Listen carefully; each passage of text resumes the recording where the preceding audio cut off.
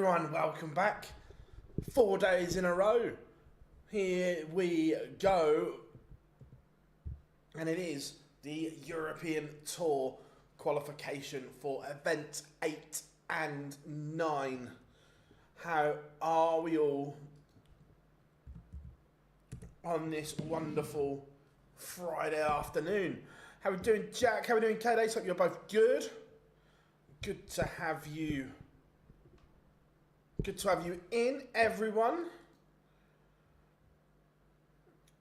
Some big games.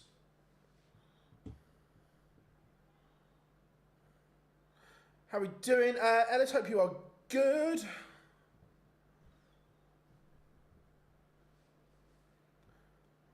What's out? Martin Lukeman kind of scutting round one. That is brutal, to say the least. How we doing? Charlie, how we doing? Dan? Roasty, yeah, real stuffy today, isn't it? Nothing that a good thunderstorm won't sort out.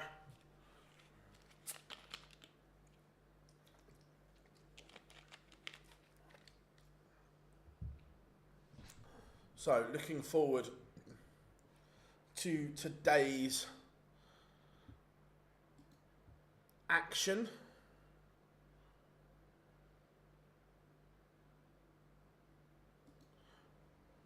That has to be feature Lukeman.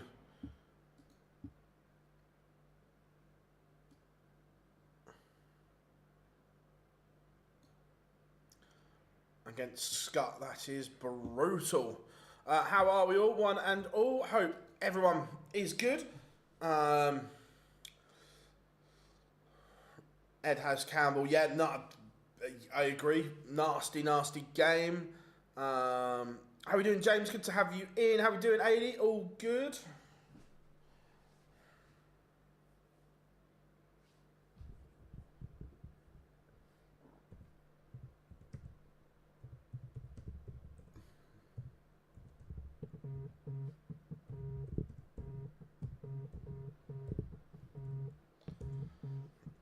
Oh, 2 secs, folks.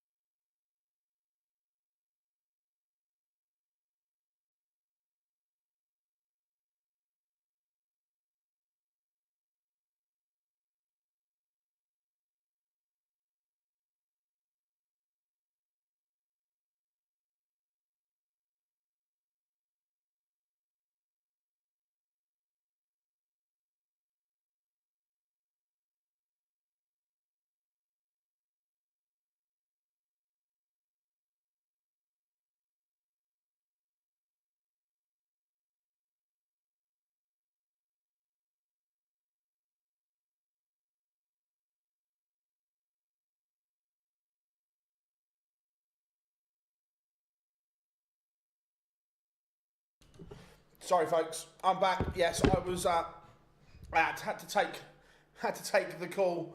Sorry about that. Right, we are back. Yeah, massive for Ed House. I agree. If Springer were to do the double today, do you think that's job done for Dortmund? Let's have a look. Where is Nico Springer? If he does the double, yes, I do. James, I think the double for Springer and he's there. I want to know whether Phil saw Wayne winning last night. Yeah, look, James Wayne's been playing well for months. Was it a surprise? Absolutely not. He played incredible yesterday. So no, wasn't a surprise at all. Yeah, look, James played brilliantly. Kind of scut 1-0 up on Lukeman. Make that 2-0 to the sniper. Again, just looking at the bottom end of that European Championship race. Michael Smith, 28. Watamina, 29. Barney, 30. Matt Campbell, 31. Ryan Searle, 32.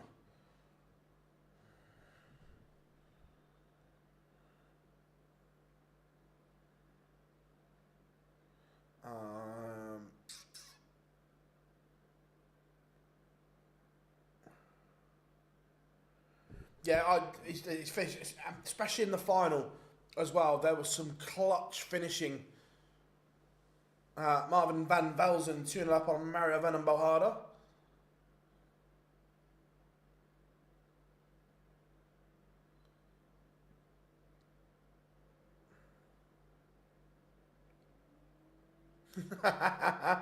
Oh, full of beans. Love that. Where do I think Nico will be? Look, I think he has the potential to be a top 32 player and above, but look, it's getting there. There are a lot of players that also have that potential, but look, he's superb. Scott Williams 2-1 up on Adam Lipscomb. Alan Souter levels up with James Hurrell. Rob Owen takes a 2-0 lead on Brendan Dolan.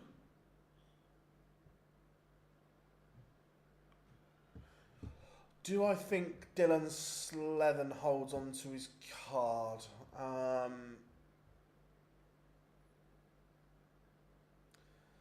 If he can get to the Worlds, 15 would put him on 72. I don't think he does. I think it's going to be difficult for Dylan to keep that card.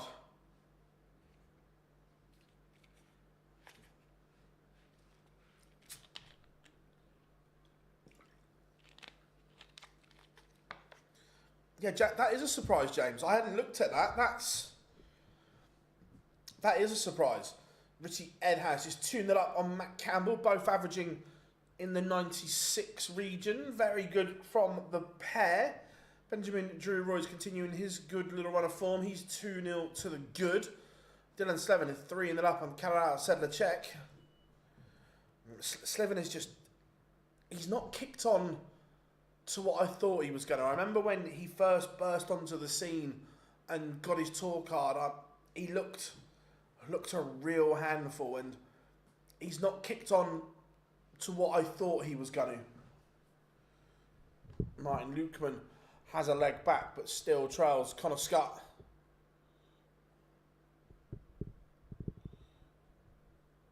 Owen Bates levels with Greg Ritchie.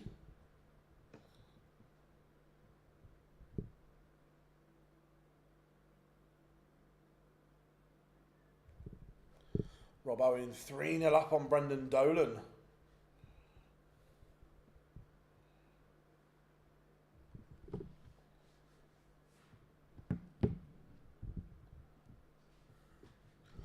Cord Decker 2-1 up on Andy Bartons. Again, Andy Bartons looks set to lose his card, and he's one that I expected a lot more from.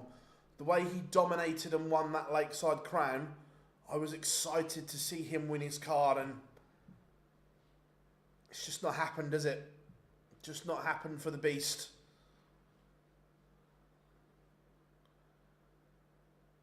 Yes, Nathan Aspinall's sunburnt baseball cap head was hilarious. He was playing a charity golf day at Celtic Manor yesterday, and yeah, it's got a nice tan line, that's for sure.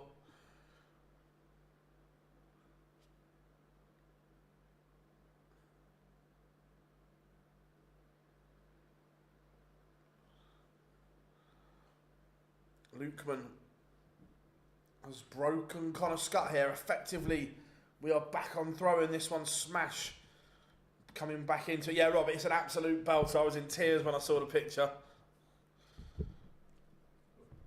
Thibaut Tricol levels up with Dimitri van den Bergh. Who do I think will lose their tour card?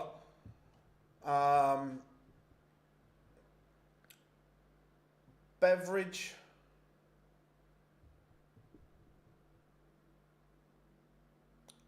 Denon, Landman, Giach, Williams, Klassen, Hunt, Bates, De Salza, Bartons, Barry Van Peer, Rafferty, Vainick, Griffin, Lennon, Yitzi van der Waal, Radek Sadansky, Lauby, Drat, Drew Roos.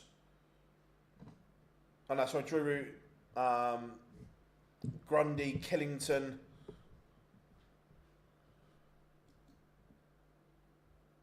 Definitely. Robert Owen, if he gets to the Worlds, will be fine. He's 60 at the moment. He's on 84 without being at the Worlds yet. If he suddenly puts 15 on that, he shoots up massively. I'm looking at the race for the match play. Look, I still believe, but it is going to be difficult. Michael Smith needs... He's probably going to have to at least reach a final in those last two. Will it be difficult? Yes. Cheers, Nels. Yep, had rocking the old cut for New York. Barton's may well end up back on the WDF circuit. Yeah, Dan, he could do. Because at the moment, he's not showing any form that says to me he's going to go to Q School and get it back. Look, Andy Barton's is a class operator. He could rock up at Q School and win his card back. But at the moment, that form isn't there.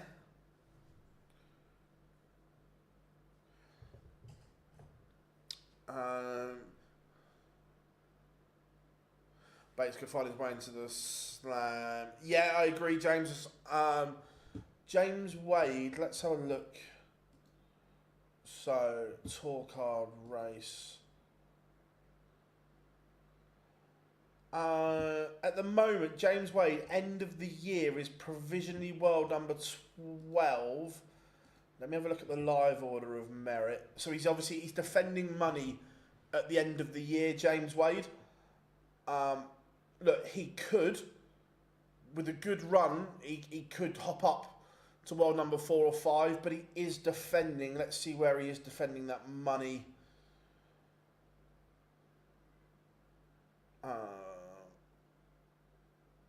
Most recent last applied changes. So coming up, James Wade is defending, yeah, so here's where James is defending his money. He's defending 60 grand at the European Championships and 53.5 at the Grand Slam of Darts. So he's defending 113,000 in back-to-back tournaments, then 20 grand at the Players' Championships. So look, yeah, he's defending a bit come November, but up until November time, he's not defending a lot. So yeah, he could make strides, but he is defending some moolah.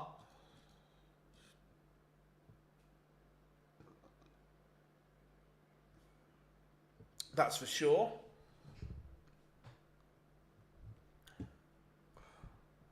Connor Scut, mine, Lukeman just sharing breaks of throws from 2-1 behind.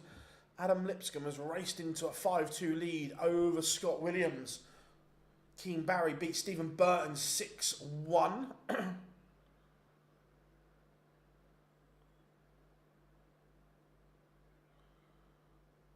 Yeah, the temp for the match play is the Calf Jack. How are we doing, Daz? All the big names have safely qualified. Yeah, I don't think that will happen. Bingo. Look, unless he wins the match play or the Worlds or something like that, possibly, but I don't see it at the moment.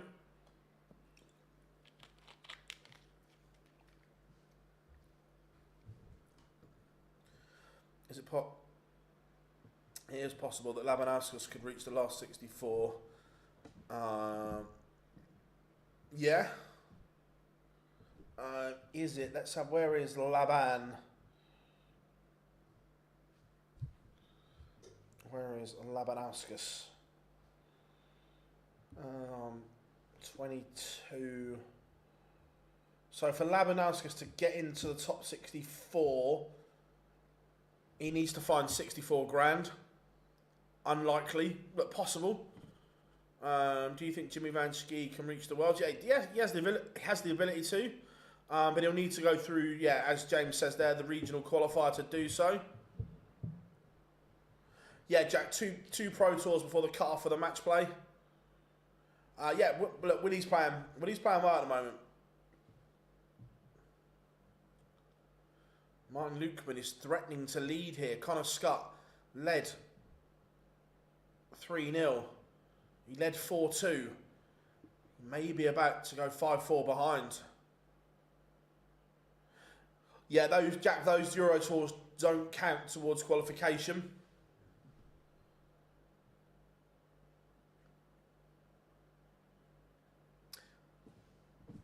I'm sorry, I was just looking at the live order of merit. So he needs to win a couple of...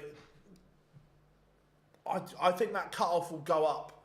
I might be wrong. I think that cut-off will end up being higher than that. Sedlacek has roared back into this against Slethen. It's now 4-4.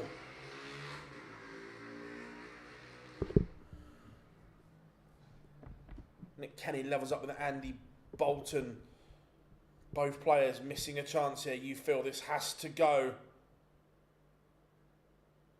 for Connor Scott, and it does. That was a big moment. A big moment indeed. Lukeman now has to win back-to-back legs. Kevin Dukes in front against Neil Zonneveld. I'm good, cheers Ben, I'm good, how are you?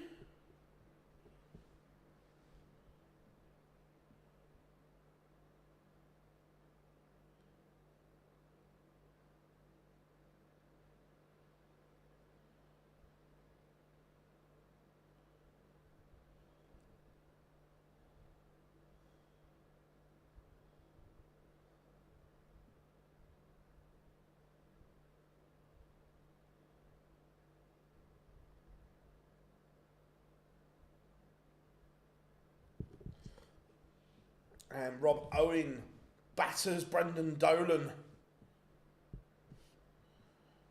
Thibaut Tricole 5-2 up on Dimitri van den Bergh. Adam Lipscomb has beaten Scott Williams. Oh yeah, Jay, look, Darius, he's playing really well at the moment. I don't disagree. I don't disagree at all.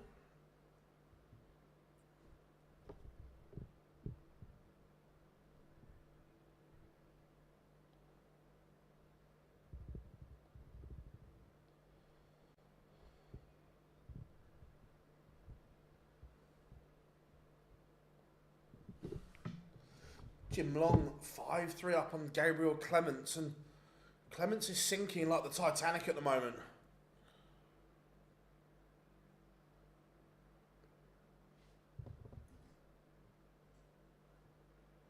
I think it's Russ and George. No, Dimitri again.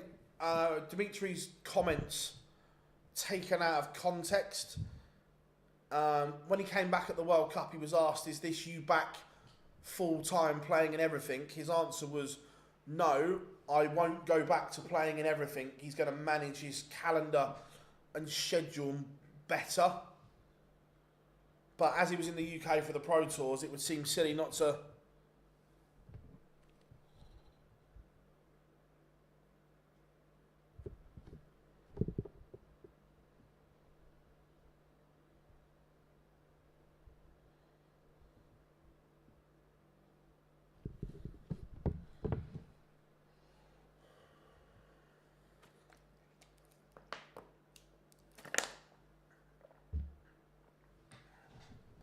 Andy Barnes has beaten Cord Decker. Decker only averaging 77. Thibaut Tricole beats Dimitri van den Bergh 6-2. Mickey Mansell 5-2 up on Martin Drat.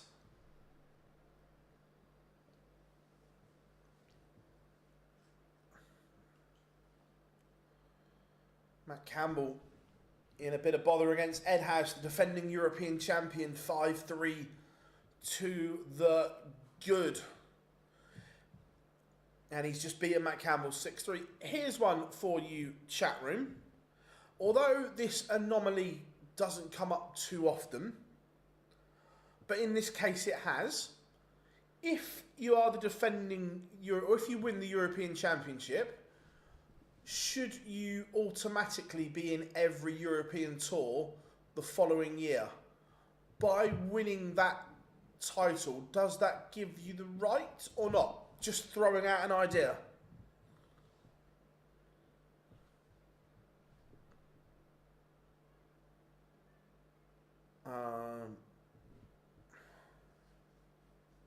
Yeah, Kiel isn't the best one to get to. Martin Lukeman has completed the comeback against Connor Scott. It's a big result for Lukeman.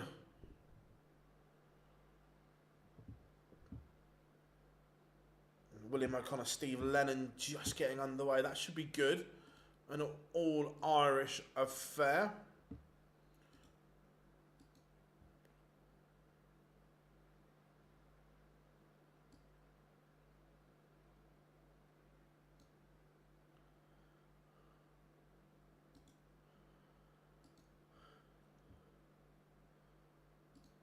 So a bit of Lennon and O'Connor. Yes, no, yes, no. Oh, split in opinion. No, you should still have to earn it. You should have to earn it, whichever time in your opinion. For me, he would have earned the right. However, the rule changes make it awkward, I think. Yeah. I think the idea of reducing... My only... and I believe this in... sorry, Sedlacek has beaten Dylan Slevin before I go on. Look, my own opinion, and this is in any sport, not just darts. This is any sport. If you are the defending champion, I think you should always be in the tournament to defend your crown. Is my personal opinion.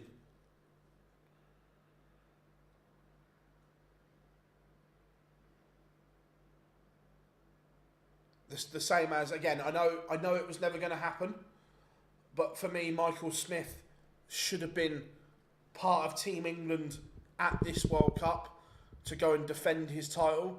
The same as next year, that it probably will, but Brendan, Northern Ireland should be Josh Rock and Daryl Gurney. In football and so on, if you win the Champions League, you should be there to defend the next year. And so on, and that's just what I think. Not saying I'm right, by the way.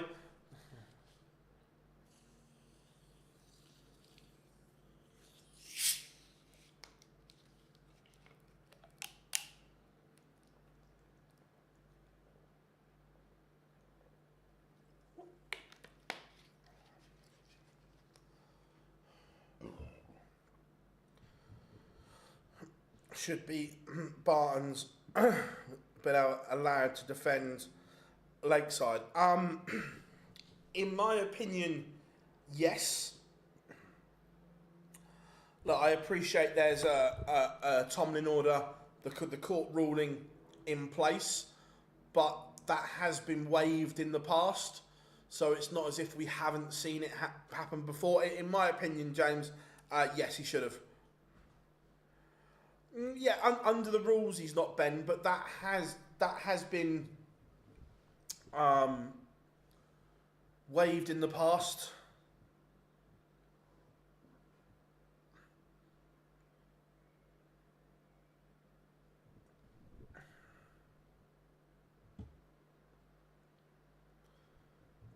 Marvin van Velzen has beaten Maravan and Bahada 6-3.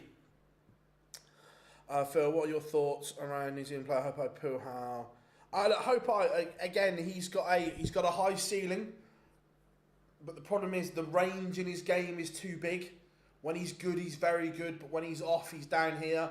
That level needs to be closer. But yeah, he has the potential 100%.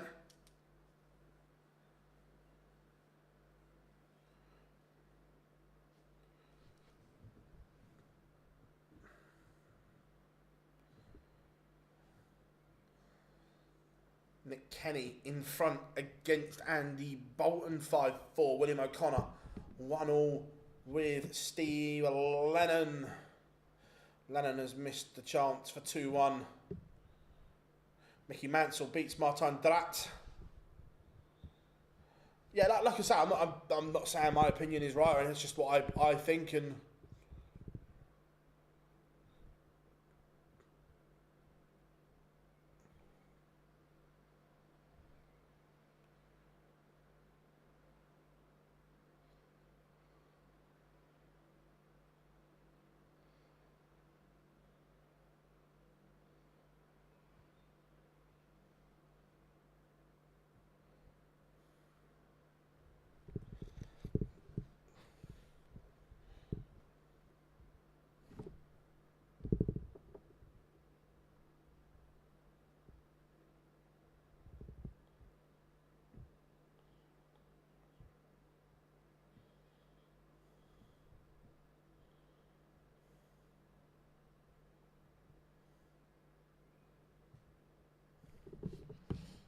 Kim Hybrex levels with Dom Taylor, 1-1. What if the champion lost their ability to play at that level, like Glenn Darren? A year is a long time in darts. I'm still of the opinion that the champion or the defending champion has the right to defend their title.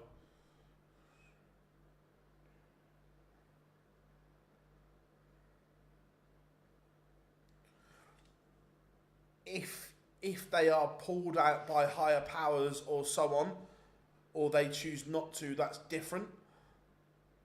But I still think that they should have the right.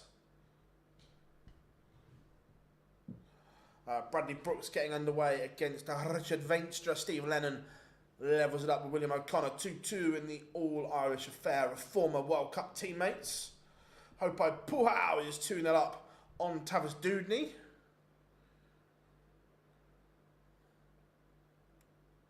Callum Ridge has completed the comeback. He was 5-3 down against Mike Covenhoven. The Riot has won 3 on the spin.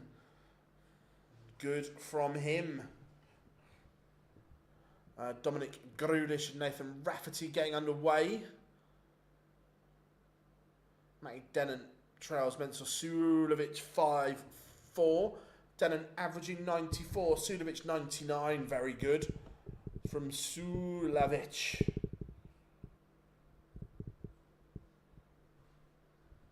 Beveridge levels up with Nico Springer. That one 2-2.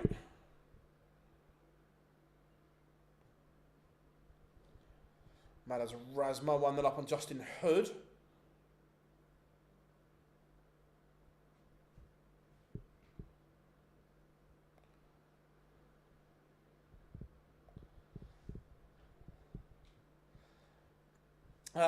So it's not so much a winner today. We've got 2 qualifying tournaments. Playing down to 10 qualifiers in each. Will anyone do the double?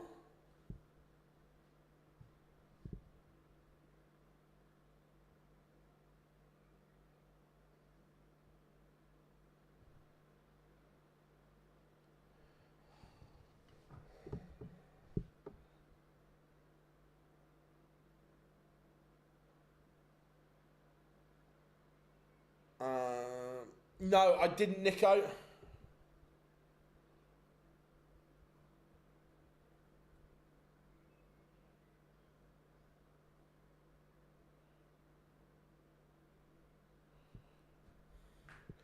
Bradley Brooks does take that opener against Richard Veenstra.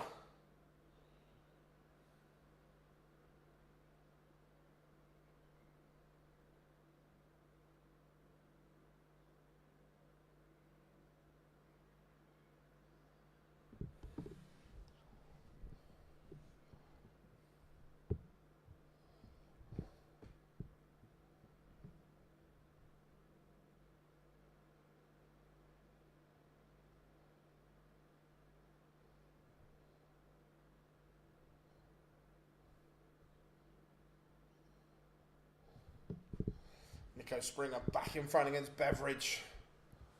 Hopo Puhal 3-0 up now. Good from the Kiwi. Cam Crabtree 3-1 up on Adam Paxton. Paxton finding it tough at the moment.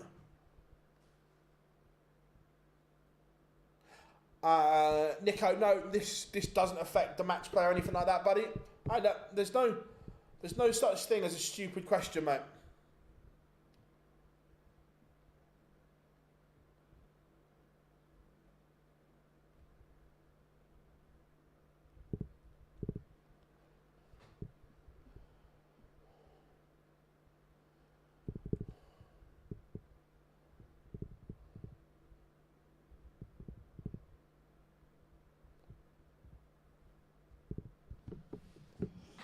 Justin Hood has levelled up with Manos Razma. Adam Hunt takes the opener against Reese Griffin.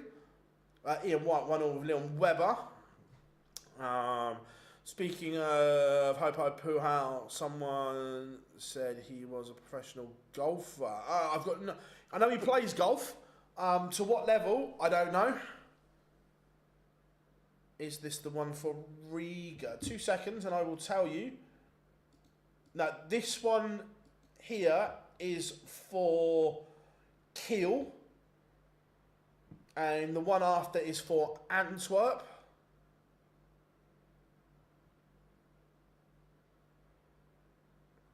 William O'Connor has found some daylight between himself and Steve Lennon. The Magpie is 4-2 in front. Sebastian Białecki 1-1 with George Killington.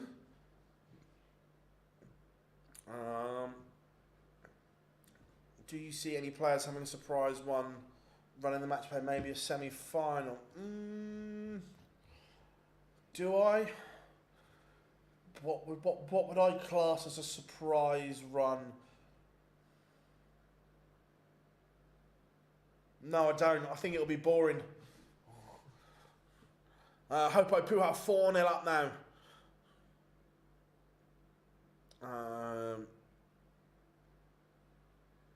Is Wigan the next Pro Tours? That's a good question. I think they're in Germany. Let me have a look. I might be wrong. It's been known before. Oh no, it is they are in Leicester, the 8th and 9th of July. Back in Leicester. What do I know? See? Good job I looked. Cam Crabtree 5-1 up on Adam Paxton.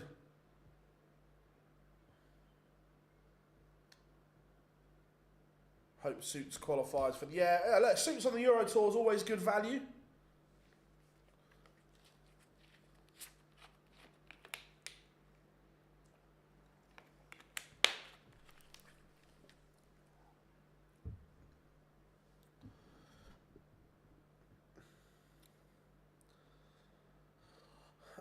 My apologies. No, not a problem. Look, never be sorry. That's one thing that we aren't in this community. We don't. There's never a silly question or anything like that. We are always here to help. So don't be sorry. No qualifiers. There is no stream boards. How many qualified? 10. So we play down to 10 qualifiers here. We then reset and do it all over again.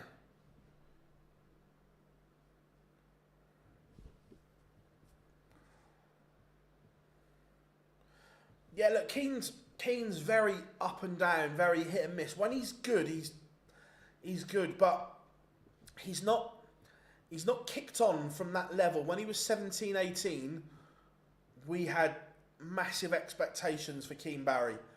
I'm not sure those expectations are the same now as what they were in 2020 and 2021. He was in, but he lost to Adam Lipscomb first round, so Shaggy has to prep himself and get ready for event number 2. Sebastian Białecki is 2-1 up on George Killington. Rob Grundy just getting underway against Adam Warner. The Grenade played okay yesterday. Christian Kiss 2-0 up on Ryan Meikle. Jim Williams 2-0 up on Perlo Lubitsch. Nico Springer 4-3 up on Darren Beveridge. Dom Taylor trials Kim Hybrex 4-2. No, Robbie, I agree with you. I think Keane looked better when he changed his setup of his darts and he was standing them up. It was interesting that he played with new darts at the World Cup. Jeffrey de Graaf is 5-1 up on Bergh van Peer. Danny Lauby just getting underway against Max Hopp. Adam Warner has taken the opener against Rob Grundy. Bit of a scrappy affair, but 1-0 to Warner. Springer is now one away from beating Beveridge, as is Hybrex from Dom Taylor. 5-3, Springer leads. 5-2, Hybrex. Daryl Pilgrim 4-0 up on Tom Bizzle. Mr. P.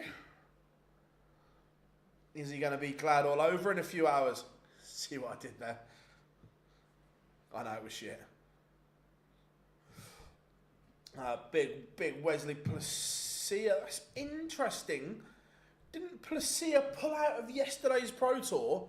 But he's playing the qualifiers today. I like it. Calculated. Giving himself a rest day.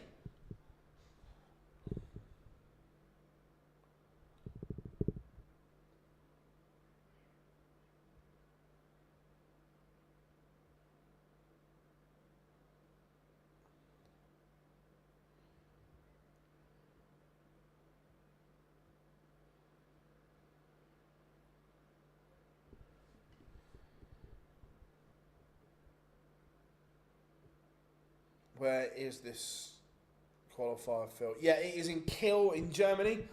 And far be it for me to make the suggestion. However, I think it is important you are high up on the reserve list for this event. Nico Springer has beaten Darren Beveridge 6-3. Steve Lennon from 4-2 behind, levels at 4 apiece.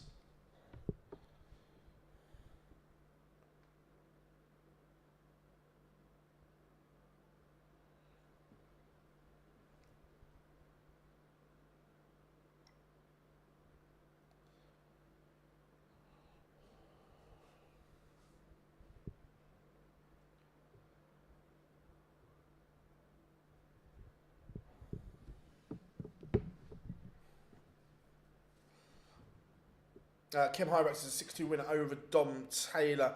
No, Charlie, this is still in Leicester, but this first one is for qualification in Kiel in Germany, ET9. And look, Kiel is not the easiest place to get to. It is in very northern Germany, which makes me think there could be a few going, nah, you're all right. So even if you don't qualify, getting high on that reserve list could be a big thing. Is Wade there, Phil? No, James is already qualified.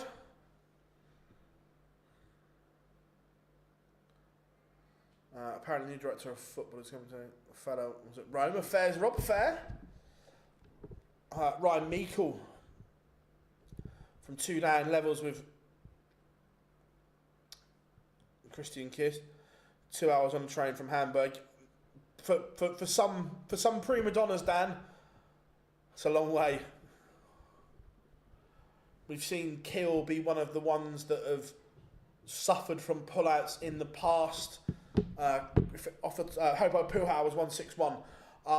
Kiel, Jena, Trier and Riesa are the 4 that all spring to mind that had quite a high pullout rate.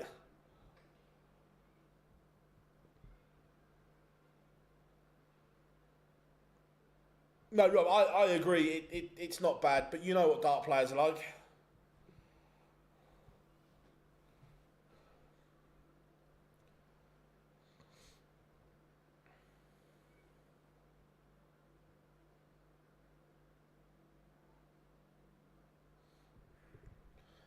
Richard Veenstra 5-2 up on Bradley Brooks. Bradley played well yesterday.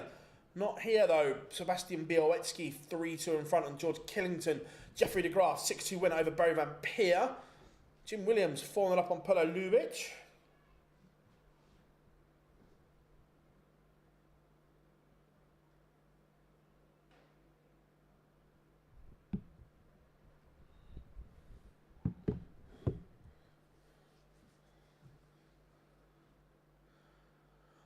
Klassen still plays on the Pro Tour, but Klassen's action is never going to be conducive to consistent darts. The way the elbow is miles out and rips it into place and so on, it's just not very conducive for good darts.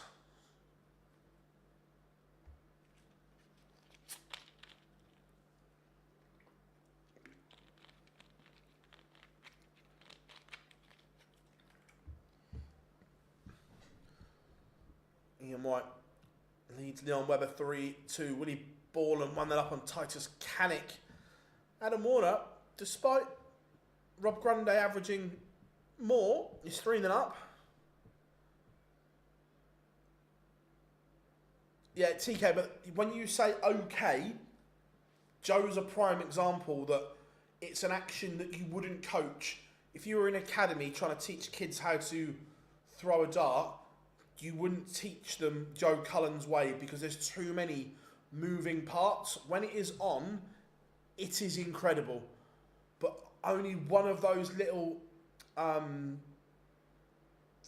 movements has to be off and it throws the whole throw out. It is the thing that the less moving parts in the dart throw, the better you are going to be. Yeah, and Rob summed it up there. At least Cullen's arm is straight and it's the way he twiddles it back into position where Klassen starts out and comes in. Lennon and O'Connor, 5-5. Willie has the darts here.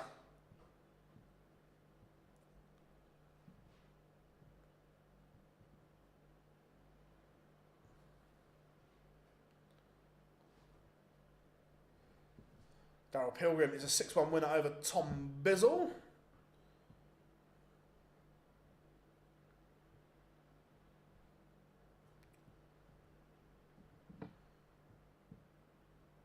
Brett Claydon, one away from beating Lucas Vanek. Good game this. Claydon averaging nearly 96.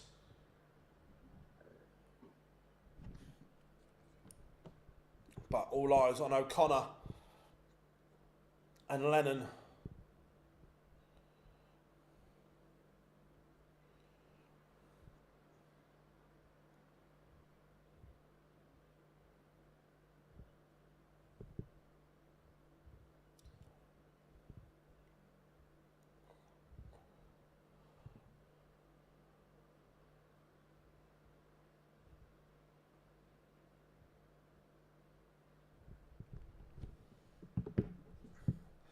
Brett Claydon, 6-3 winner over Lucas Vanek. Max Hopp, 3-1 up on Danny Lauby. There's a chance here for Lennon. William O'Connor does not leave a finish. And Len, oh, he's left a finish, but he would have been liked so much lower.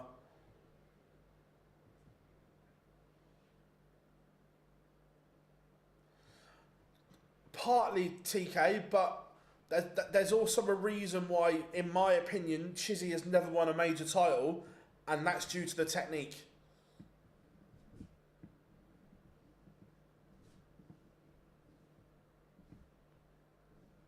Jim Williams, one away, he's 5-1 up on Perlo Lubitsch.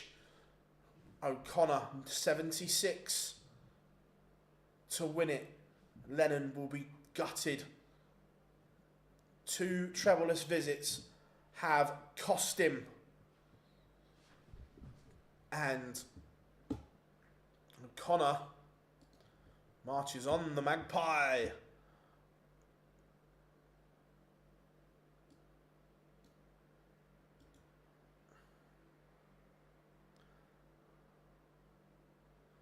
Let's have a bit of USA and Max Hopp.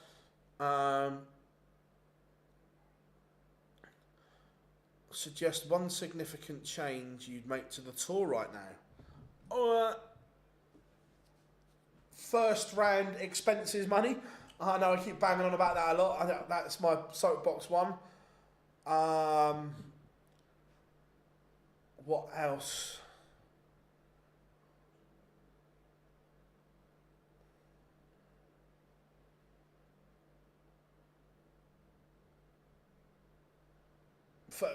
first round losers money is the big one, Dan. Or not losers money, expenses. However we are wrapping it up.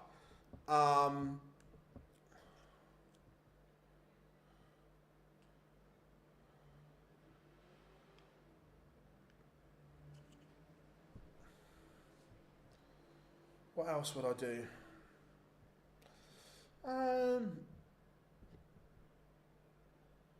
Personally, I quite like the idea of having no seeding on the Pro Tours at all. It is just an open draw. Would be one of my favourites. Ryan Meikle has turned this one around against Christian Kist. He was in a bit of trouble.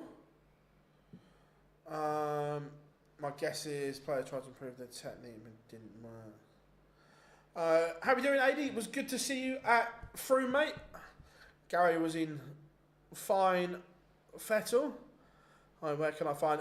These darts aren't on. There's no live stream boards for the qualifiers, so you won't be able to see any footage.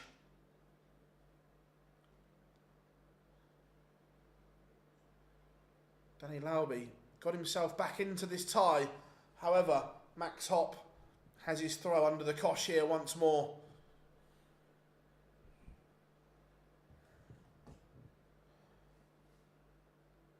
I'm watching it on Dart, so you can see the scores, which is tv.dartconnect.com.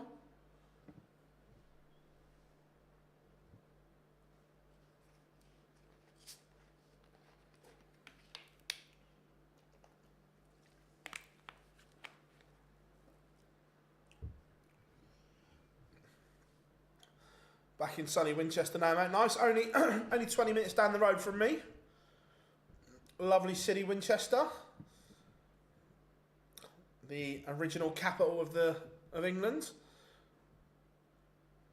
No, Luke Littler's already qualified. Is Noah Lynn playing the match play? Noah Lynn's qualified for the match play. She finished, I think, second. Yeah, second. So she will play Lorraine Winstanley in the opening game. Luke will be playing in New York next weekend.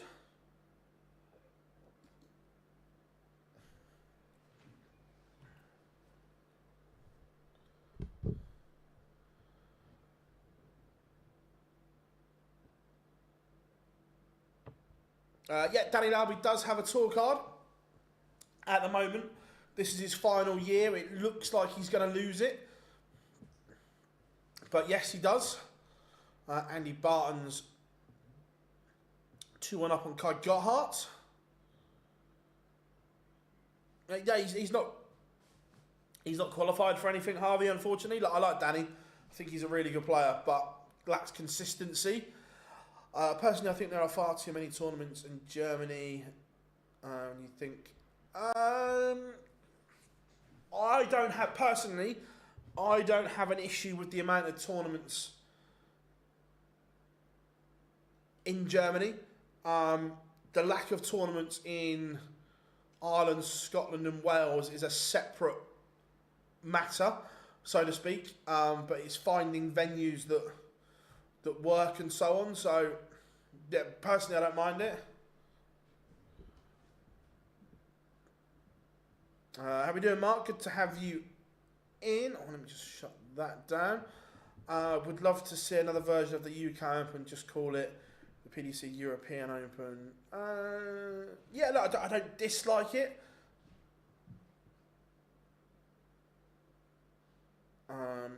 Draw's not done for New York yet, so we don't know. Draw won't be done till probably Wednesday next week. Wednesday or Thursday next week.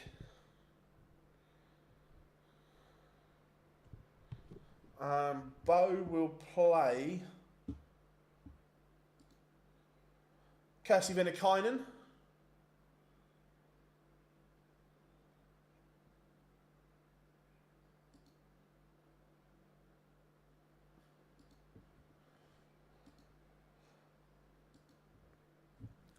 Max Hop, one away from victory here. 5-2 up on Lauby.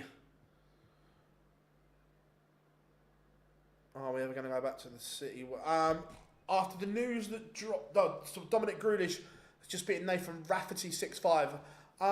80, after the news that dropped this week, I find it very, very, very, very, very almost impossible, unlikely that we'll go back to the City West. If you didn't see it, wait a minute, let me find you the exact figures.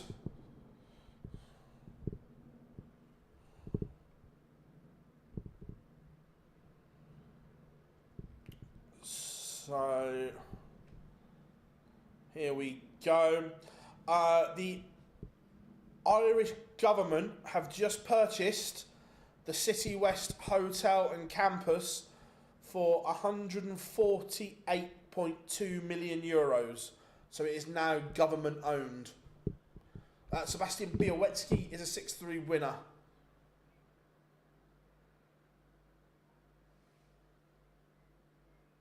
Did Bully Boy already? No, he's qualified.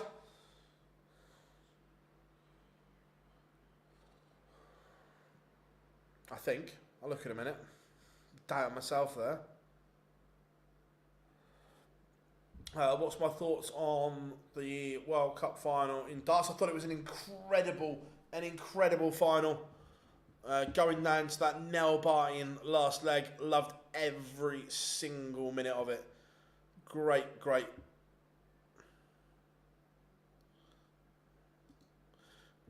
game. Why did they buy it? At the moment, it's being used to house refugees, and they're paying an absolute fortune for that anyway. So I'm guessing their thought is buy it outright, and in the end, it becomes a government asset.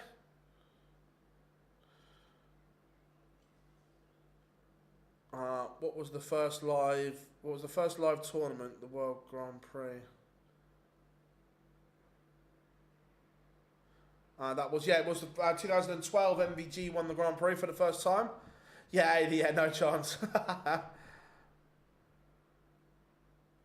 How are we doing, Colin? Hope La Manga is nice and sunny like here in the UK. Thank you very much, mate. What did Littler win 5-3 against the Decker? Off the top of my head, not a clue. I don't think he's in. I'm second guessing myself here, so.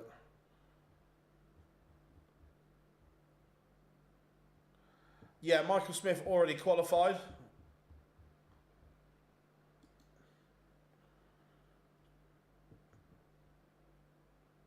Suter de Souza warming up.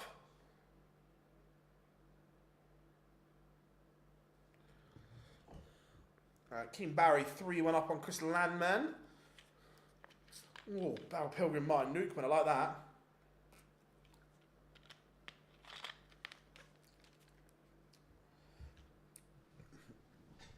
Tyus Canick beats Willie Borland.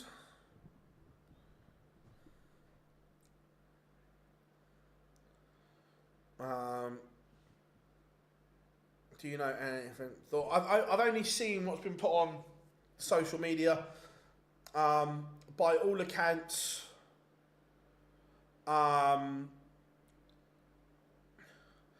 Dennis Priestley's individual comments were taken out of context for the whole interview. I haven't read it. I'm just read what bits. They took individual quotes from Priestley's interview instead of a whole interview. Look, Priestley's one of the legends of the game. If you win the T40 game, no, T20, final 10 qualified, Crazy Dog. So yeah, the last 20 games are the qualifying games.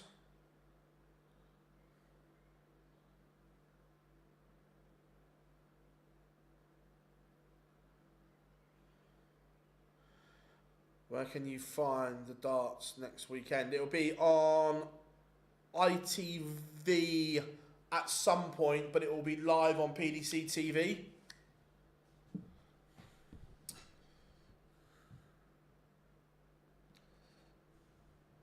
Yeah, the highlights will be on ITV. It won't be live. It will be the highlights will be on ITV, but you'll be able to watch it live on PDC TV.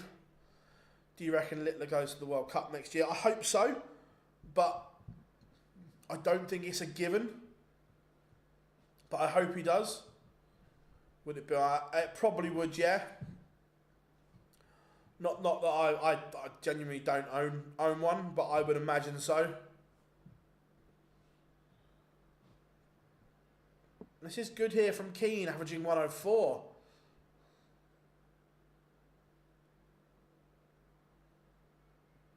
Mr. Edgar, hope you are good, my friend. Loving a live stream at the moment. Four days on the spin, Matthew, here in the studio, ODHQ. We are going to get Mr. Edgar in the studio at some point. He doesn't know it yet, but we're going to get him in. Mace isn't there, but I have done an interview with Mace that is going to get edited today / tomorrow, out on Sunday is the plan. Darryl Pilgrim has incredible talent. Just needs to believe in himself. Mr. P.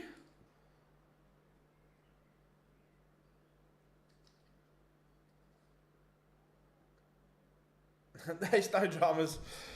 No dramas, buddy. As long as they're sensible questions, we don't mind. Keane Barry. This is very, very solid for him. He's averaging a ton, 5-1 up on Chris Landman. Radek Sadansky levels with Benjamin Drew Royce. Some belters warming up as well. No more so than Martin Lukeman against Darryl Pilgrim. De Souza Suits just getting underway as well.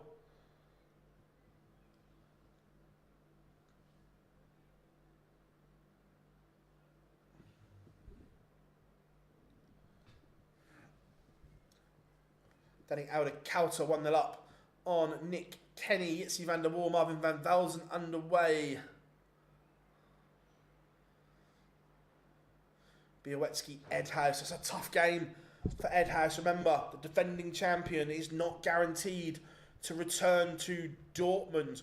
Matthew, we asked the chat room earlier on, and now that you're in, we're going to ask you as well. Do you think that the European champion should be in every European tour the following year? By winning the European Championship, does that give them the right to be in all 14 events, or 15 as it's going to be next year?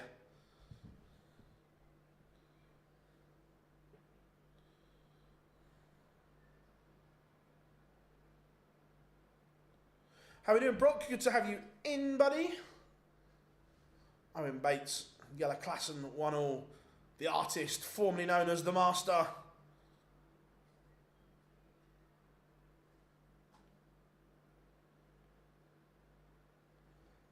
No worries. Yeah, as I say, it was an interesting one, wasn't it? I thought about it the other day. I was like, does winning the European Championships give you the right to be in every Euro Tour? Yeah, no, I'm a firm believer with you there, Smurf, that the defending champion should always have the opportunity to defend their title.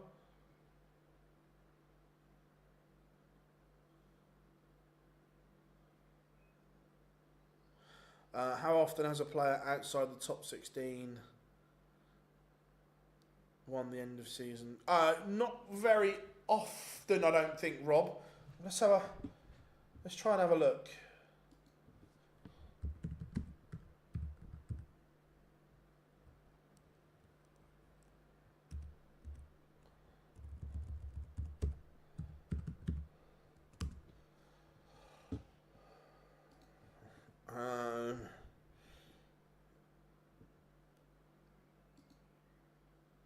My thoughts are the European Championship is a payoff for the 1 year Order of Merit season. So the tour resets in 2025. Fairs, mate, fairs. Like I say, there's no right or wrong. I just thought of it the other day. Will you be doing the New York event? I am. I'm flying out Monday. Right, so Taylor would have been 2012, I'm pretty sure. Whitlock. So, Rob, the only ones, like, Ed has definitely, and I'm not sure if Ross Smith was in the top 16 when he won the European Championships in 2022. I'm not sure whereabouts he was. Chris Landman is back in this here.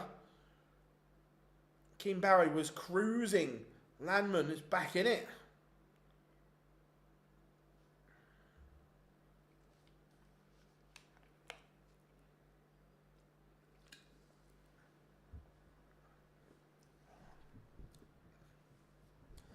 Jose de Souza levels it up 1-1 with Alan Suter. Mental Sulovic, Florian Hempel just getting underway. There's something about Hempel that I really like. Just something about him.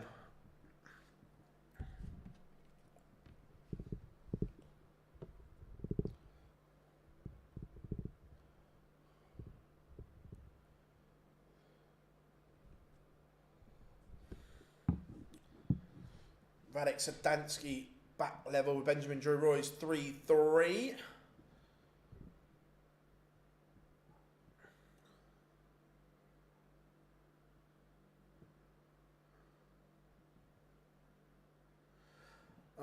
Hopefully, not his. No, it's just I just like his personality on stage and the fact that he gives it a bit, and he's just got something about him that I like.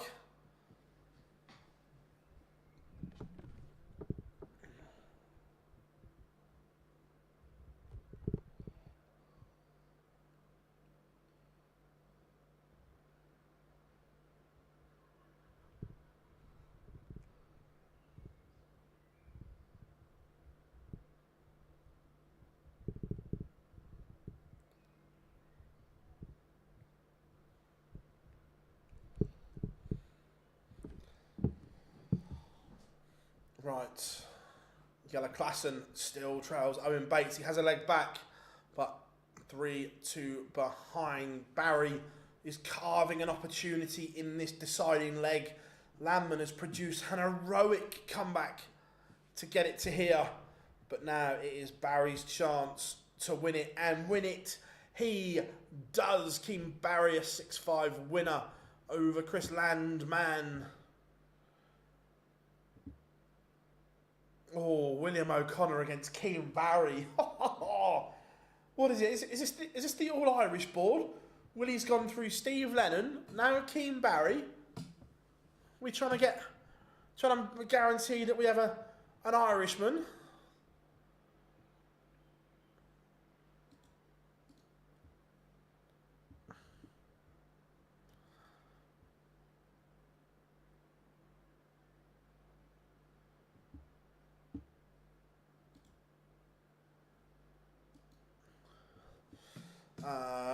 What's your take on the English teams? Well, look, it happens. Look, they lost a game of darts. Were they their brilliant best? No. Were they horrific like was being made out? No. Look, they averaged, was it nearly 94 as a pair? Is that horrific? No, far from it. But because it's Luke and Luke, the expectation that we as fans have, media, fans in the venue watching, is up there. So did they fall short of getting to there? Yes. Were Germany brilliant? Absolutely. So I think it's been, like everything, been blown out of all proportion. That yes, the dream team got beat. It happens.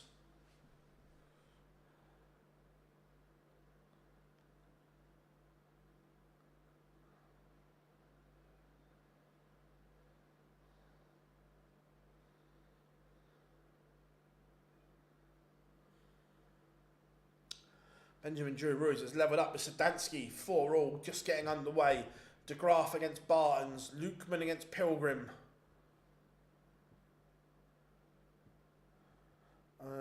Coaching question, what comes first? Lack of confidence that causes...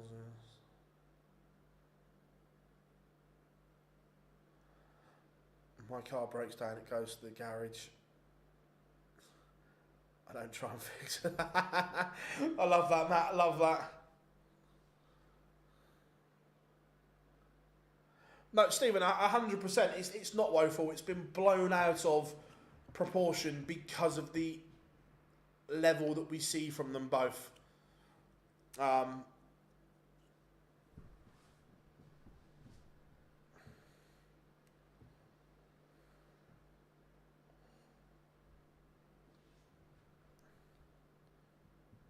I just hope we get to see them again next year. I hope that's not the only time we see that England pairing and that's the lasting memory.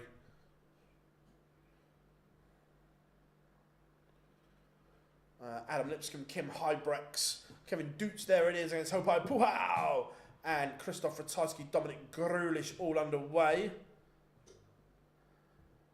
No, Claire, it will probably be Sunday by the time I get it all edited and so on.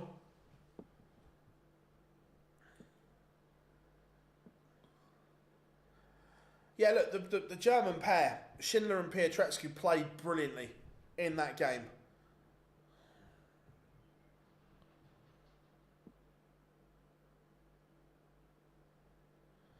But look, I also think that the 4 seeds coming in when they did is at their disadvantage as well, because conditions were horrific in terms of the heat on that stage, and once you've played on it once, you know what you're expecting as well.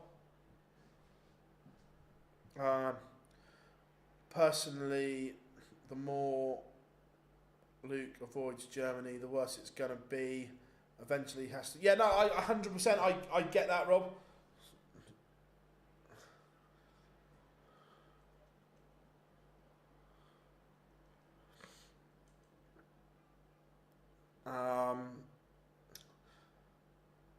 Phil, I think it's time that another darts YouTube channel interviews... I'd go on another channel. I've got no problem with that at all, of doing that. Need the PP life story. Look, I'm very, very flat. I'm not sure it's very exciting, but I'll happily give it if someone wants to listen. I am using Dart Connect, Harvey, tv.dartconnect.com.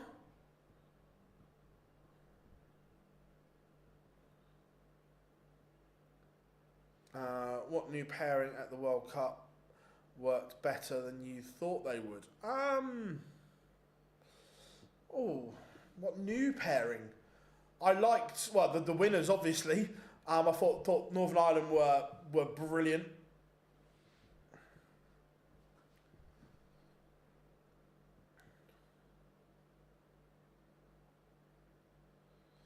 Alan Suter back in front against Jose de Souza, 3-2. Hendrick 1-0 up on Callum Ridds. Bit of a smelly first leg.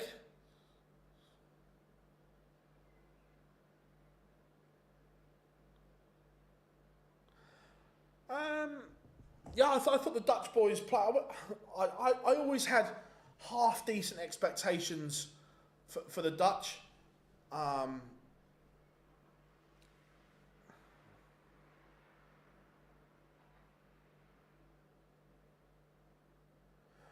Yeah, so the Double Trouble series with me and Mace, we're going to try and film once a month, but certainly once every five weeks or so is the plan.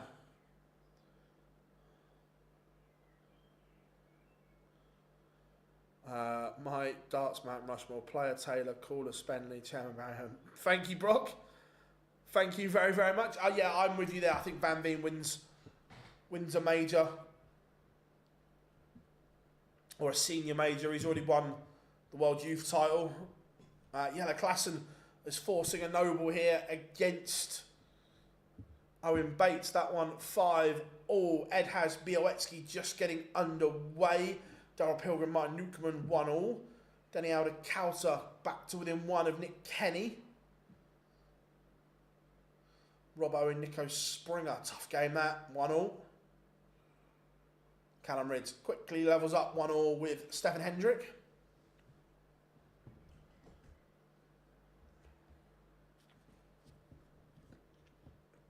You can't watch it. There's no stream boards.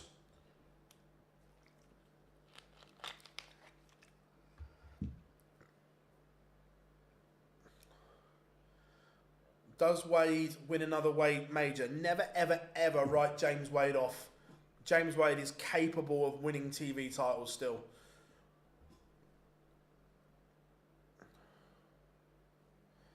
How long are the double troubles? So the one we filmed this time is just under an hour. De Souza levels it up 3-all with Alan Suter. Martin Lukeman leads Daryl Pilgrim 2-1. Jim Long has levelled up with Richard Vinstra. That one's 1-all. Puhau in front against Dukes. There it is. 2-1 to the Kiwi. Yitzi van der Wal is 4-2 up on Marvin van Velzen. And Owen Bates, the master, has seen off Jelle Klassen 6-5.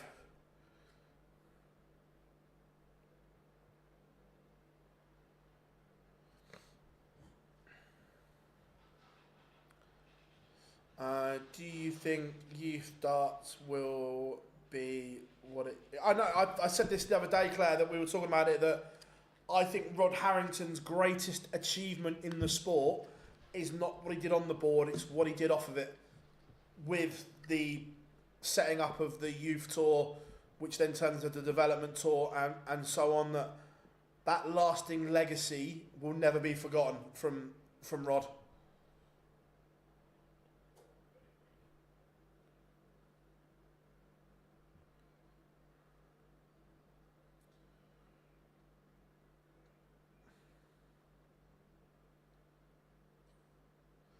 Nick Kenny, 5-3 up on Denny Alder Kauter. Brett Claydon, 2-0 up on Thibaut Tricol. The defending European champion, Richie Edhouse, 1-0 up on Sebastian Białecki. Białecki.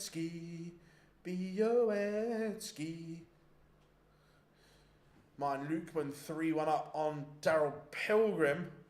I know what you meant, Marcus. I knew what you meant. It's all good. All good in the hood. Vinstra averaging 101 is 2-1 up on Jim Long. Callum Ridds back level with Hendrick 2-2.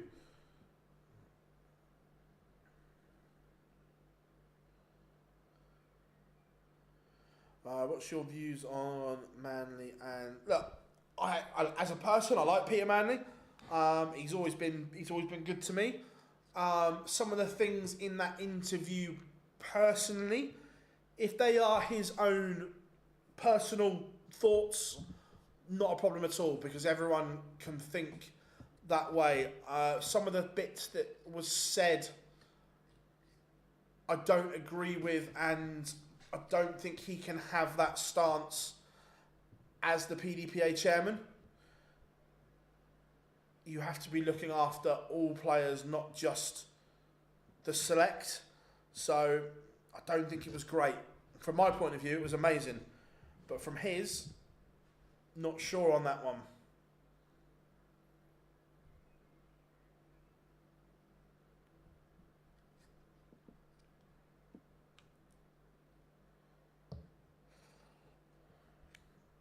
Jeffrey de Graaf has one back, but still trails Andy Barton's 3-2. Sulovic from 2-1 down.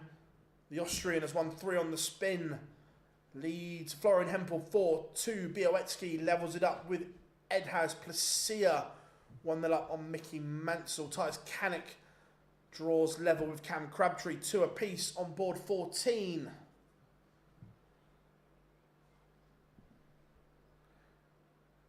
Do you think he'll ever do an interview? I hope so. I hope so, Marcus. Alan Sousa has daylight between himself and Jose de Souza, 5-3. Sousa went away from victory. Daryl Pilgrim cuts the gap to mine Lukeman, but trails 2-3. Callum Ridds is in front. The Riot has just upped his levels.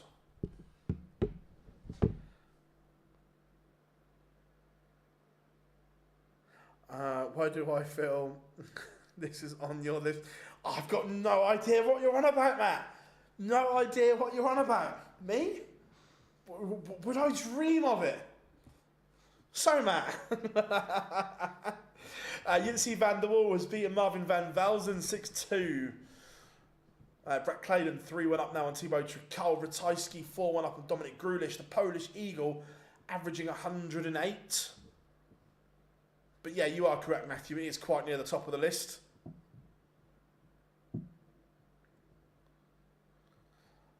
I think we should start a movement. Chat room, I think you'll want to get involved in this.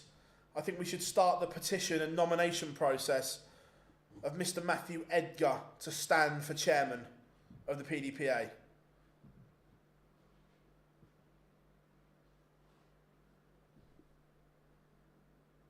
Was there ever a point where you really disliked Gerwin Price? Me, no. I've always liked Gezi because I knew him. I got to know him off the oche. Gezi is one of the best human beings there is. Genuinely such a nice guy.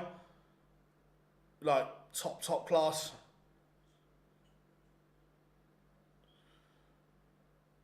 Daryl Pilgrim from 3-1 down, back-to-back legs. He levels up with mine. Lukeman. Big moment here. Mensur Suljovic, 92.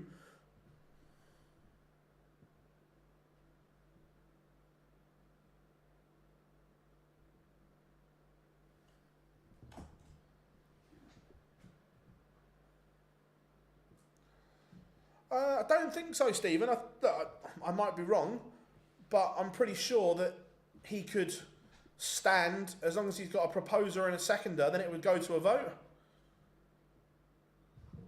Hopai Puhau 5-1 up on Kevin Dukes. This is good from Hopai, averaging 96.5. Justin Hood 3-2 up on Sedlerbox. Current World Cup teammates go head to head. Keane Barry, William O'Connor. Suljovic is 1 away from beating Hempel 5-2 to the Gentle.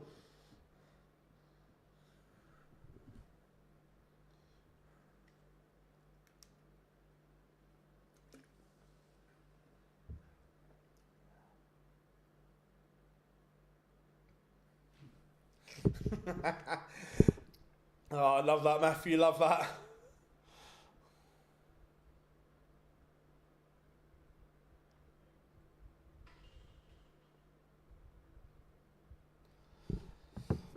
I'm not sure, Marcus. I don't think so. Alan Suter, 6-3 up. 6-3 win over Jose de Souza. Suits goes into the last 3. Nico Springer, 102 average, has beaten Robert Owen. Very, very good from Springer. Ed has levels up with Białecki. 2-2. Cam Crabtree. 3-all with Titus Kanik, and Kim Hybrax is 1 away from being Adam Lipscomb. Daryl Pilgrim has won 3 legs on the spin from 3-1 behind. He is 4-3 in front against Martin Lukeman. Who would you pick as the next first-time major winner? Oh, I think it's a choice of 2, Stephen. It's just a case of which one does it for. No. Are we classing the World Cup as a major? That's the question. Because if so, Josh Rock has won one. If we're talking about singles majors, single titles, Josh Rock or Jan van Veen.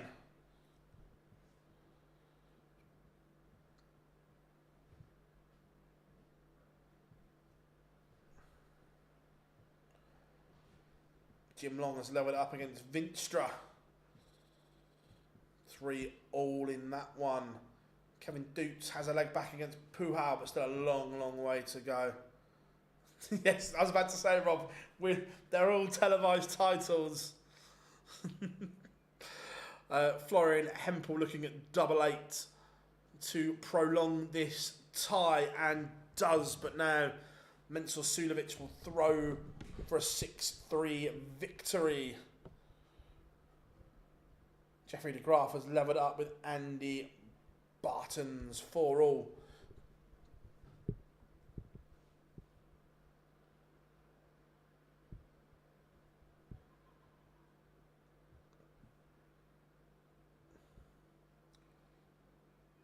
Keane Barry levels things up with William O'Connor 1-all. Richie Edhouse back in front against Sebastian Białecki. This one meandering like a river, one way then the next.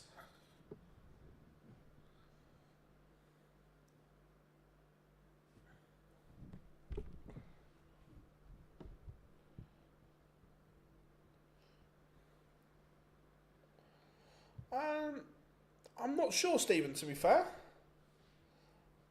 I think he'd be good at it, but I'm not sure.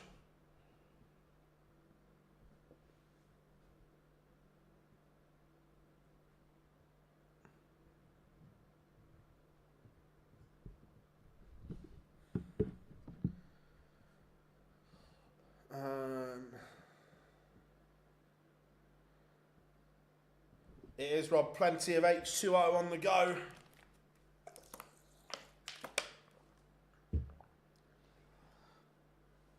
Callum Rid's 5-3 up now. He's 1 away from booking his place in the playoff match.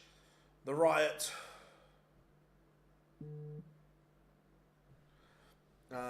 Mason Dozer, Steve Beaton would be my top 3 for the PDPA board. Oh, I'd go 4. Mason, Durrant, Beaton, Edgar.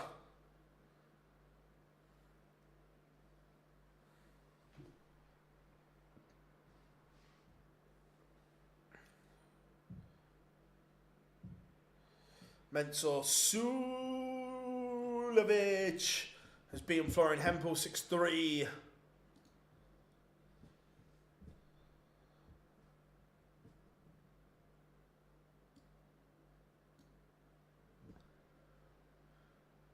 Let's go and have a look at the defending European champion, Richie Edhouse. How are we doing, Tom? Good to have you in.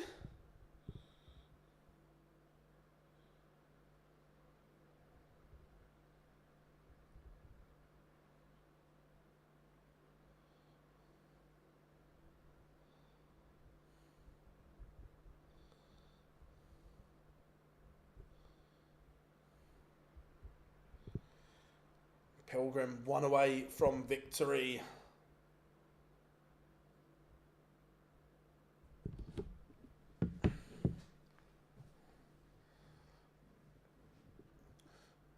Białecki does level up 3-3. I don't believe it can be anyone's soul in one source either, because you don't want to rock the boat.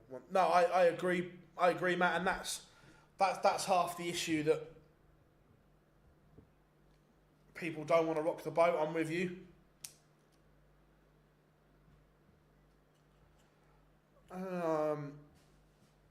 Realistically, do the PDPA hold any cards for change?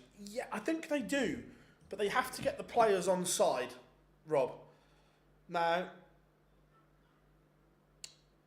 they could. I'm not saying they would, by the way, but if there was something that didn't benefit the players and the PDPA really, really didn't like it, they could say none of our members are playing in this event, and you stage a walkout.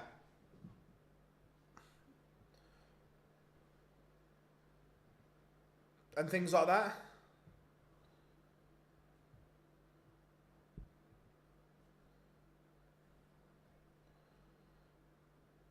No, I agree, Marcus. I think people coming from other areas is good as well.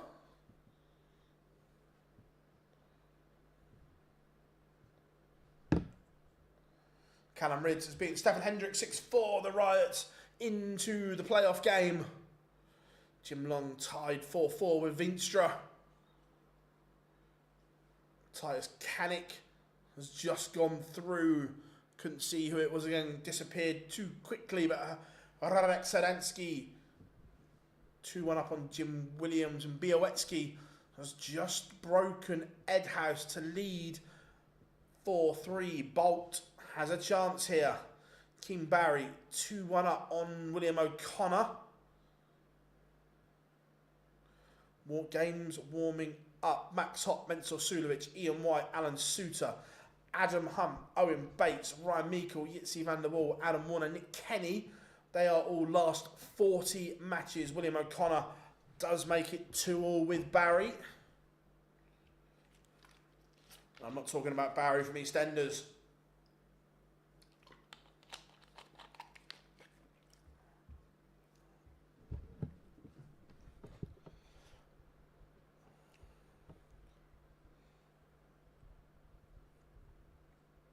Białecki will not want to hand this break of throw straight back. He's crafted and worked hard for it. Martin Lukeman, Darrell Pilgrim go into a last leg decider.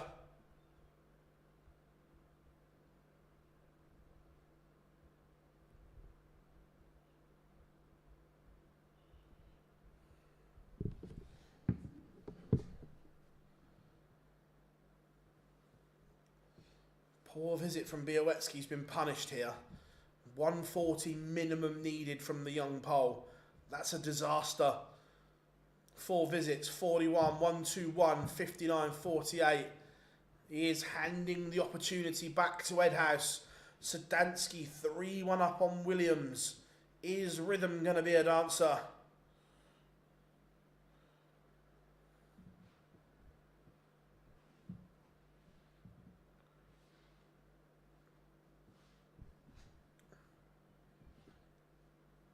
Placia locked 3-3 with Mickey Mansell.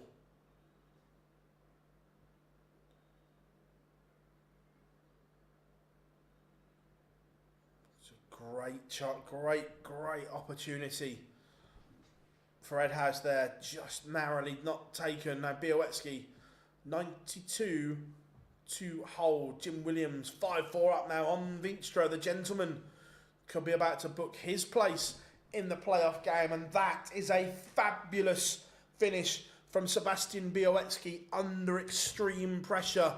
The 92 goes, and Bolt is within 1 of sending the defending European champion out of qualification for ET9 in Kiel. We've got a couple of playoff matches warming up. Either Kim Hybrex or Andy Barton's. Brett Claydon or Justin Hood will be going to Kiel.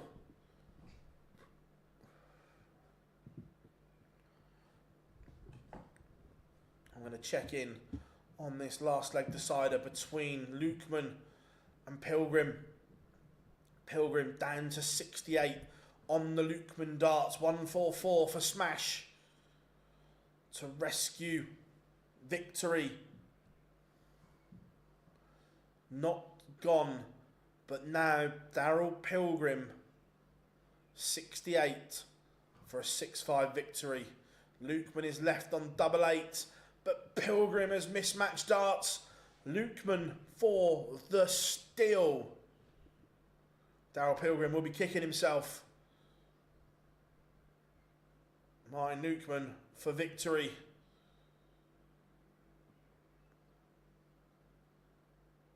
Second dart in hand. Martin Lukeman survives a scare to see off Darrell Pilgrim. Right, back to this one. Białecki against Edhouse. This 1-2-5 for Edhouse may have to go. Białecki sat on 104 if Edhouse cannot take this out, but that is fabulous from Richie Edhouse. We had a clutch 92 from Białecki the leg before, but that is bigger from Edhouse. 1-2-5, and says to Białecki, go on then boy, can you serve it out on your own throw?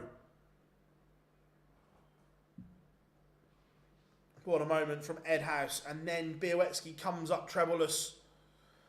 Vinstra long going to a noble. That one's 5-all.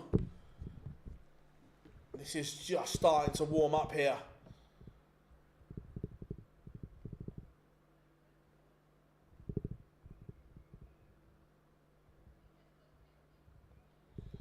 Just starting to warm up.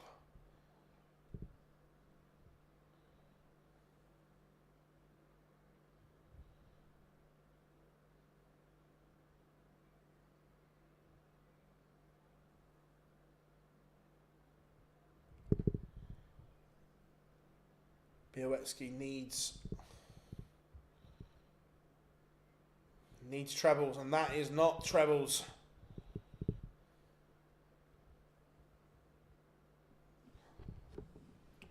Ed House looks as if he's going to take us. Oh, is he? That's a slip as well. Yeah, the Poles are having a good day today so far.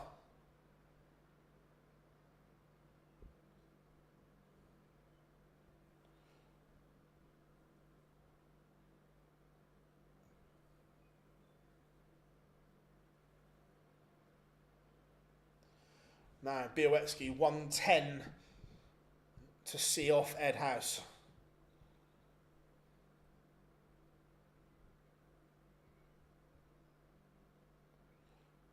Leaves double 16. Over to you, Ed House. You've just done 125. Can you do 150?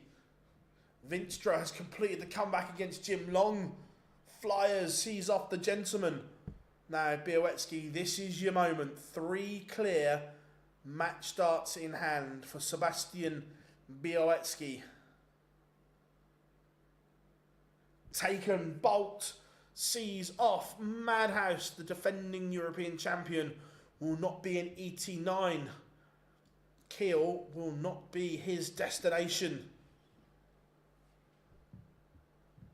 Let's go to the All-Irish affair. World Cup teammates William O'Connor and Keane Barry. O'Connor leads. O'Connor breaks. 5-3 to the Magpie. He's upped his average to nearly 97. Exquisite from O'Connor.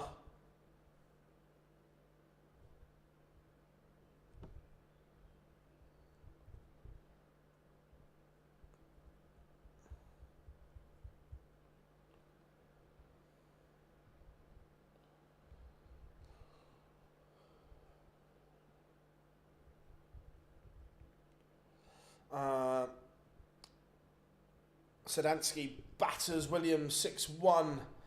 Maybe we'll have a bit of focus heading to the US. Would you call this? Look, the World Cup aside, he lost to a very good Luke Humphries in the Premier League final. I think results have, I think performances have been okay in general.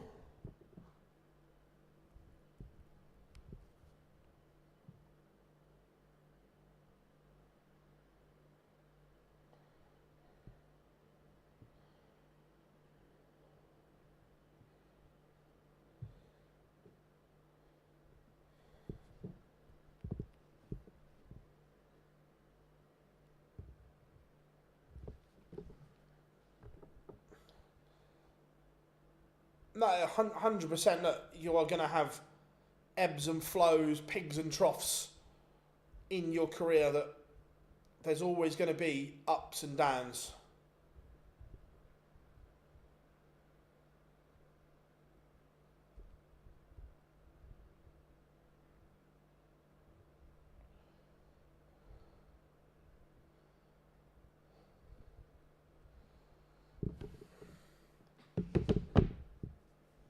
Right. O'Connor, 120 to win it against Keane Barry. Not going to go. So Keane Barry has a break-back opportunity here. Double 16. It's been a poor leg from O'Connor, if I'm being honest, on throw. But Keane Barry, that's the Achilles heel.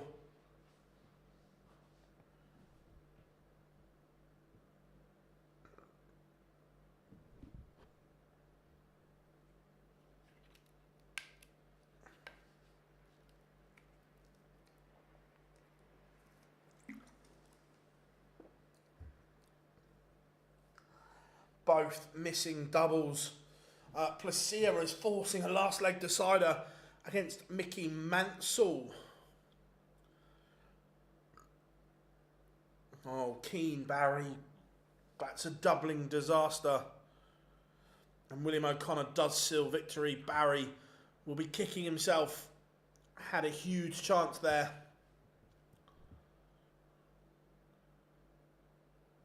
Let's go. Let's go suitor Ian White.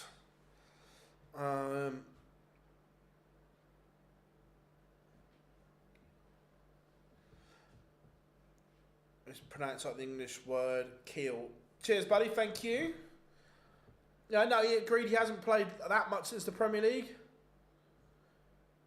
Yeah, look, he's on holiday at the moment, having a refresh, which is good. Suits cannot level up, and his throw is under pressure here. Ian White can break.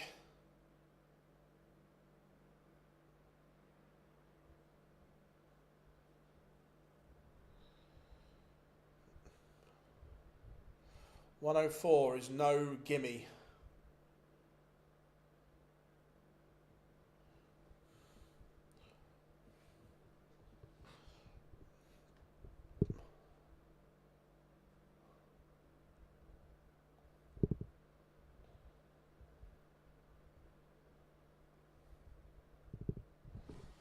Adam Hunt 4-1 up on Owen Bates. Ian White has broken Alan Suter. It's not a classic of a game. We know these two are better than that.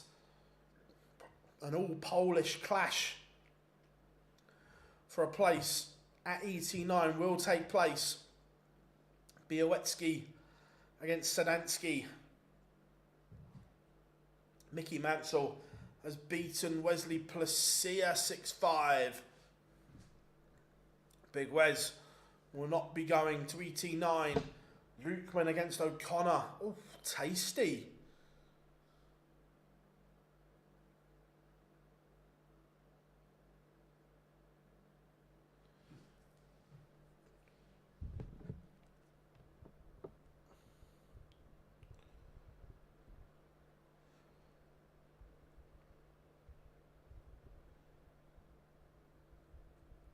It's been a better leg here from Ian White.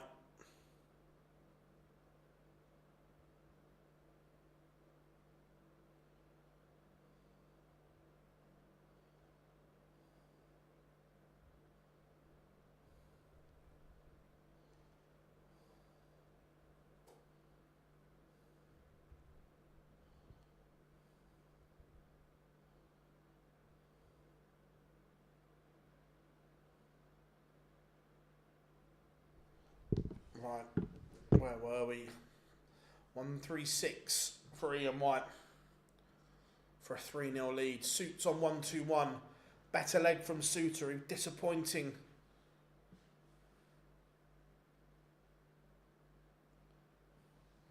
Earlier on. But this may have to go. Oh, he's missed the ball. Ian White now looking at tops for 3-0. Yitzi man the wall, 3-1 up on Ryan Meikle. Adam Hunt 5-1 up on Owen Bates, and Ian White is in complete control here. He is halfway to victory against Suits. Again, chat room, what's everyone up to today? Anything interesting? Or to this evening? Any plans?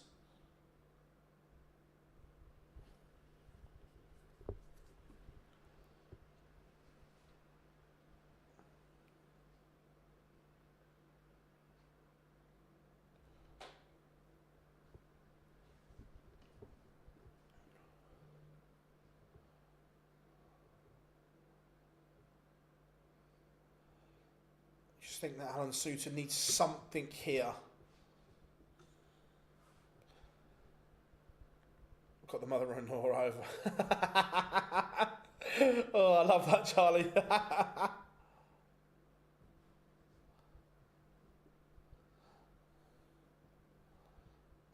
I like it. Take that how you wish. Oh. it looks as if... Oh, I was about to say, no, they've gone in the end. They've been holding those last 20 games for a while. But now underway once more. So Hybrex against Bartons for a place at ET9. Ian White, how are you going to take out 166 then, Duck? Talk us through it. The old 166. Afternoon, Chris. Hope you are good. So suit 70 to get a leg on the board. Do you think Christian Perez can get his tour card back? He's good enough.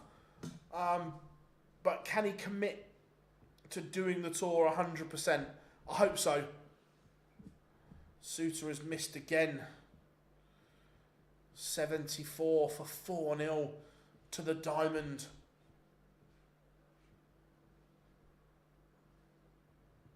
Oh, that hurts. But it's brilliant from Ian White. He's 4-0 up on Alan Suter. Is there a way back for the fireman?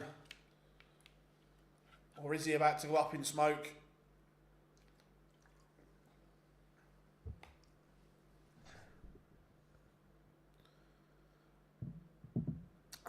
No, the washing's in the machine, but case isn't packed yet.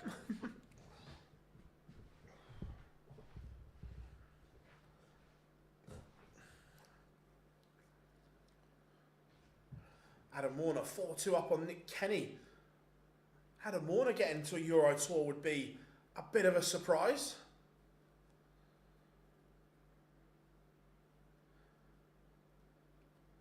Yeah, Ed House will not be at ET9, beaten by Sebastian Białecki.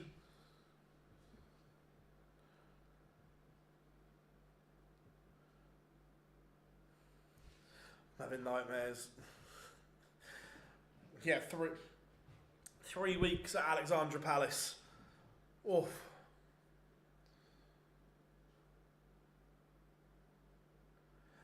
No, Dan, I have to pay for it all myself.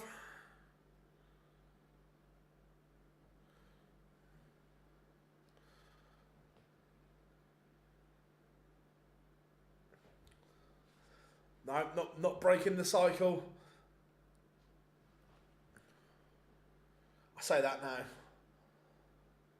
Once you get Christmas out of the way, the world is easy. It's that build up. It's just that build up to between the start and going home for Christmas. That's the killer. I say after Christmas it's a doddle. Red Bull, no, again, none of that either. Lucozade or coffee will get me through. When will the World Championship start? About around then, Robbie, around then.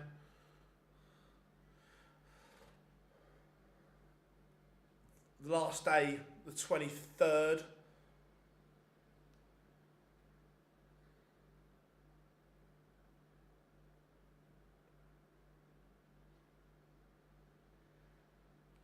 Ryan Meikle levels up from 3-0 down. 3 legs on the spin for the barber. Ian White, 5-0 now. Can Suits avoid the bagel? Kim Hybrex levels up with Andy Bartons. That one 1-1, hopefully. Yeah, look, 8 extra sessions will hopefully ease a little bit as we return to the Palace once more.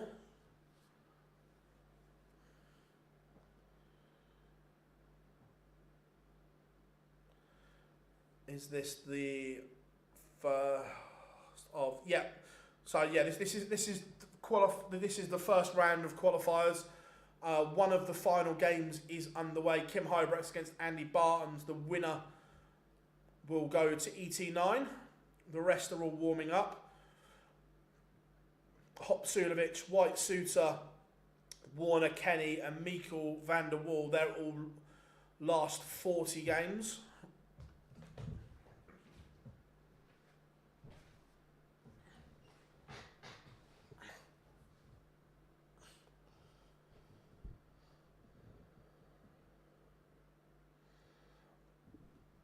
Sulovic 2-1 up on Max Hop.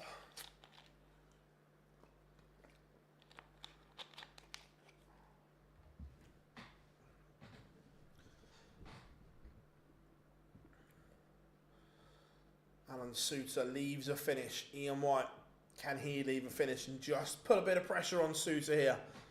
Remember, the pressure not to be bageled.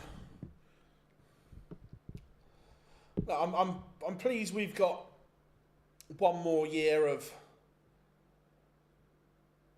Alexandra Palace.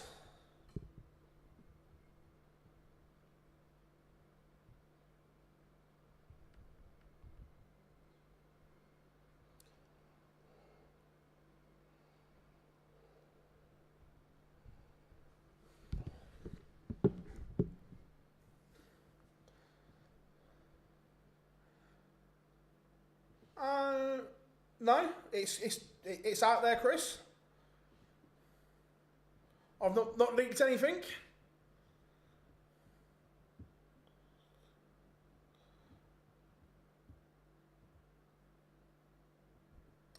Oh yeah, look, I hope it doesn't move, but my gut reaction is this will be the final year of Ali Pali.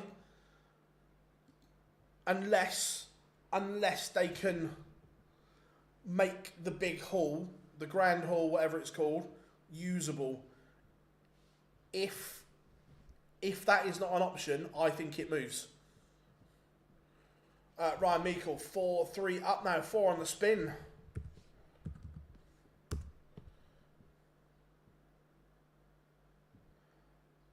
Is it? I don't know. The percentage I don't know, because I'm not a building expert or anything like that. But if for next year's World Championships, it can only be in the West Wing, I don't think it stays there. Because of I just don't think it's big enough.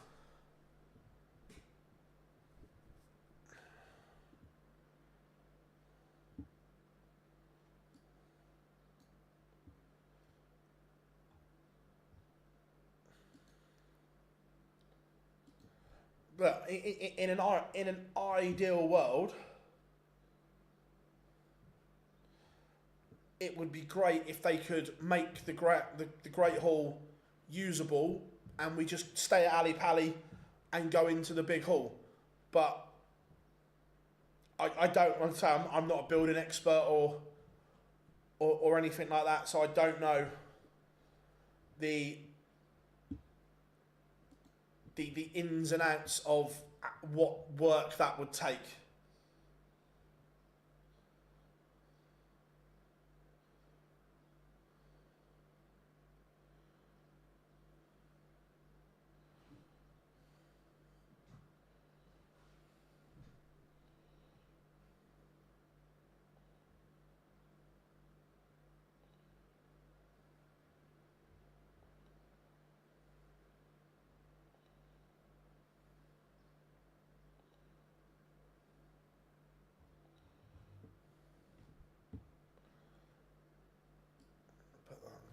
Sorry about that, folks.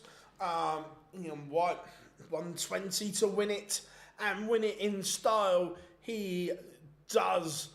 It's a good performance from Ian White. Let's go. Let's go to a qualifying match.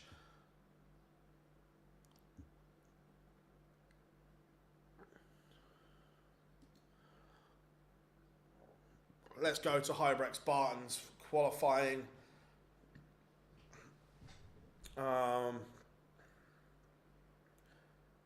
Do you think the match play will always stay at the Winter? I think the match play will always stay at the Winter Gardens as long as the Winter Gardens is able to host it. A bit like we were saying for Ali Pali in terms of that the Great Hall not being fit for purpose. At some point, look, they're spending a lot of money rejuvenating buildings in Blackpool and so on. But the Winter Gardens it's an old building, so look, fingers crossed. But no, I couldn't imagine the match play not being at the Winter Gardens.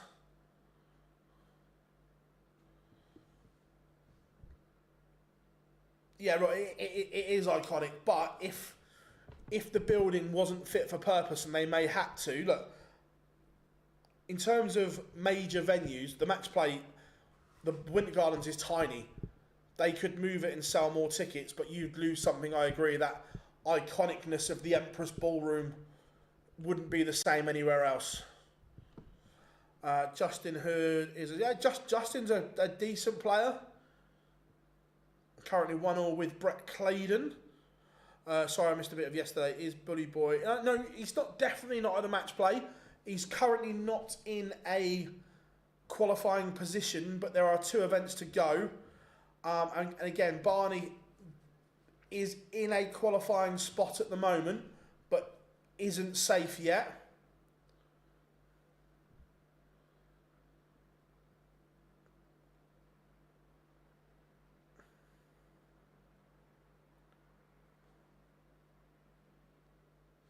Apparently, any reason darts hasn't gone to Saudi due to the alcohol. Saudi.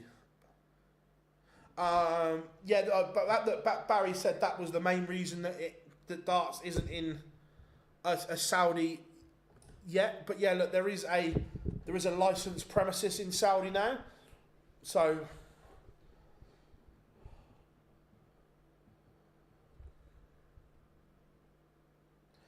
Bo's not in this, no.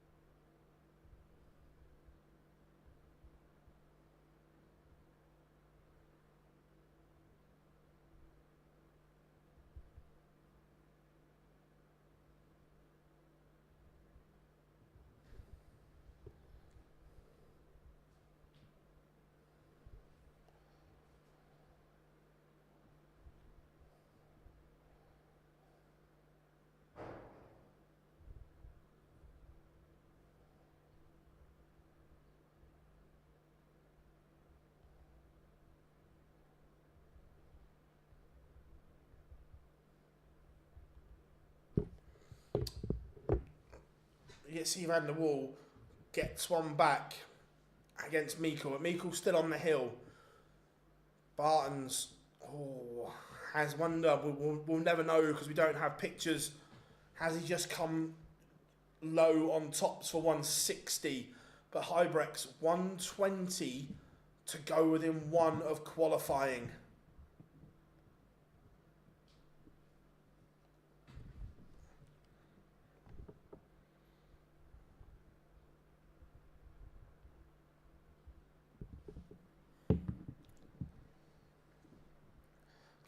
Yeah, look, Callum's playing well. Callum playing decent darts. But look, he's got Battle of the Northeast to qualify. Callum Ridds against Adam Hunt. Brett Claydon 3-2 up on Justin Hood. Martin Lukeman takes the opener against William O'Connor. Barton's misses, but so does Hybrex.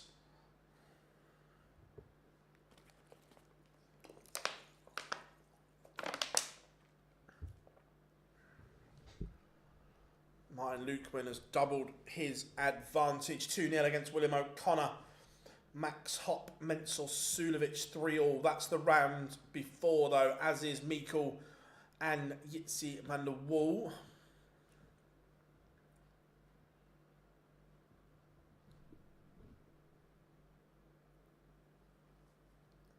The all-Polish clash between Białecki and Sadansky locked at 1-1.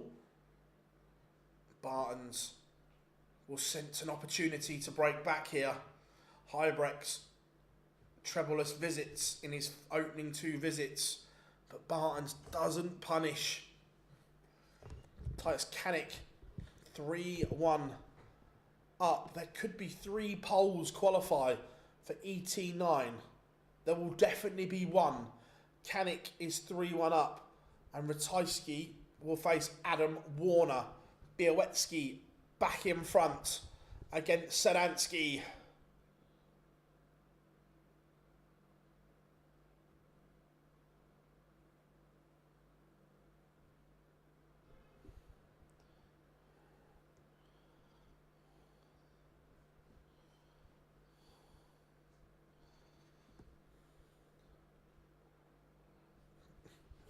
If they're there, yes. If they're there, Chris, I will fit one in.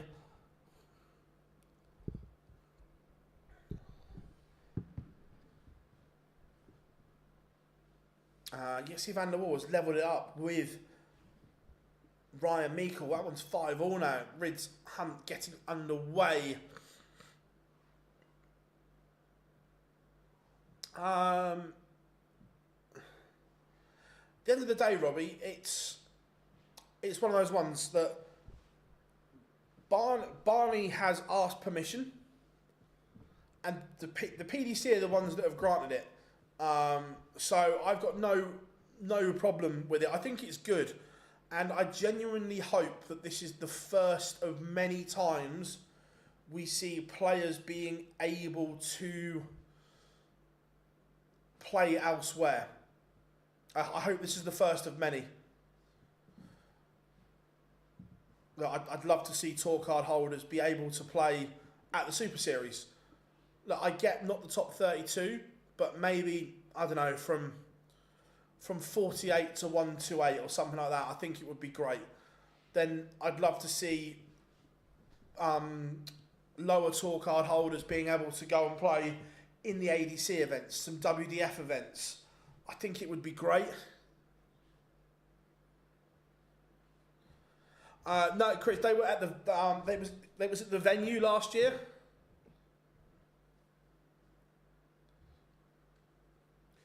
Barton's has broken back.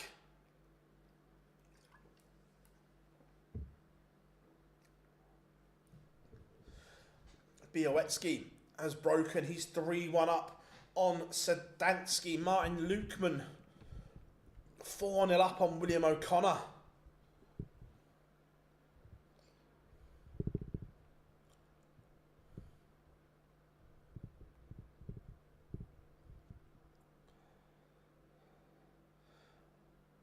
Oh, there's lots of shops I like in New York.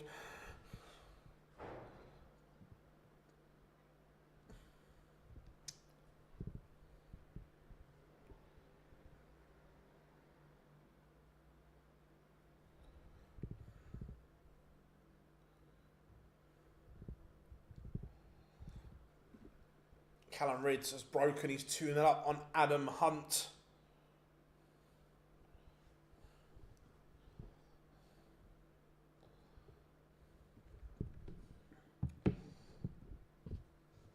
Ryan Meikle, Nico Springer will meet for a place in ET9.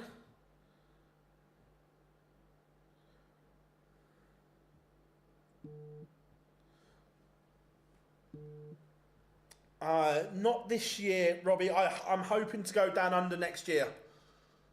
Keane Steakhouse is the bee's knees. Nice. To be fair, I was lucky to eat in Tao, however you pronounce it. The best Asian food I have ever had was in New York last year. Yeah, Tao, the Asian cuisine was incredible. Let me see if I can find a link to it.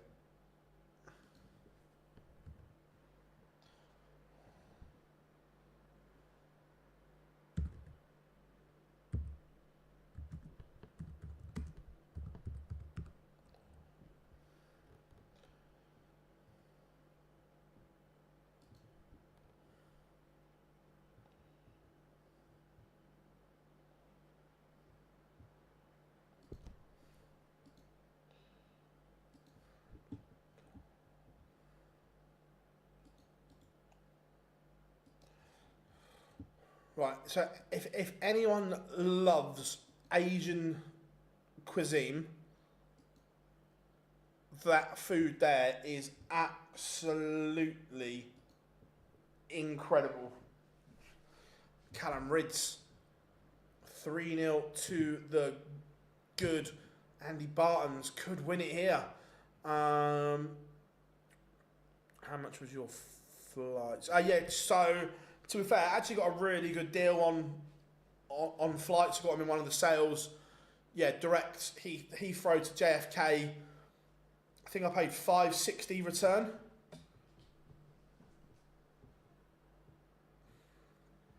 Hybrex forces a decider.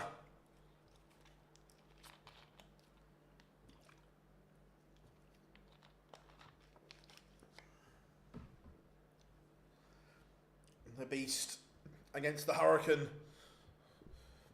Martin Lukeman 5-1 up. Canic 5-2 up.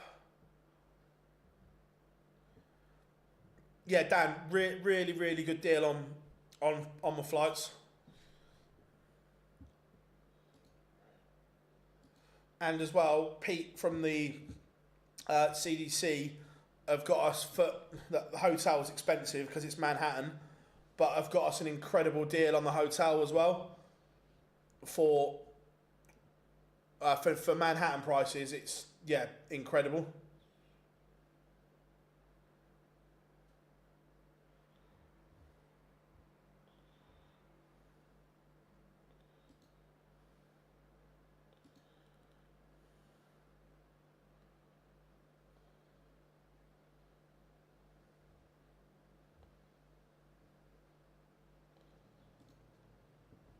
Białecki 4-2 in front.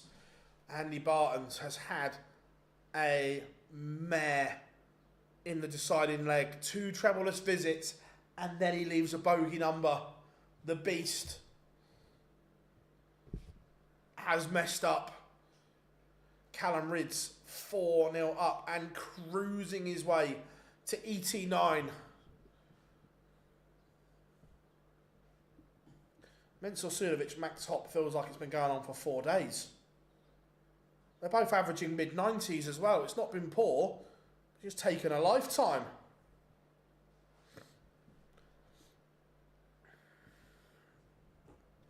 Hybrex has missed match darts. Is Andy Bartons going to steal it? I don't know. No, he is not. But Martin Lukeman is going to ET number 9 in kill. Smashes O'Connor. Hybrex second chance to break. Justin Hood is also going to ET9. He beats Brett Claydon 6-4.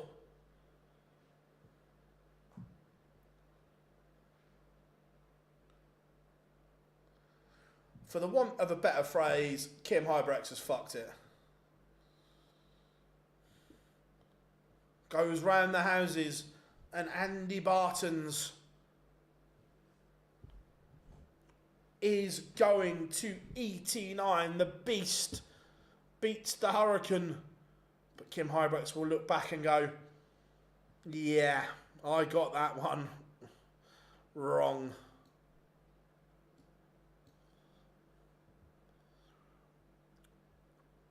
Let's go to the end of Callum Ridds. Well, back in the chat room. I'm there for six nights. Monday, come back Sunday.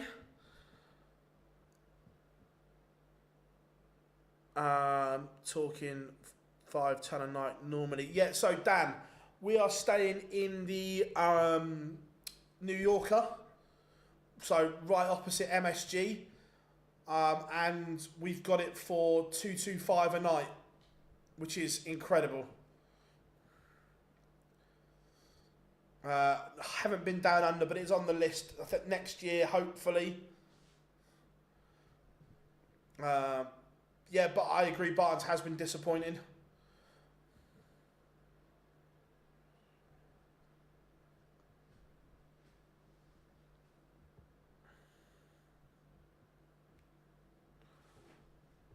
Yeah. Yeah, and the New Yorker's a nice hotel as well. Titus Canic is going to ET9 as well. He sees off Richard Veenstra. Yeah, the New Yorker's a nice hotel.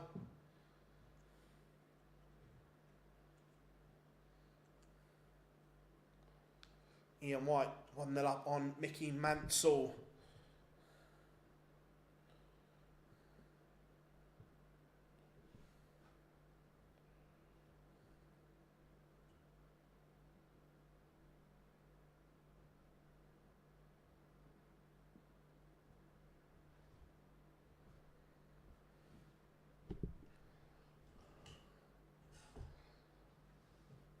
So Callum Ridds 142. Adam Hunt again leaving a bogey number. Disaster. Sulovic is one away from beating Max Hopp.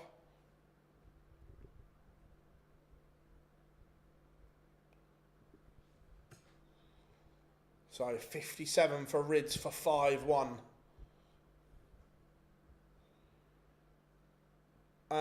So Ryan, ET9 takes place in a few weeks' time, the 11th to the 13th of July. The qualifying event after this is for Antwerp, and that takes place the 29th to the 31st of August.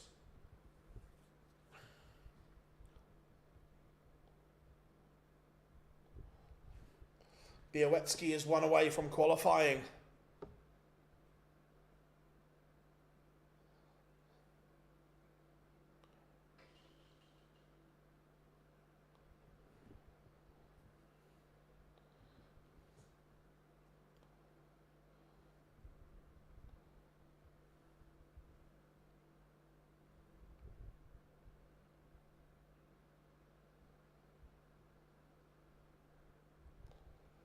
Callum Ridds, is he going to get the job done here?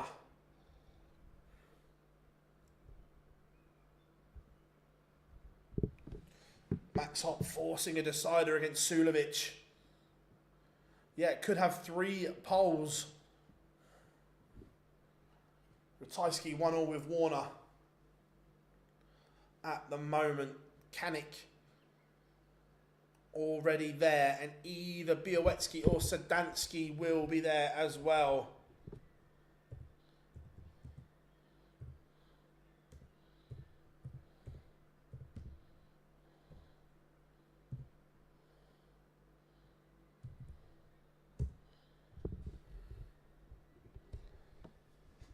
Adam Warner back in front against Ratajski. Ian White doubles his advantage.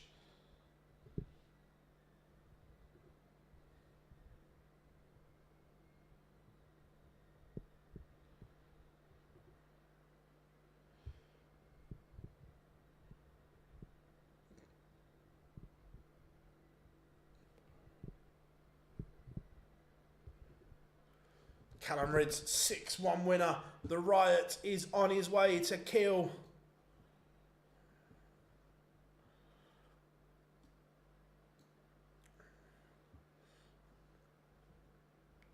See the end of the all-Polish affair. Sadansky has just broken back.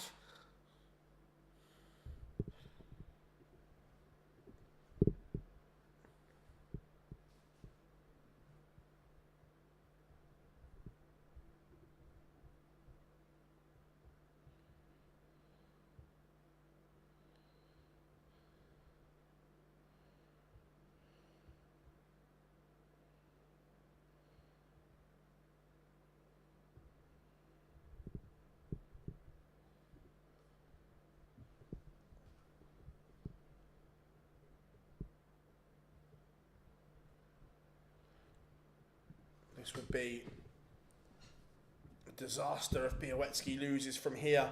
Great for Sadansky, but Białecki has had this match in the palm of his hands.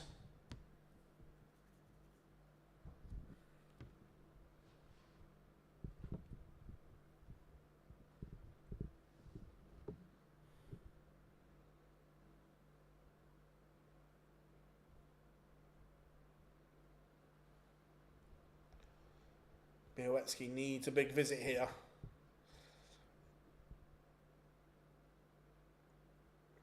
Spring up Meikle, warming up Ian White. 2-0, sorry, 3-0 now. Sulovic has beaten Hopp.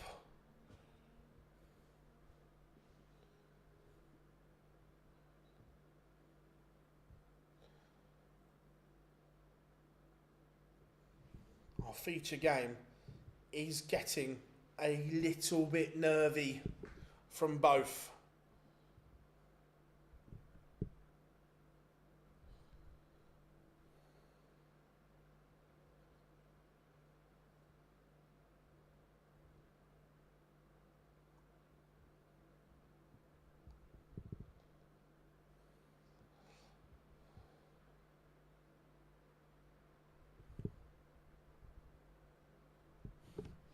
So 66 for Sadansky to send us to a noble.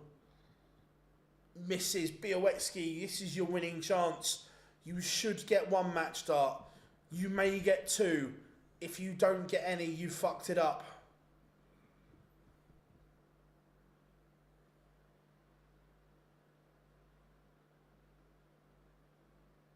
You fucked it up. I'm guessing he's got a dart at the ball there. And we are going to the decider.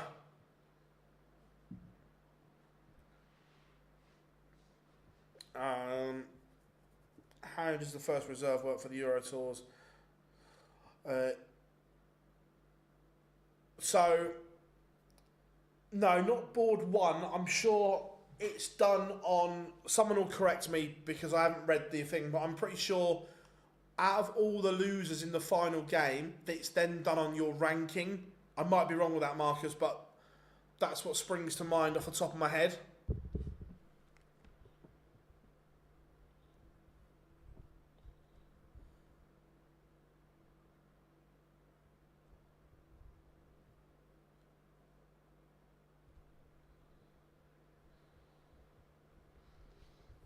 Sadansky has had a mare to the start of this one.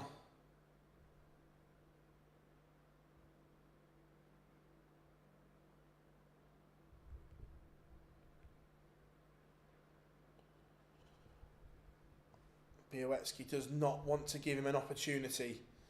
This is good from Sebastian.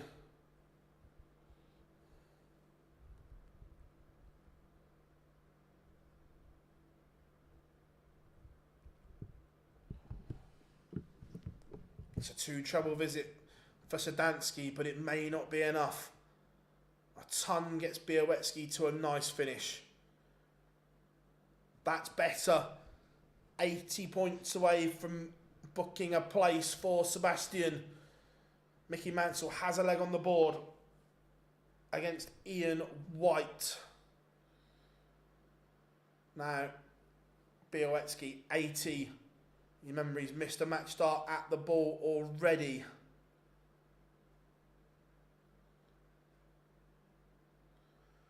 Match start missed at tops. Can Sadansky win it with an absolute roof raiser? No is the answer. So Sebastian, this is your moment. You've had 2 match starts already. You've now got another 3.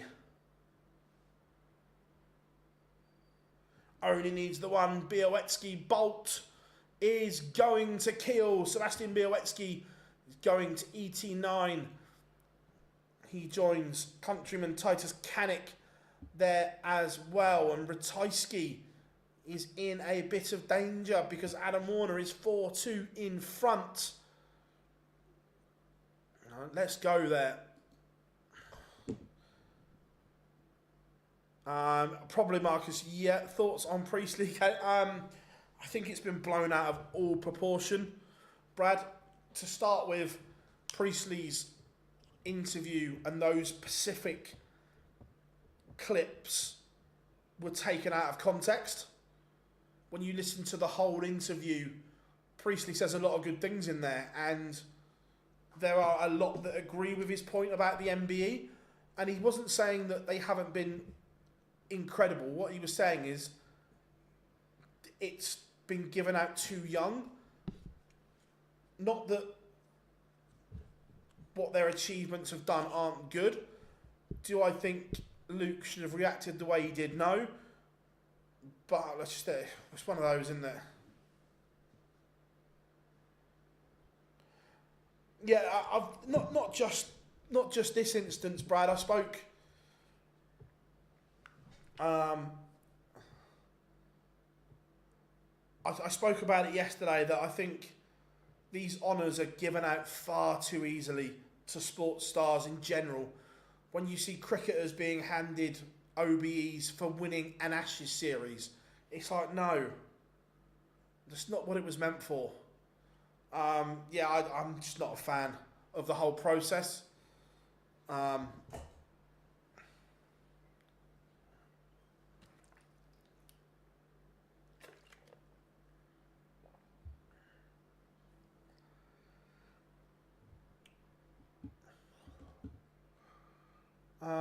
Who's losing their card? So we spoke about this earlier. I think Slevin and Barry are in trouble,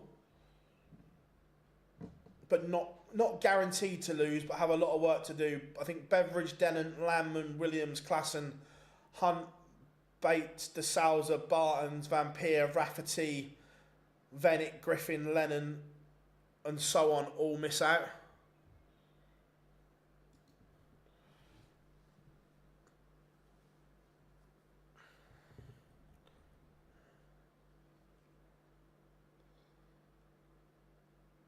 Ratajski breaks back.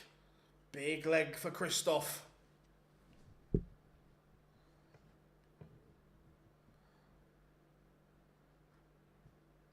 Yeah, I agree. De Souza's action's gone. It's been look, Martin Lukeman beating William O'Connor isn't a surprise. Martin Lukeman smashing him 6-1 is. It was Mensor that won. He faces Hopai Puhau next.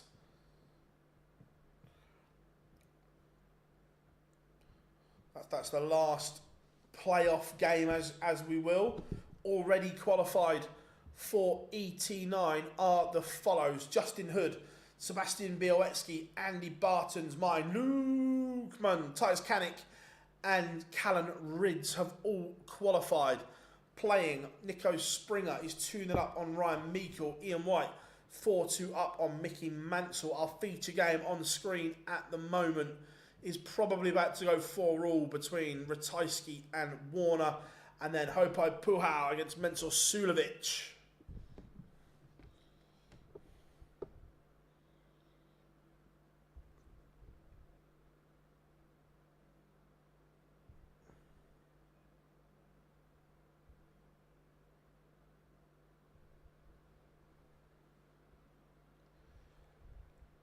Aspinall's already qualified, Jacob.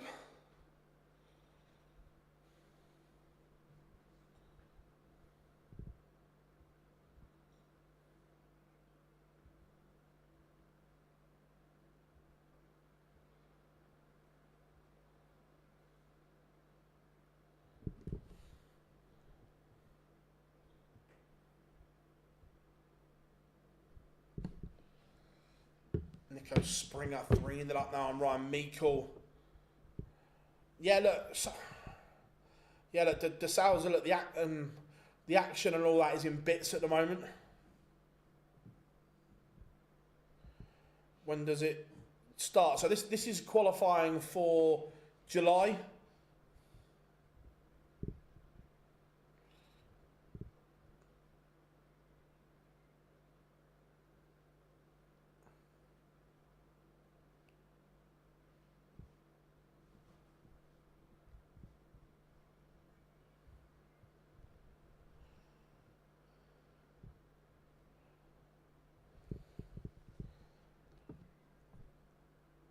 Big moment here. Ratajski could go within one.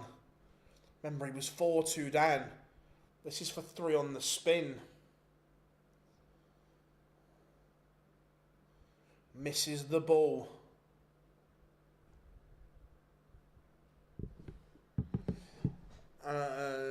68 for Warner to go back in front. This is a huge moment. How are we doing, James? No, ET9 does not count towards the match play. Mate, the last 2 Pro Tours are your cut-off. The 8th and 9th of July, I believe.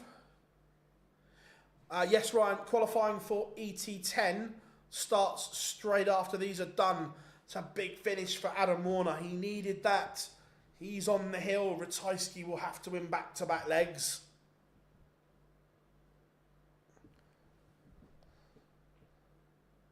Jacob, when does what start? That doesn't narrow it down, mate.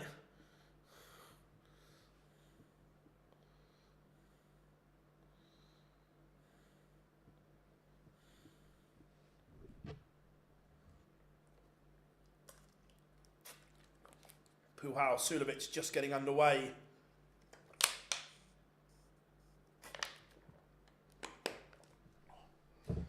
Definitely need plenty of H2O today.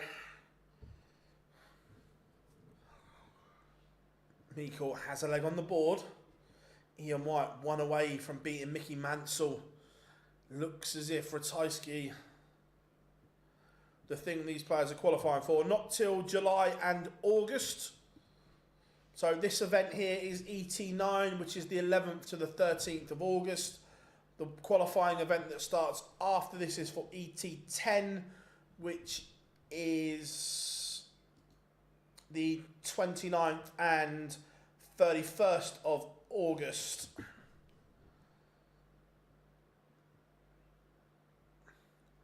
Why don't Hop and Springer opt to do... So if you're a tour card holder, I think you can only do one host nation qualifier. I think that's the rule.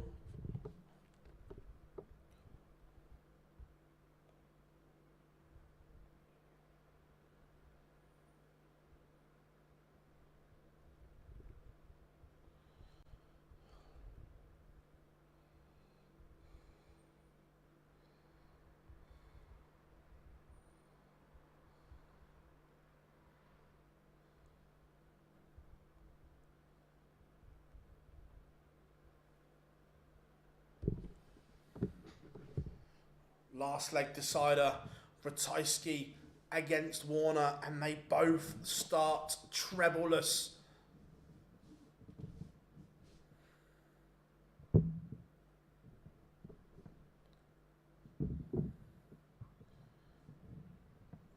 How are we doing, Christina?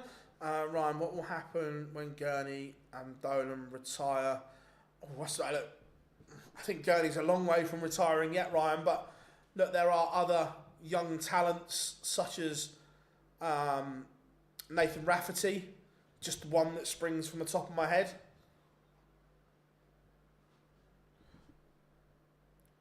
Ratajski needs another 2 treble visit here to apply pressure.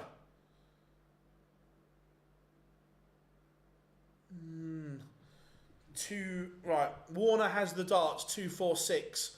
Ratajski, 2-10. Who would you rather be right now?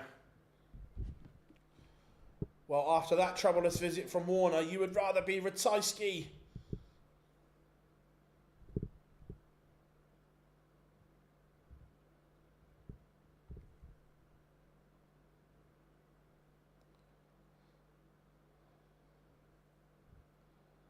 Or would you? Trebleless from him as well. Oh, Warner, what a visit that is. 140 to leave 48. Ratajski will be livid with that 58. That's what's cost him here. If Warner plonks one in either 8 or 16, and then double 16 or tops, what is his MO? He's missed is what the MO is.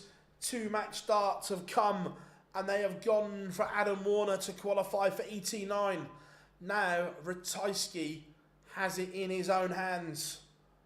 The Polish Eagle to make up a trio of Polish qualifiers for Kiel, and he soars. He joins Titus Kanik and Sebastian Białecki going to Kiel. Ba-ba-da-ba-da, eh-eh, waka waka, eh.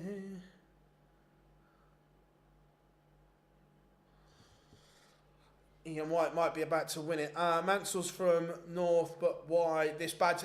Ryan, we asked this, and it was his choice. When the players create their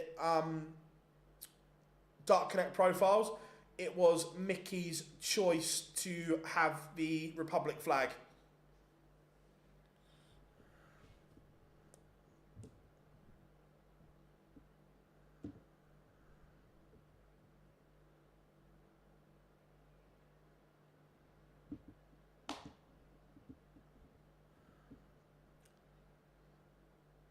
When is the next Euro Tour event? It is in Kiel in early or mid-July, July the 11th.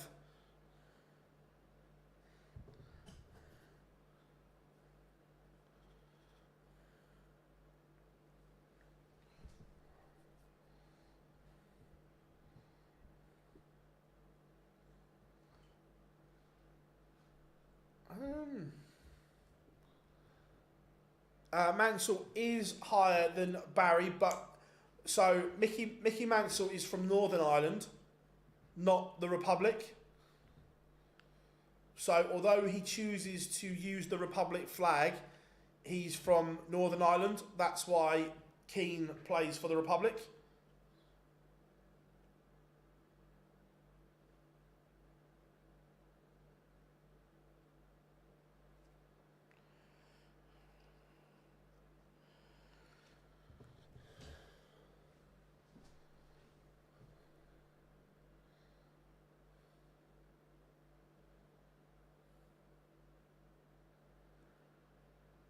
I'm not sure if that's the same for darts, Chris, or not.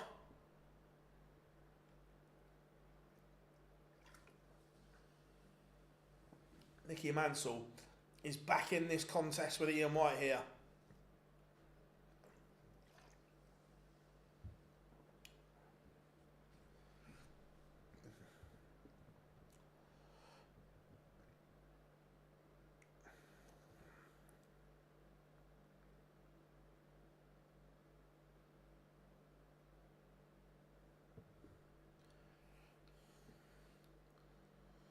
Ian White, this has been some response here.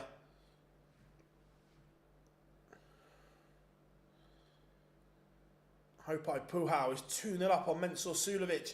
Is Hopai off on the European Tour?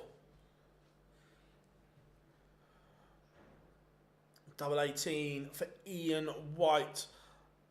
Andrew, I've seen your question. I will get to it in a second. Let's just see if Ian White gets the job done here. He does. The diamond is going to kill.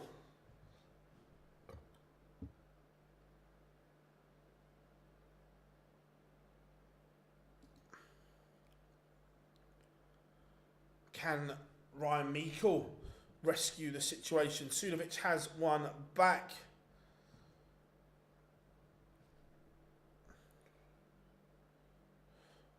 Hi Phil, regarding recent tax issues with certain players, can the PDC or the PDPA help? It's down to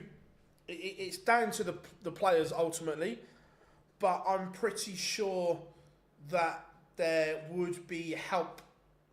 I'm not sure what level of help, but I'm pretty sure if players went to the PDPA, they would help as much as they physically are allowed to. I think is the general one, mate. I hope that is the answer you were kind of looking for. It wouldn't be the PDC. It would be the PDPA.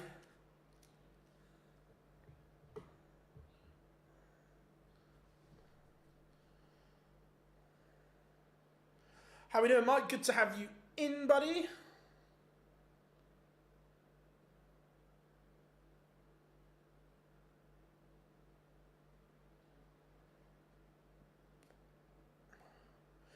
Would Paul Nicholson be allowed to play for England after playing for Australia, though? The answer is I don't know.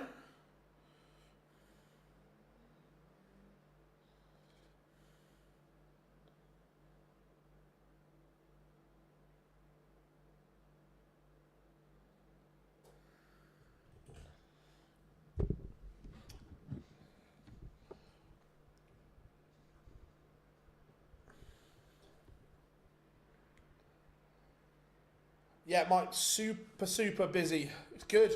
We love it. You guys are absolutely rocking it as well.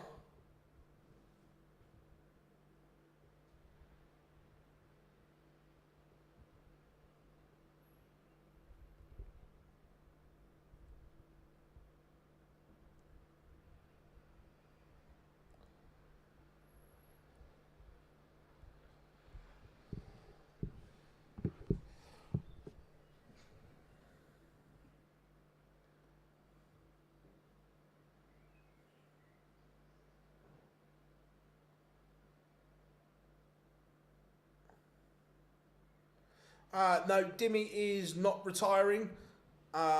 His quotes were taken out of context. Look, he's not going to play in everything. He's going to manage his calendar a lot better. So we won't see him in everything. But no, he's not retiring. Ryan Meikle, from 4-1 down, is now 5-4 in front. This is exquisite from Meikle. Nice, Dan. Dan, I'm guessing, are you, obviously because you know a lot about it, are you from the New York region? If so, are you coming to MSG? Have a nice time, whatever you're doing. Mensur Sulovic, 2-2 with Hopai Puhau now.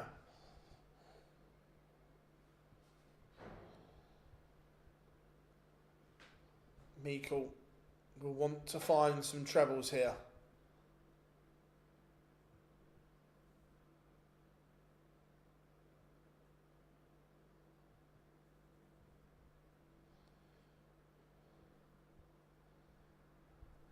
Fair enough. Yeah, 100%. I'm with you. It's my favourite place in the world, the greatest city in the world. Anyone that has not been, get yourself to New York. It is bloody incredible. Have a nice afternoon, Dan. Whatever you're doing, buddy.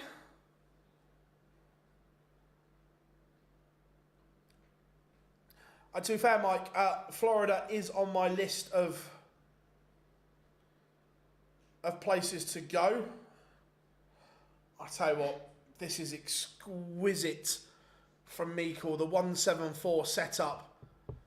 Take a look. That Ryan Meikle has this game in the locker. We don't see it enough, but when he is on, he is on.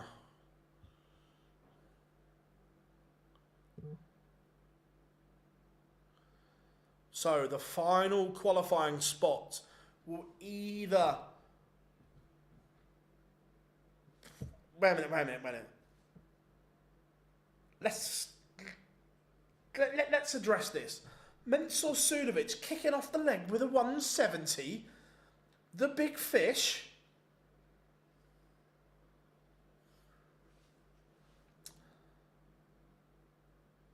No problems. Andy, no problems.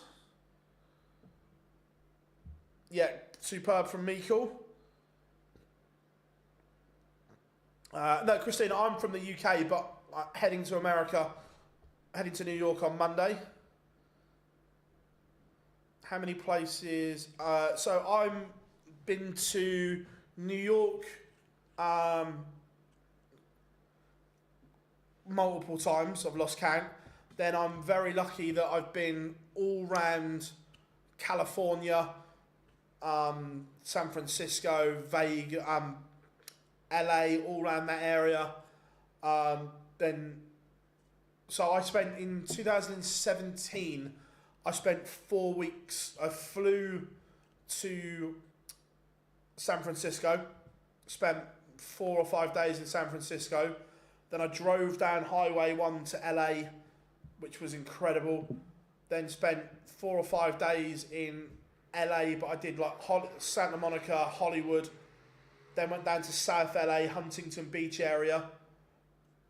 Then drove across the desert to Vegas. Spent a week in Vegas and then drove back up through the national parks to San Francisco. It was incredible.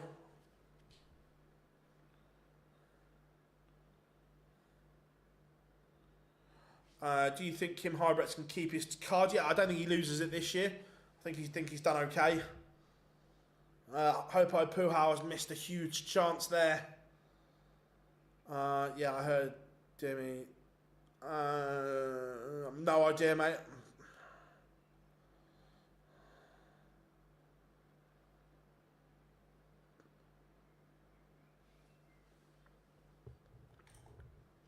Yeah, Marcus, it was incredible.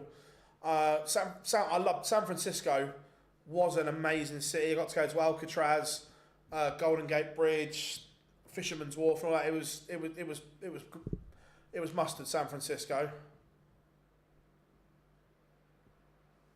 Meant to Buston isn't in the top 64 and keeping his Christina, who are we talking about? Kim's in the top 64?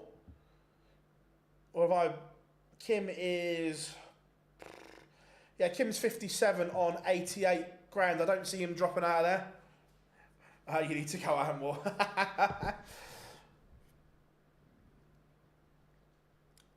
I tell you, one of the nicest countries I've been to as well. Iceland was incredible. Iceland's a magical place. Yeah, 100%. If anyone's not been, and you are in the area, Alcatraz was. You can see why they called it hell on earth. Africa is on the list as well.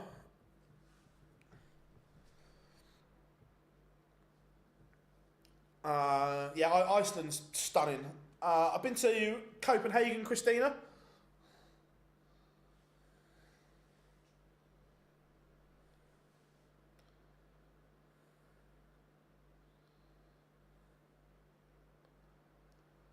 Hopo Puha will be kicking himself. Absolutely kicking himself here.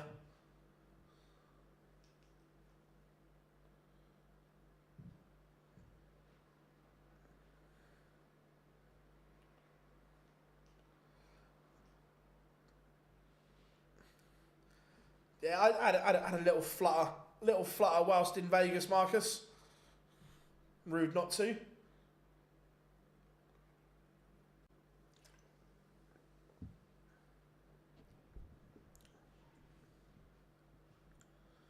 So 87 for Puhal for a lifeline. Doesn't go. Sulovic for daylight and 4-2.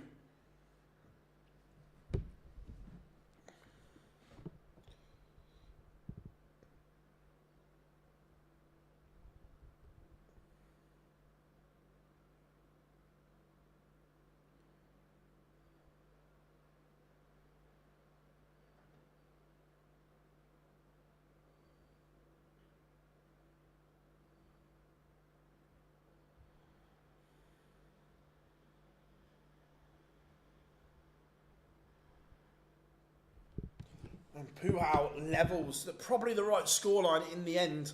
The last two legs have gone to each other when they shouldn't have done.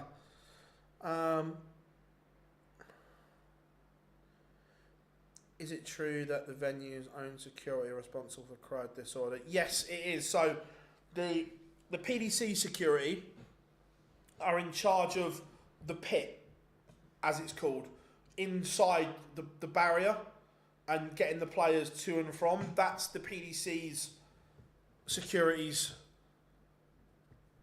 job, Andrew. The PDC security are all absolutely superb.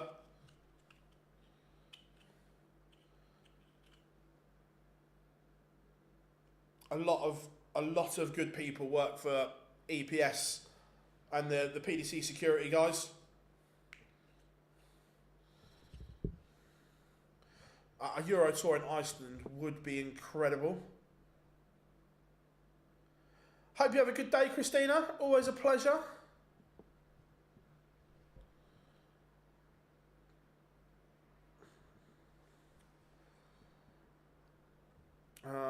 Why is Mensa having that quirky setup before? So, effectively, Nick, Mensa got dartitis. So where he does this, I can't do it. This is like his trigger motion in his hand to go into his throw.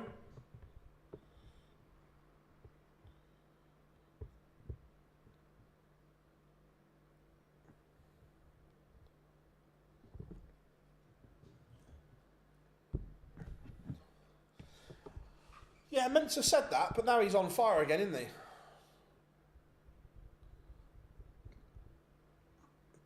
Hopo Puhal back in front.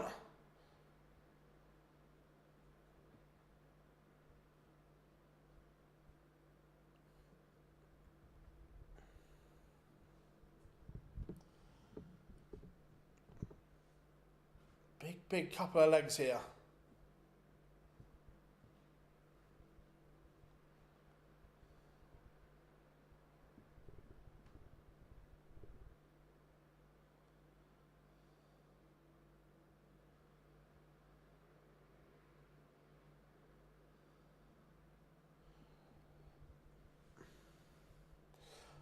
Without checking, Marcus, I can't remember Hopai qualifying for a Euro Tour. I haven't got facts and figures in front of me, but I don't remember him qualifying for one.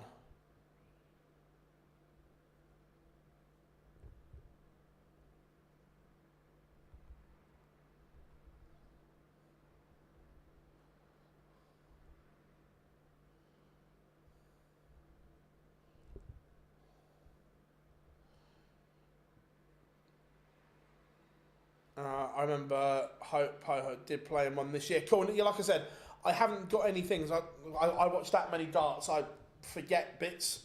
So, like I say, I couldn't categorically.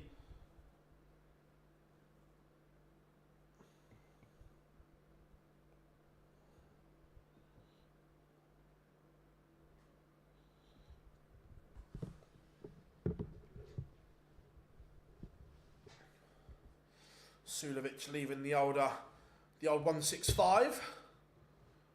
Been to the Jose school of counting.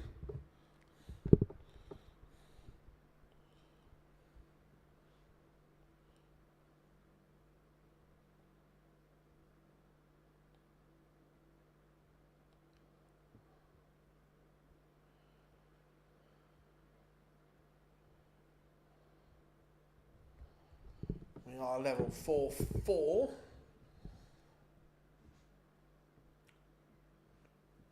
At this point, I'd be getting the other one underway as well. But players want to go home, I'd be like, no, let's crack on with it. Let's get some of the early games done.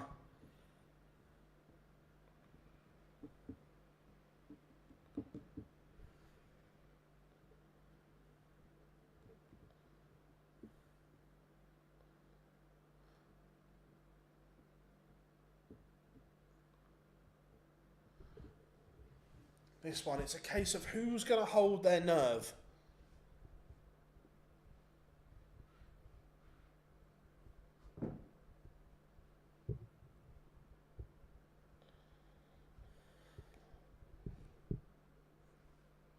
Hopai or Sulovic. How we doing, Charlie? Been working all day. Any big names? All the big names of this. This is the qualifying event, mate, for the Euro Tours. So again, the top 16 in the world, top 16 on the Pro Tour are already there. No, Rod Harrington is happily retired. I did see him at an event this year. It was good to see him. He was in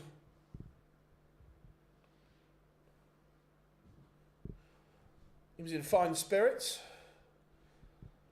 I think Darren Beveridge is learning on the job. Look, he's got the potential to be a really good player, Darren Beveridge.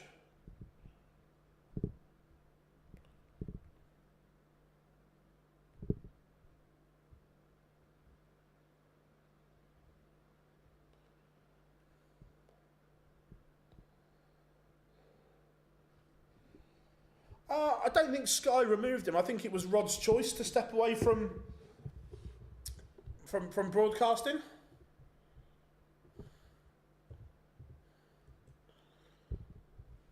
$120 for Hopai Puhao. This would be big. Mr. Data Tops.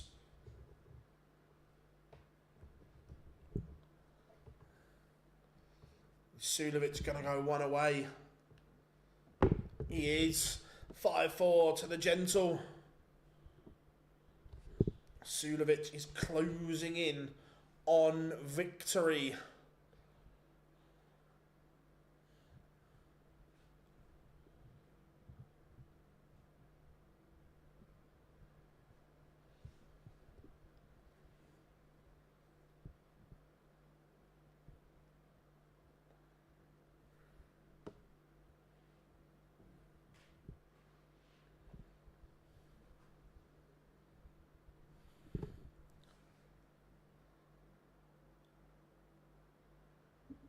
Yeah, tried a little bit, yeah.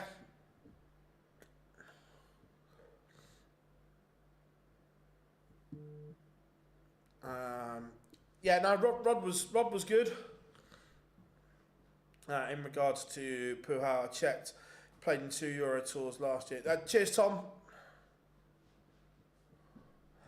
There was a little bit of beef over an interview, and so it's just taken out of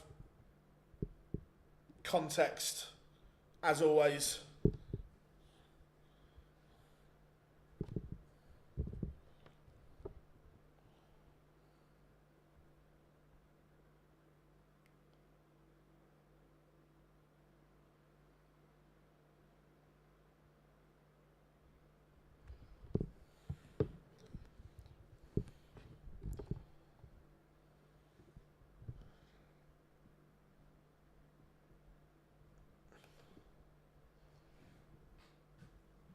Puha had a chance there. Had a chance. Couldn't take it. Which just allows Sulevic a little bit of a pressure-free moment here.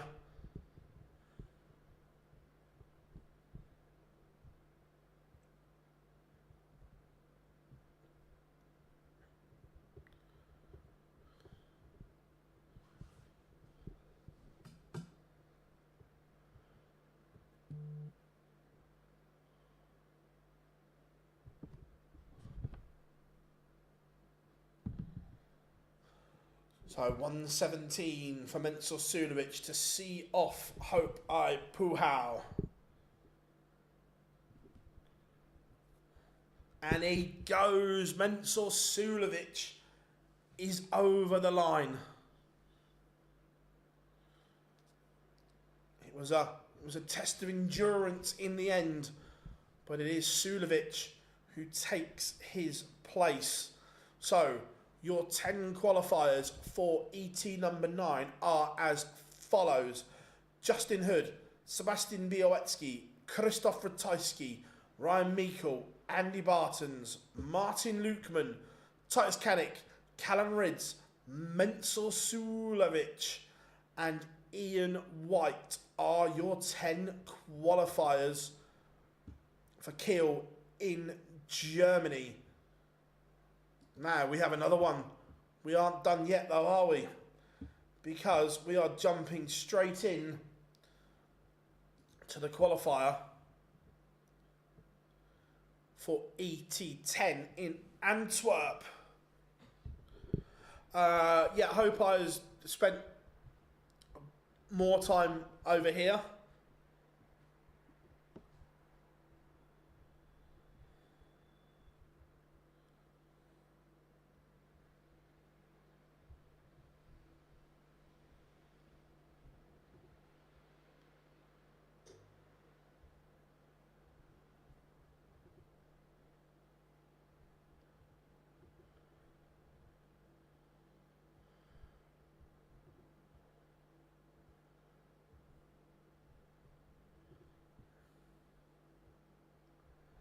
So, getting ready for the next qualifier. Let's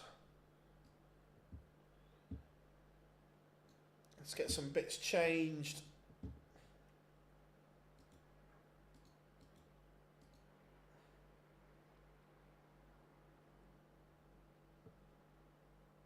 Up on the screen.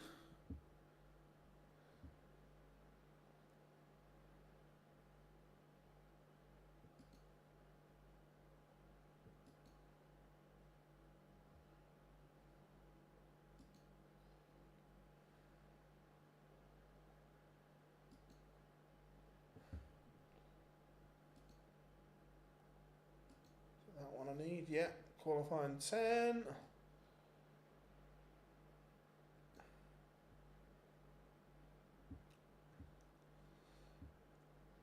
Do you think Labanauskas can get? Yeah, look, possibly. Laban's playing well, to be fair. So yeah, can he? 100%.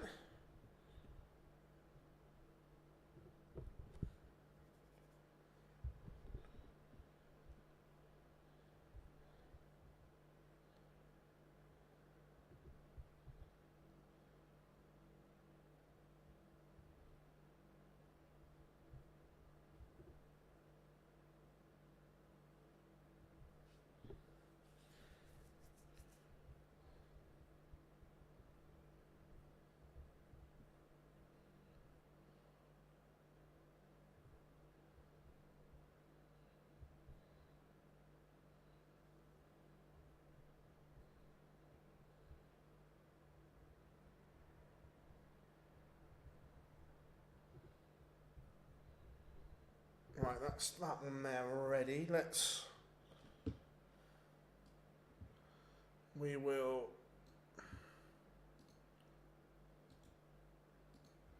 get this ready to go as well. Oh, Pietreczko Borland. Belter that is. Didn't Białowicz play Ed House in the last one as well? Or am I making that up? Probably.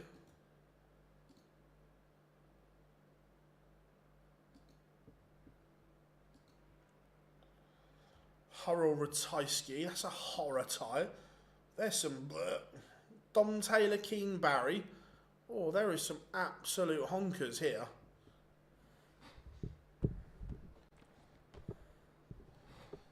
In their prime, would you take...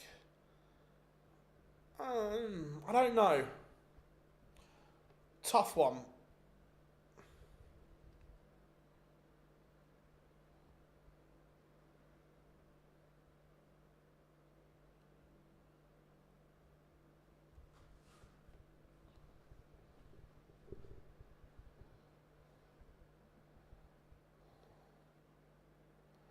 No, JH, 100%. There's a lot of quality on offer today.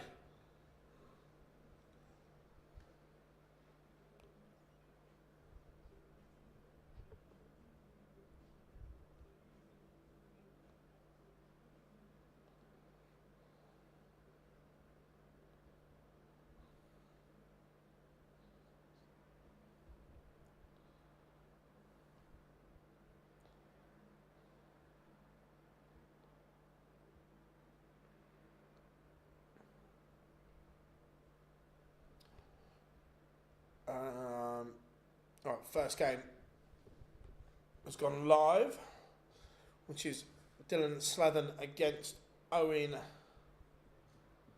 Bates.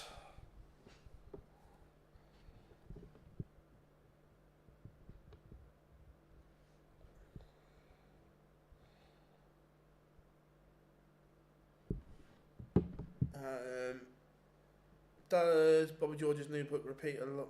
I've not read his first book, so I don't know.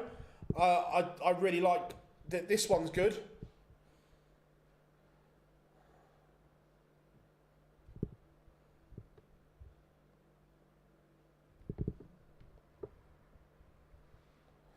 I think I really like Ricardo Pietreczko against Willie Borland.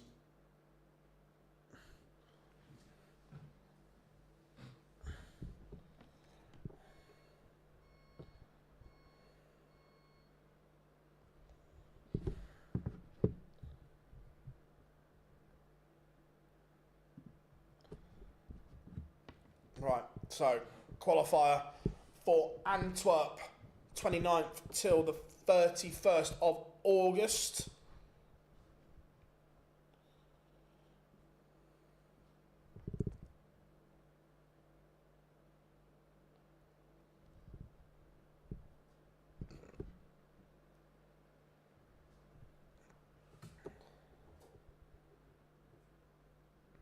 Cheers, Kev. Thank you very much.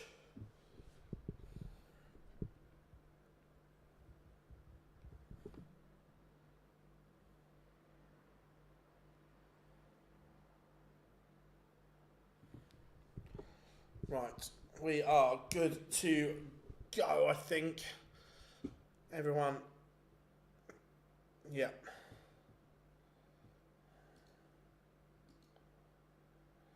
Pietreczko has taken the opener against Borland.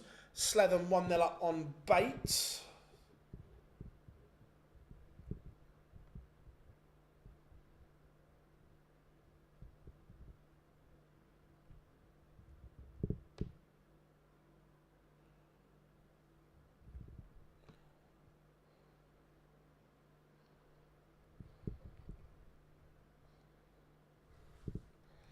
Rob Grundy 1-0 up on Radek Sadansky. Rids 1-0 up on Rafferty.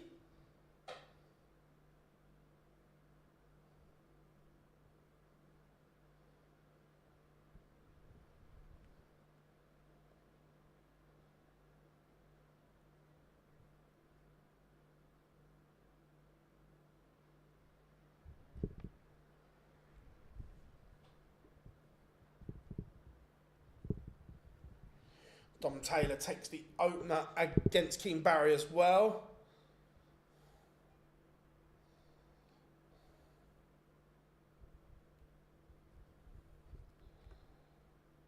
Mickey Mansell 1-0 up on Matty Denon.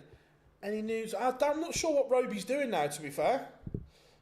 So no is the honest answer.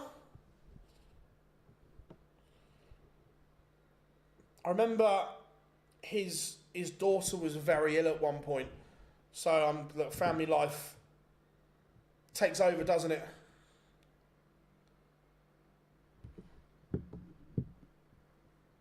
No, so they have to break it down to make sure that 10 people qualify. So there's some 160 games are almost like prelims. Does that make sense? I hope it does anyway. I hope I Puha 1-0 up on Brendan Dolan.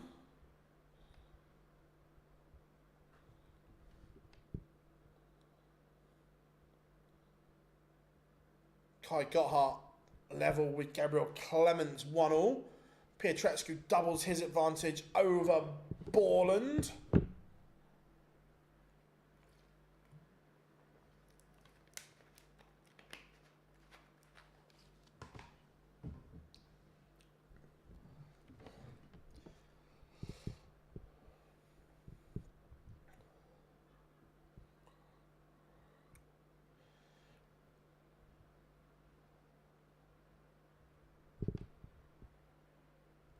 De Souza 2-0 up on Chris Landman.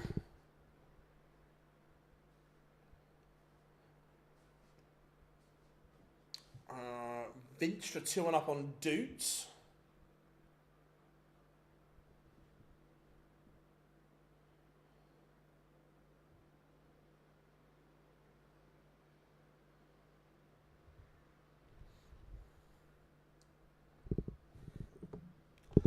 Barry levels up against Dom Taylor.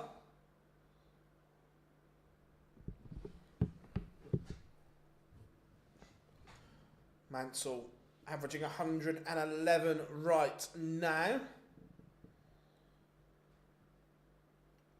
No, Borland got a lot of work to do. Pietreczku threatening a 3-0 lead here in our featured game.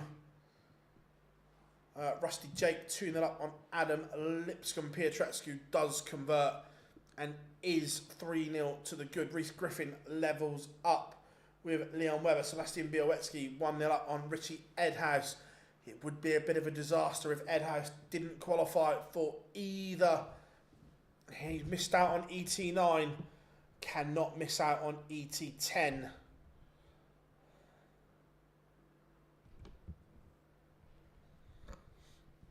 Kevin Doot levels up against Vinstra. That one 2-2.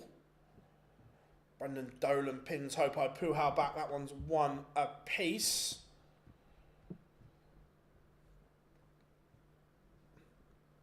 Dylan Slevin averaging 103. 3-1 up on Owen Bates.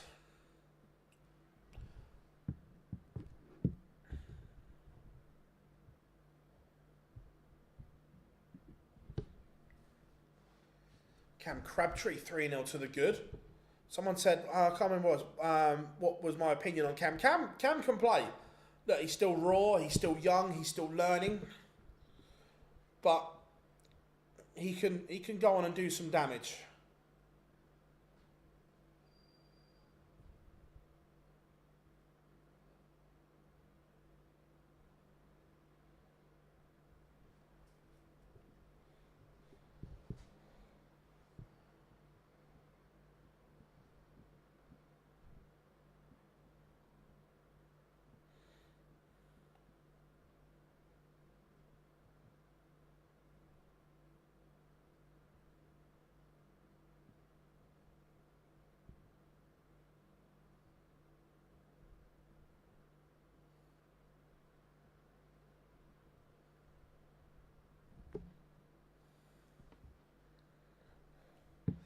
Pietreczku double break against Borland now. Borland only averaging 79. He's in a world of trouble.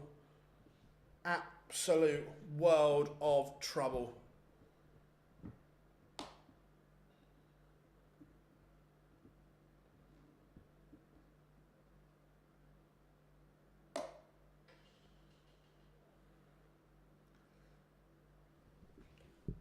Matty Dennant has a leg back against Mickey Mansell, still trails 2-1.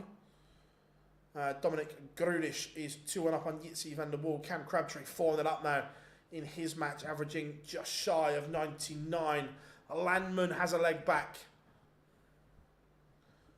But again, Reese Griffin 2-1 up on Leon Webber. Białecki doubles his advantage.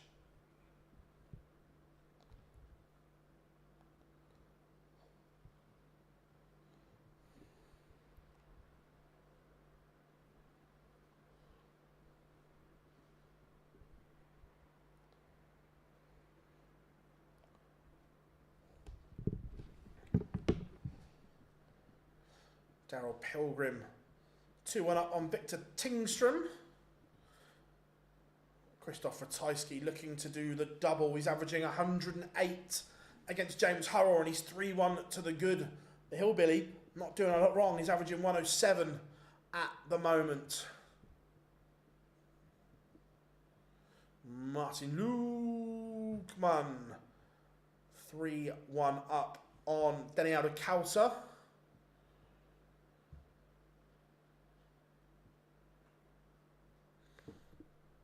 Dylan Slevin, 106 average for him.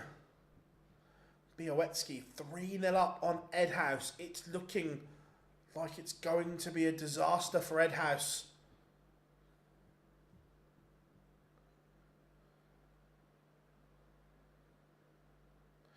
Aaron, the honest answer is no, I don't know if he's won one on a European Tour qualifier or not.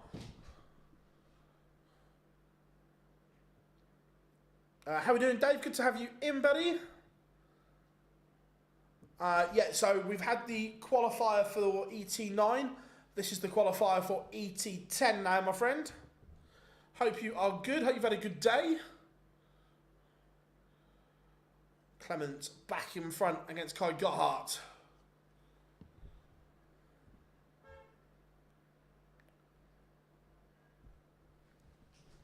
Mansell 3-1 up now on Matty Dennant.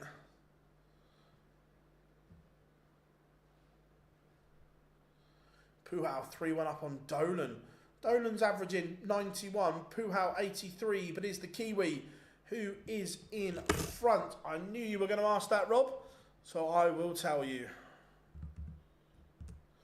Getting through to ET number 9 in Kiel in a couple of weeks' time is as follows. Justin Hood, Sebastian Białecki, Christian Ratajski, Ryan Meikle, Andy Bartons, Martin Lukeman, Titus Kanik, the third pole to qualify, Callum Ridds, Menzel Sulevic and Ian White are your qualifiers for ET number 9.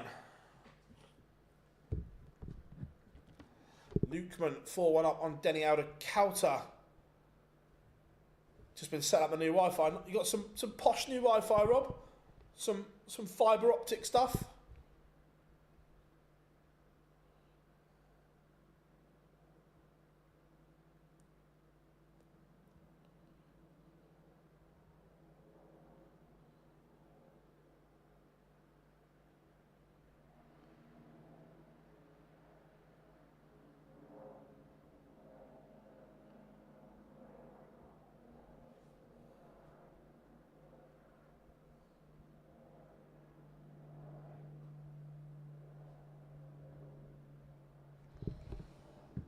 Pietreczko has bageled Borland 6-0 to Pikachu. That was a disaster for Borland, but it was brilliant from Pietreczko. Let's go. Callum Ridge, 6-1 winner as well. Let's go to... Can have a look at Dom Taylor, Keane Barry. Yeah, got to be now, being in a village.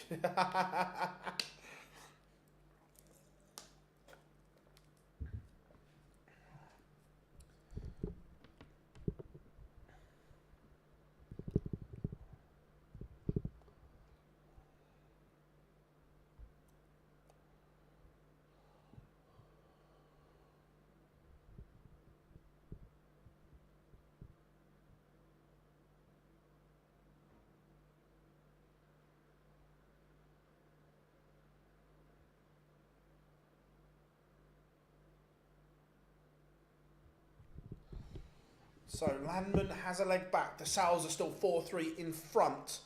Rusty Jake Rodriguez 5-1 up on Adam Lipscomb. Not firing on all cylinders. Baby Boy only averaging 77.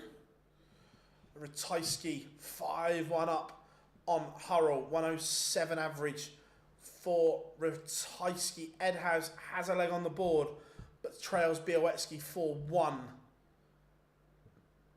Kist 4-2 up on Ricky Evans. Turning into a bit of a disaster. For Rapid Ricky, Dominic Grulish is 5-1 up on Jitsi van der Waal now.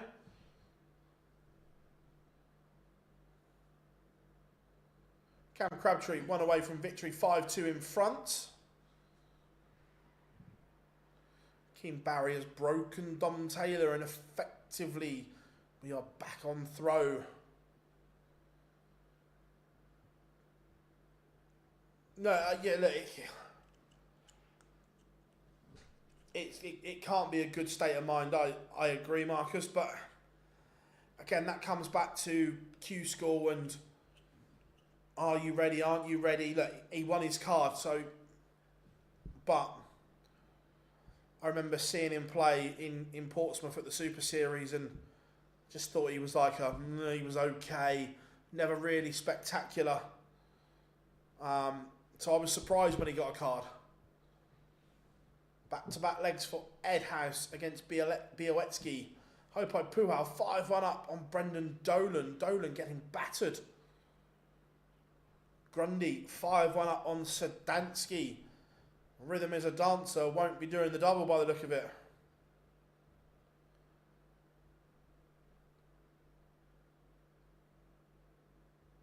Yeah, Rob, quite possibly. I remember, I haven't got the numbers in front of me, but I remember watching him at the Super Series and I was like, he's all right. He's like just a run-of-the-mill player. So yeah, I was surprised when he got his card.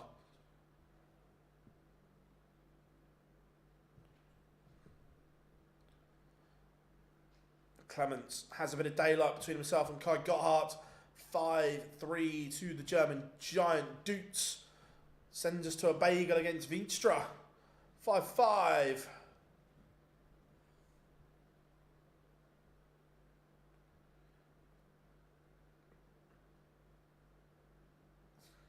Cam Crabtree seals a 6-2 victory against Maximilian.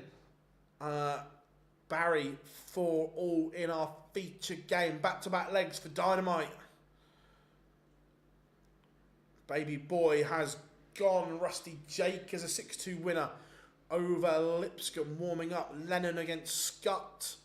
Klassen against Suter. Christian Kist now 1 away from beating Ricky Evans. 5-3 up. Dominic Grulish has just beaten Jitsi van der Waal 6-1. Hurrell not giving up, but still trails Ratajski 5-2.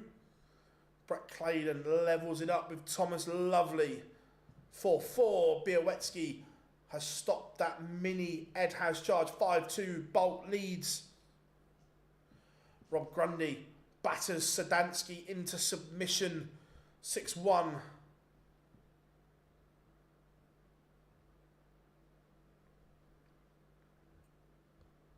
Yeah, that's the problem, Rob. It's like, do you ask for permission to go and try and play somewhere else to find some confidence? I don't know. I don't know what the answer is. Dom Taylor does hold. He's on the hill. Can Keane Barry win back-to-back legs? Or is Dom Taylor about to seal victory?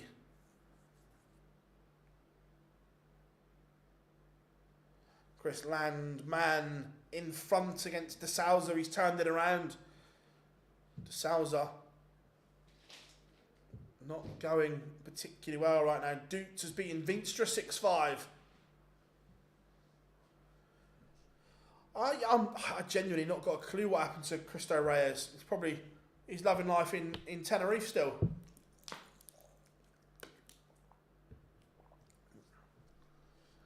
Leon Webber 5-2 up on Reece Griffin. Ricky Evans trying to mount a comeback here against Kiss. Back to 4-5. Edhouse again back within a couple of Białecki.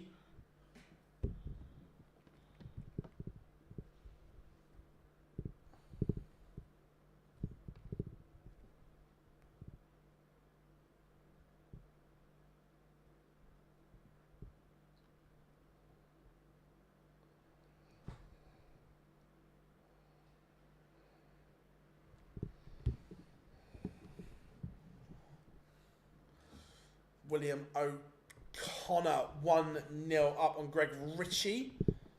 I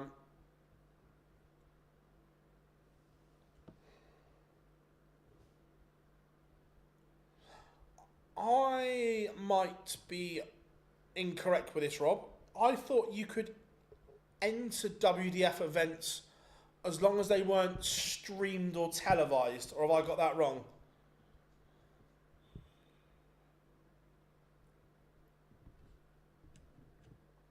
Like I said, I might have got that wrong. I thought you could as long as they weren't televised. Ratajski beats Hurrell 6-2.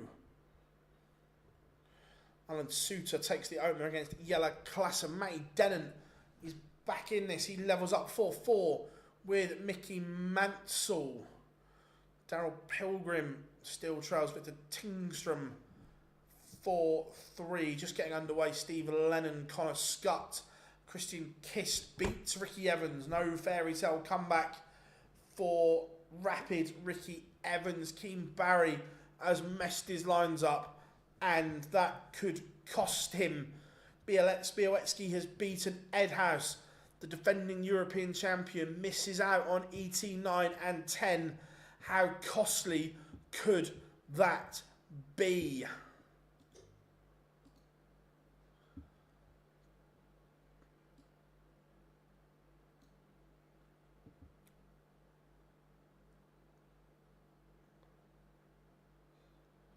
Let's go Lennon Scott.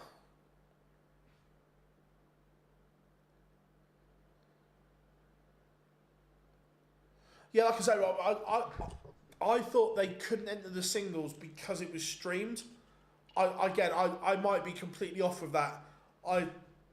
I thought it was because the singles event was streamed, they couldn't enter.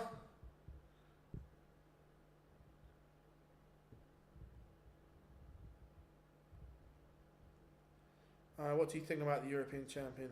We spoke about this earlier, Thomas, and it was very split opinion on whether the European champion should be in every European tour. It was a split field. Littler's already qualified for this. Doesn't need to qualify.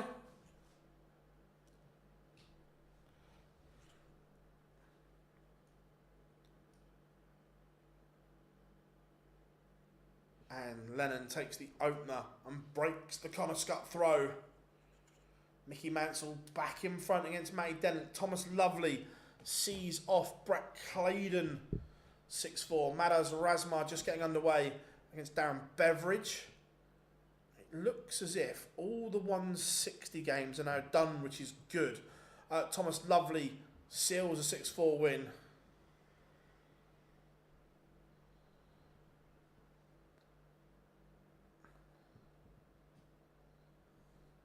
Marvin van Velzen 2-0 up on Barry Van Peer. We've got warming up Adam Paxton, Neil Zonabel, Titus Kanik, Cord Decker, Ryan Meikle, Benjamin Drew Roy's warming up, Robert Owen, Karol Sedlacek. Tough on them. Nicer draws for both of those. Denny Alder Kauter is 5-all with Martin Lukeman. Oh, he couldn't, could he? Could he? He's going to have to break the throw.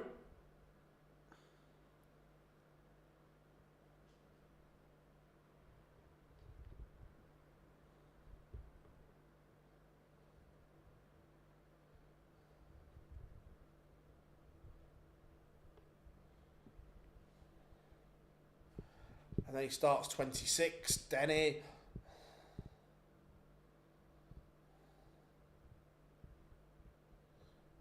177 from Lukeman.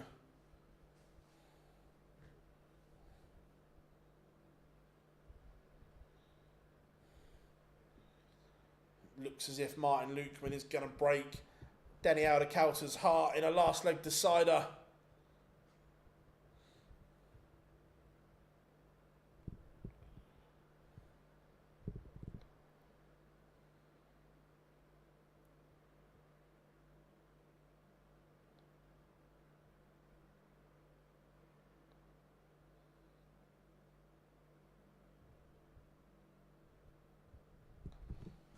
So, Lukeman leaving 169, but it won't matter because Aldecalter, not in the same neighbourhood, needs 2 trebles here just to leave a finish.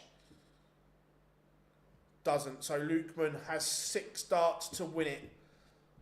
We were getting excited that Denny Aldecalter may win a game, but it looks as if that's been stolen away from him by Martin Lukeman.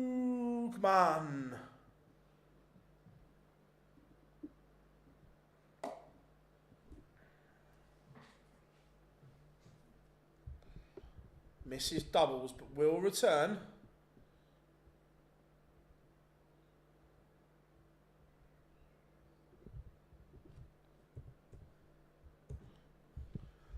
And smash does get over the line, beats Denny Aldecalter 6-5.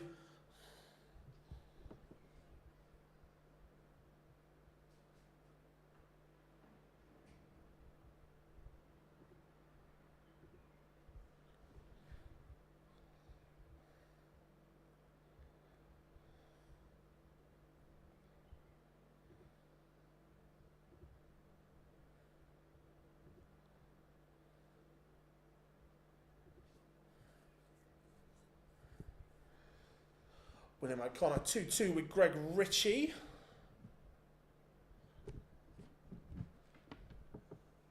Is Suits averaging 111? He is, and he is 4-0 up on Jelle Klassen while doing so.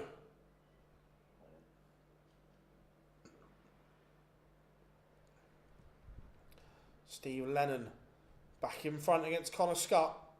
Breaks of throw all over the place.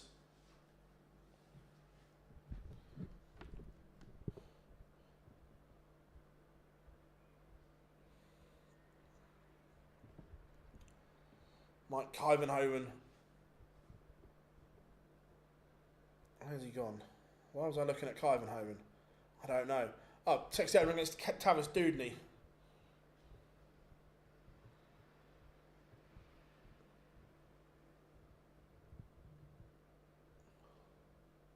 Oh, right.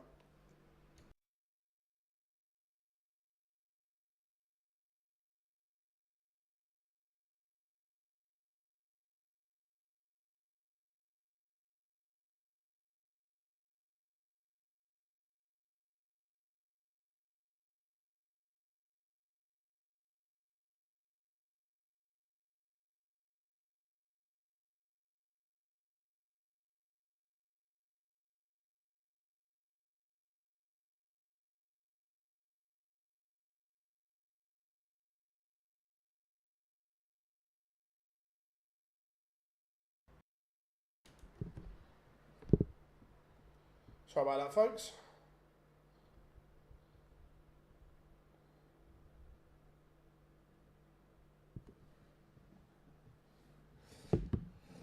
How are we doing, David? Hope you are good.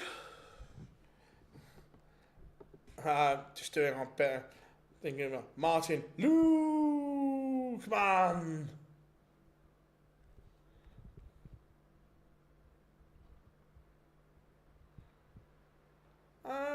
I don't think Jeffrey's been at his brilliant best this year. Like he's still a fabulous player, but I don't think he's been at his best.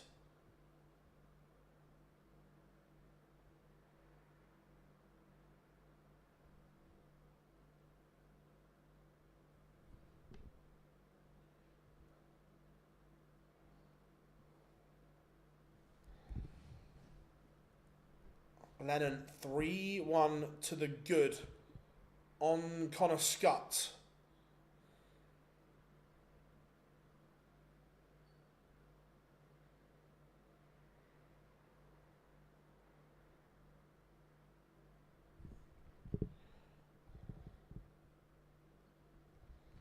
Daryl Pilgrim has beaten Victor Tingstrom in a last leg decider.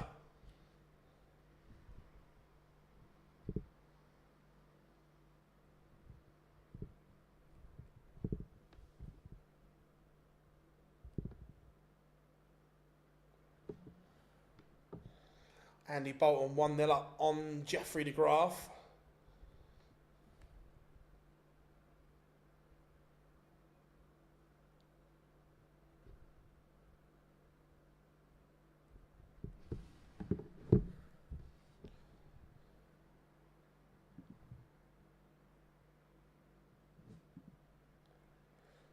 Yeah, Rob Owen struggling a little.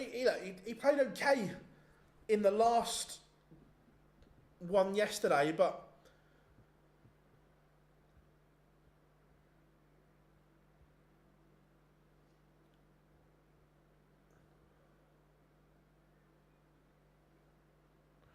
two 0 down to Sedlacek here.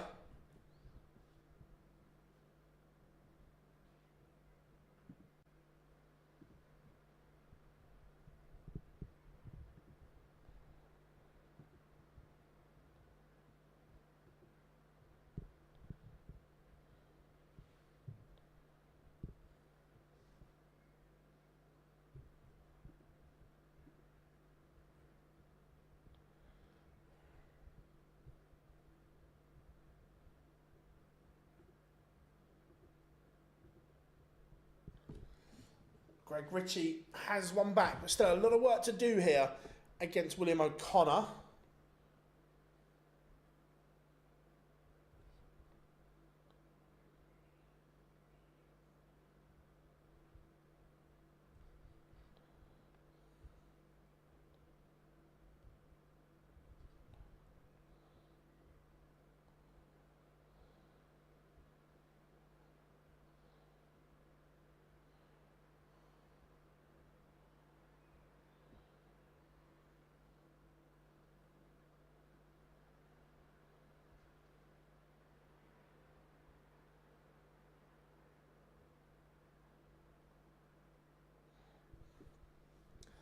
Connor Scott has broken, but still trails 4-2. A lot of work to do still.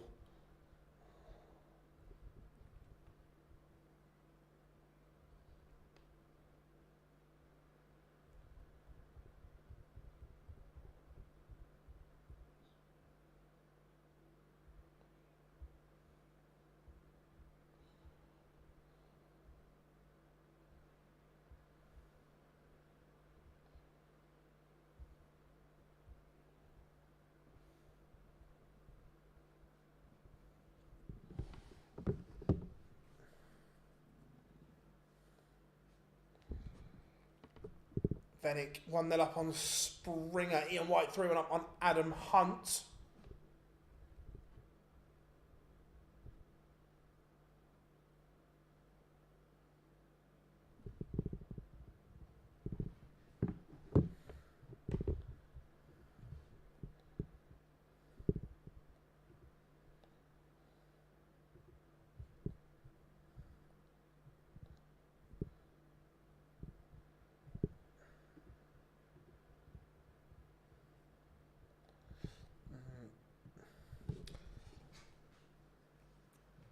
Alan Suter wins 6-2 over Jelle Klassen.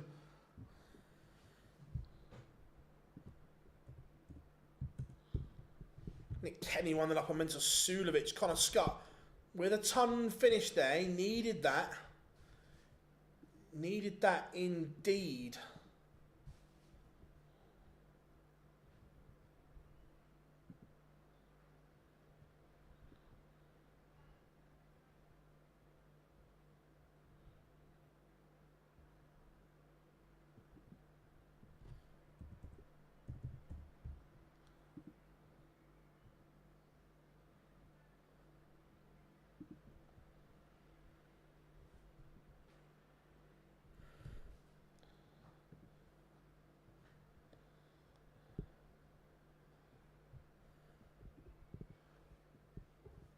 Martin Drat 2 all with Tom Bizzle. Sorry, I'm trying to do something at the same time and it's not working.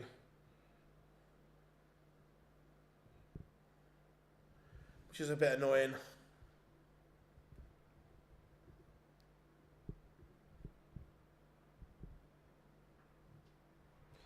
No, I just given up. I can't do it. Given up. Back to this we go.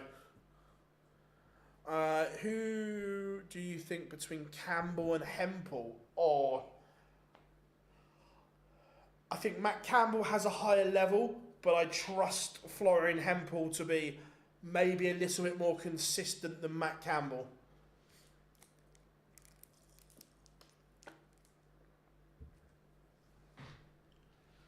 Trying to switch those Twitch settings around, Rob, and I just can't do it. You can only do it when you're live, but I can't do it whilst I'm streaming as well. I can't concentrate and try and do that.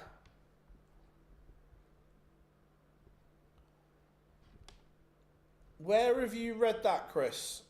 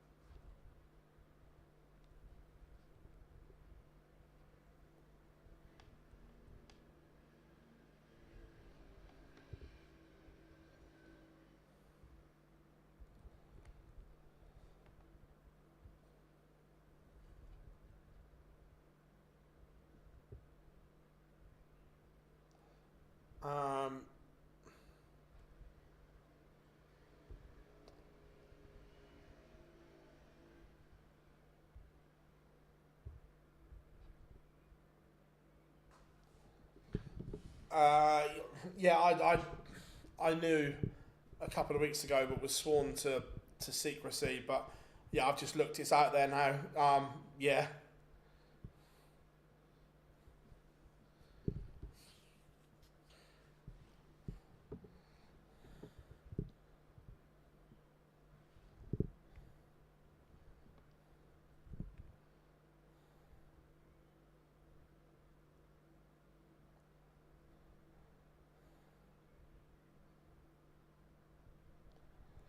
Connor Scott won't go away, but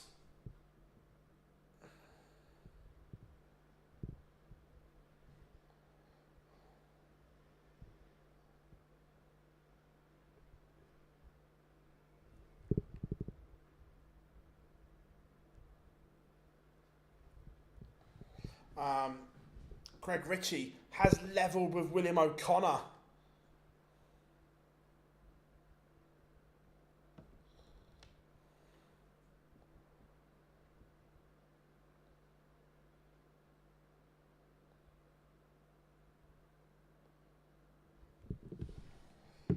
Madas Razma still trails Darren Beveridge 4-3. Jim Long trails George Killington the same scoreline. What round do you have to get to get to the Euro Tour? So you 10 qualify, so it's the final 20 is the playoff game. Yeah, I've just had a look, Rob. Yeah, so I knew, but was sworn to secrecy.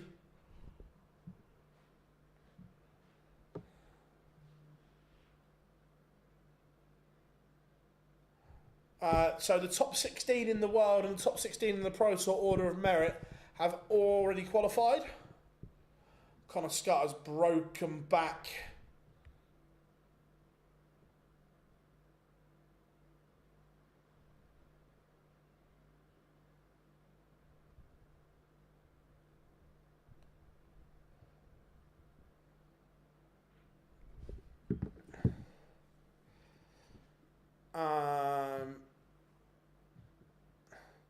Stephen Burton, 4-2 up on Thibaut Tricol.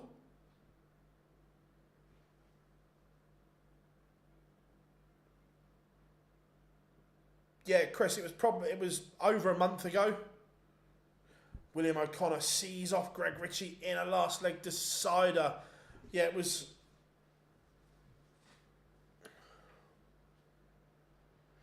Yeah, it was over a month ago.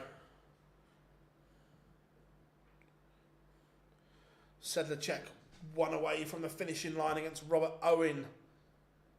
But it's only come out now because Eddie's said it in an interview. But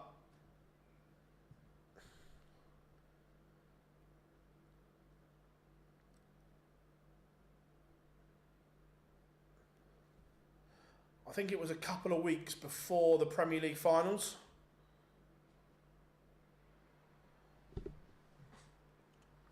Tom Bizzle is in front against Martin Drat. Stephen Lennon is threatening to win it with a break of throw here. Scott got himself level.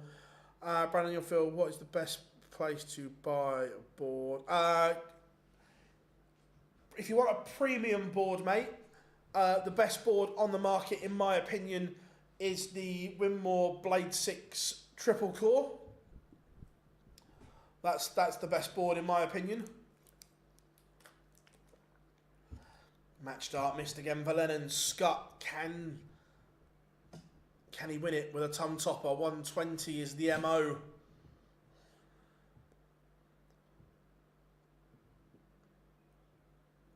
Misses tops. Yeah, all good stockists of Winmore boards. I think you can get them direct from reddragon.com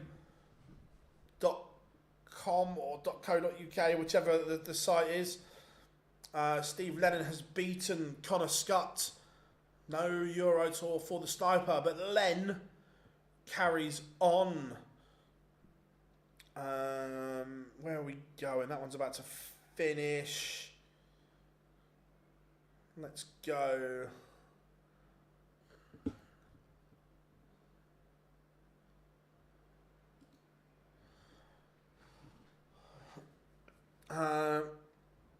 See how the darts online. 17.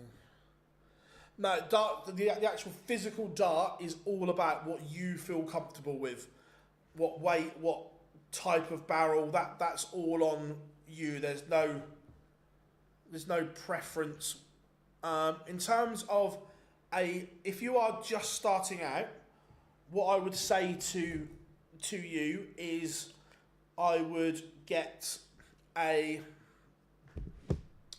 not specifically these, but a straight barrel dart, either 22, 23 or 24 grams.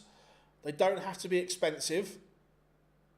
90% tungsten, and then you build from there. If you can, I don't know, whereabouts are you based in the world, UK or whatever. If you can get into a shop that lets you try darts before you buy them, Scotland, right? Okay. I'm not sure what sites or what you have in that area, but if you can get to, I would say St Helens. The St Helens Darts Megastore have every manufacturer dart going. They have lanes that you can try the darts. I would go in and try them. Because otherwise it's an expensive process. Keep buying them online and stuff you might not like. So, let me... And by the way, when I bring these over, I'm not trying to show off or anything like that. I'm just showing you the different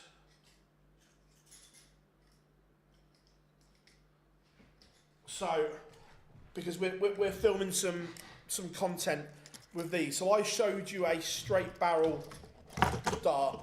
Then you've got like different ones where we've got tapered shorter darts. They've got like a tapered bull nose, but the barrel's shorter. Then you've got like a bomb dart, which is again a lot fatter. You've then potentially got some shorter barrel darts. And then you've also got like some, again, dumpier barrels other than the straight ones. So that's why I say, if you can, go into a shop and try what works for you. So I would always say, I'd always start, if you are new starting, I would always suggest to someone, you start with a straight barrel dart somewhere either 22, 23 or 24 grams, and then you work off of that would be my advice to anyone. But like I say, if you can get to St Helens, I know that's good. The St Helens Megastore have every manufacturer. You've got lanes, you can try molded, you say, then we're into, are you going for a molded flight and stem? You're going for a folded flight and stem, and so on. So yeah, that would be my advice, mate. If you can get to a fitting, do it. If you can't, it can become expensive. Trial and error.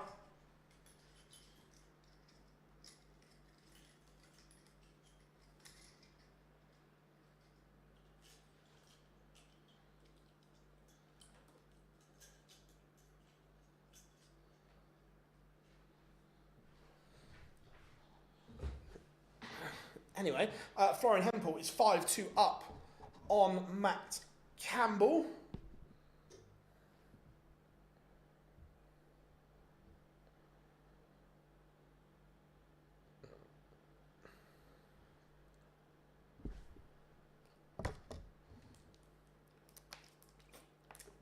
Darren Beveridge has beaten Madas Razma 6-5.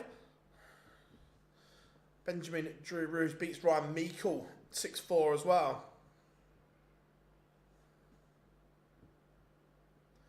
No, 100%.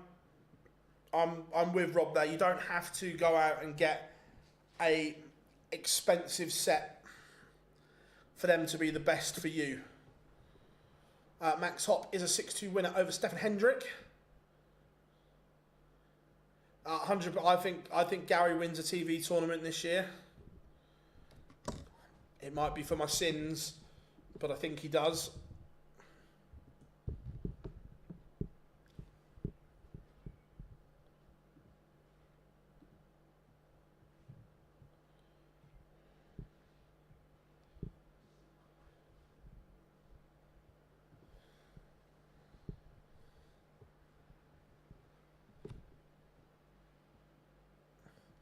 Ian White beats Adam Hunt in a last leg decider. Florian Hempel averages 96 to beat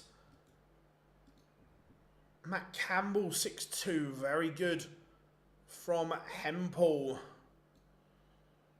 Killington Long go into a last leg decider. Where are we going next? Let's go to Sulovic Kenny.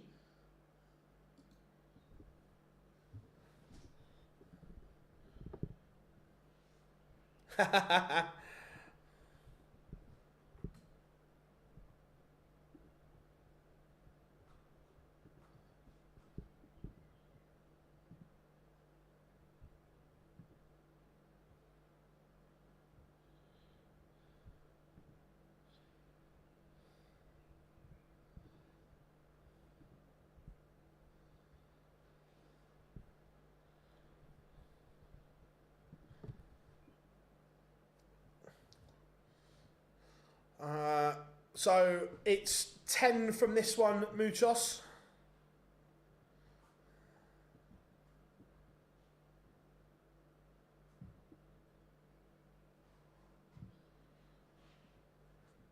And Tom Bizzle has beaten Martijn Drat. Good performance from Bizzle. He's averaged 95 on the way to victory there. That's good. How are we doing, Daniel? I'm right for US darts. Is on ITV. Yeah, it won't be live on ITV because of the time. But if you want to stay up and watch it live, it will be on PDC TV. It might be on ITVX live, but don't quote me on that.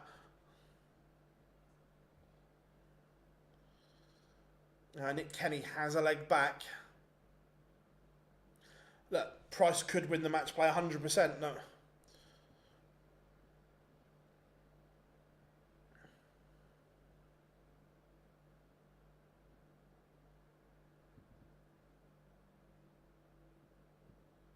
Jeffrey de Graaf beats Andy Bolton 6-4. Couple of last 80 games still warming up. Come on, get them on. No need to be hanging around.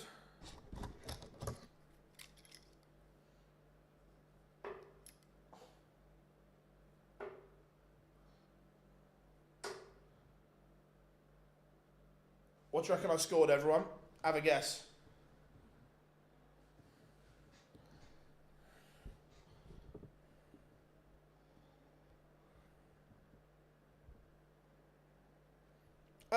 For some players, James, yes, but I think that Gezi has the game to beat them over a longer format. For certain players up to a level, I fully agree with that. But I think Gezi has the game to beat them over a longer format.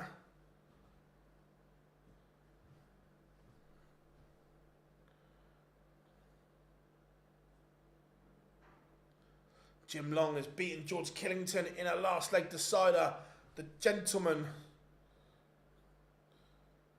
I scored 66. Bullseye 8-8. Considering I'm off a chair at a funny angle, that's not bad.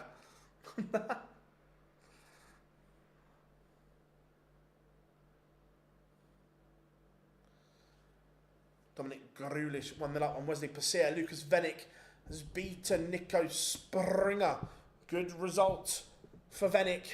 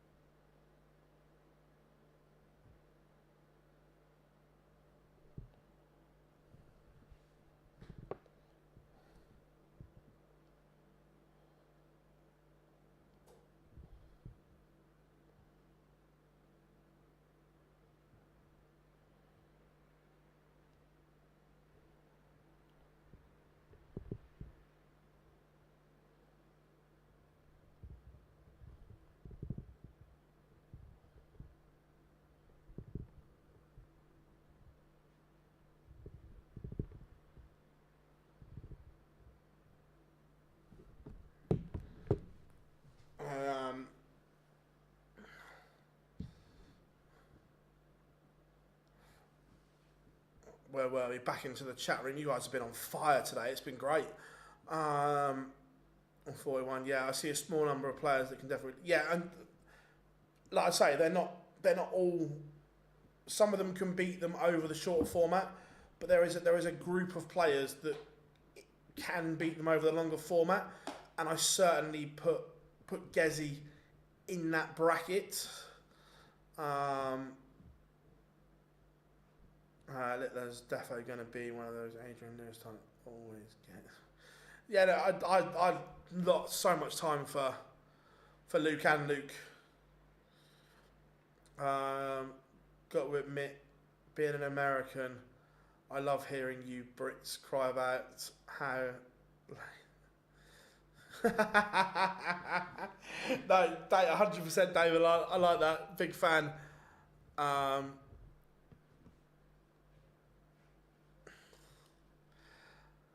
Do I watch BDO Six Nations on silent on live? You know, muchos, you know.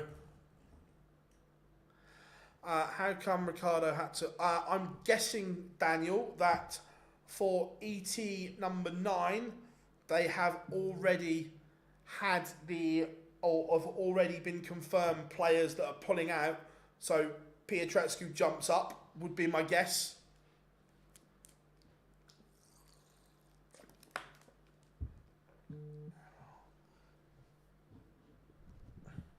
Jim Williams takes the opener against Chris Landman.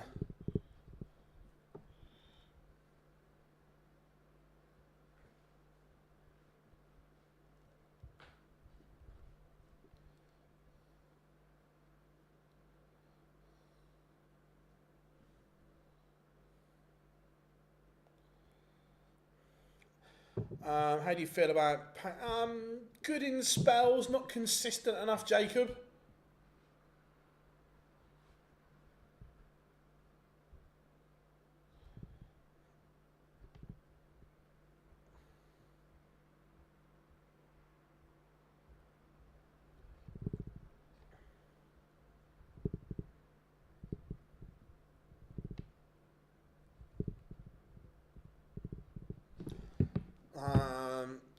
Can you ask Peter Wright? I'm not sure if accents are his strong point or not. Yeah, like I say, I thought so, Dan. I don't have it in front of me and whatever, but yeah, that would be my guess. Who's my money on for double qualifying? Oh, good question. Let me just refresh my memory.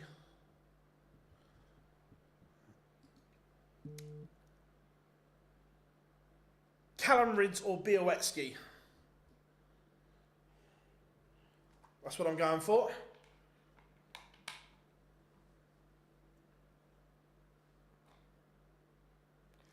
I think D'Souza will end up qualifying for the World through the PDPA qualifier if he doesn't make it on the Pro Tour. Yeah, I just think that, yeah, he may end up, James, I agree, through that qualifier, but the action, I've never seen it so bad. It's just too much shoulder, arm, neck movement, you name it. It moves on the De Souza throw at the moment. Christian Kiss 2-0 up on Lucas Venick, averaging 111.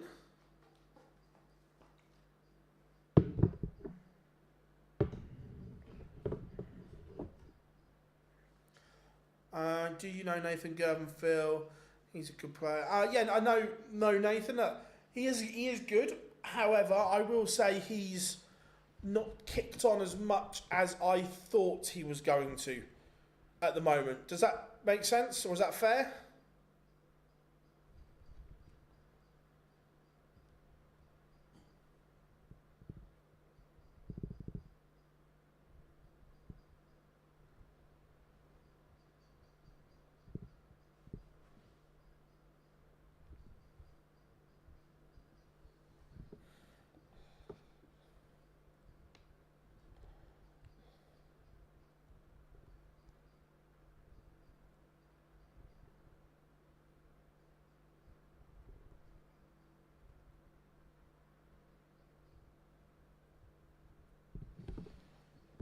See a 3-1 up on Dominic Grulic. Nick Kenny has broken Mensur Sulovic, and we are going to a last leg decider. And Kenny has the darts.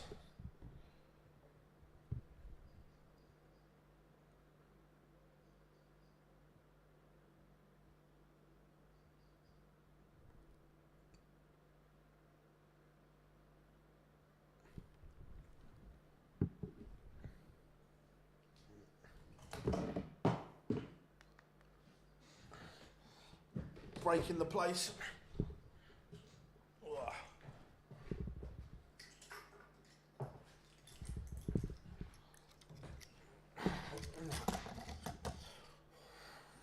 Pressure in this leg. Kenny starts with back-to-back treble-less visits on his own throw. Can Sulovic take advantage? Imagine out of Carl. That would be funny. I'd like that. I'd like that a lot. One of my favourite guys to watch, Steve Weston. Steve's a great talent.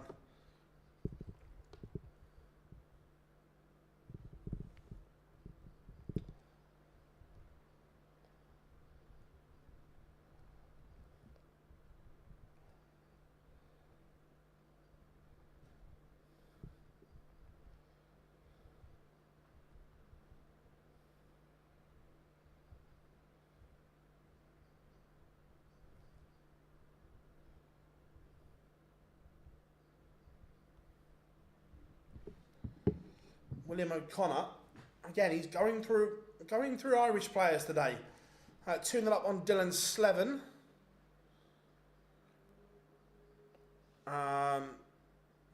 When do you think they'll announce the dates for the regional world qualifiers? I think after the match play, James. But again, I'm just guessing. But I reckon after the match play. Do you ever do streams where you're having a fry on the board? So during the Euro Tour streams, we flick it on, but we are going to start doing more on the board as well, mate, 100%.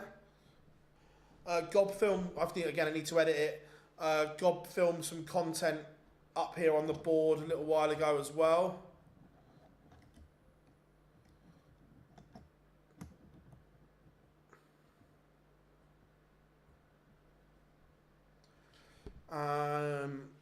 When Ando and Wright don't play the World Cup anymore, who do you think we'll see besides Superman? Well, Beveridge might lose his card. Borland's always in danger of losing his card as well. Andy Bolton.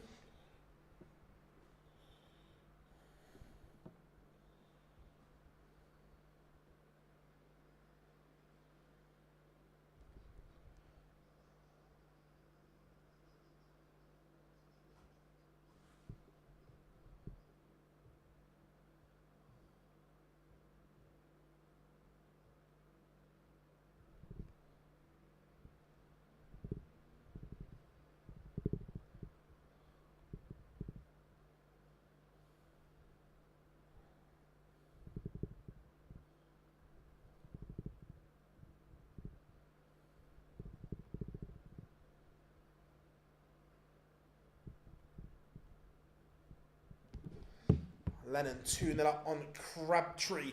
Centre check 4-1 up on Kevin Doots. I find it annoying being a UK resident and Euro Tour star.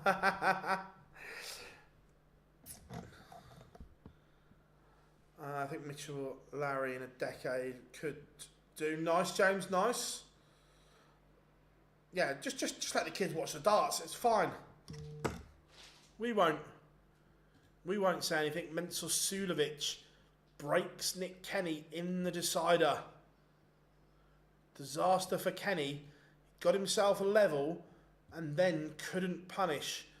Let's go. Jim Williams is about to win. Should we go for a little bit of Cam Crabtree?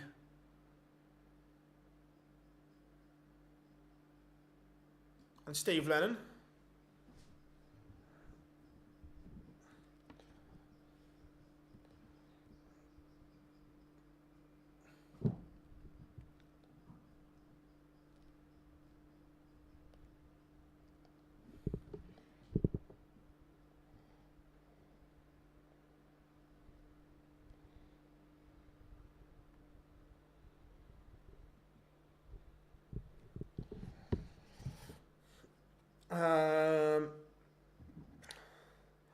Yes, David. Cam is stepping in to the void for me on Monday. You will have Mr. Simpson, Dan hosting, and then Cam is stepping in for me. Those two have a great dynamic from the Fallout bar as well, so they will be smashing it. William O'Connor 3-1 up on Dylan Slevin.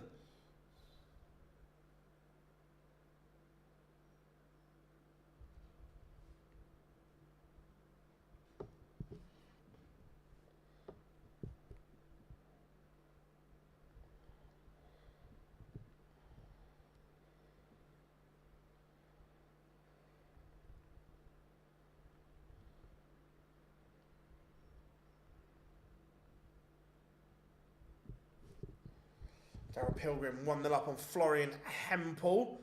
I'll tell you what, you guys are absolutely on fire today in the chat room. Loving it. What do you reckon about Spurs sacking Ange? I get it. Look, I personally wouldn't have, or I'd have given him time, but I think the likely outcome is we'd have ended up sacking him in September anyway, so I get going early with it. You know, although I wouldn't have, I understand the decision, and I'm not massively against it. When Bo reaches the top 64, do you think she wishes she receive an automatic entry to the women's match play? That's a good question, James. That's a good question. Yes, I do. Yeah.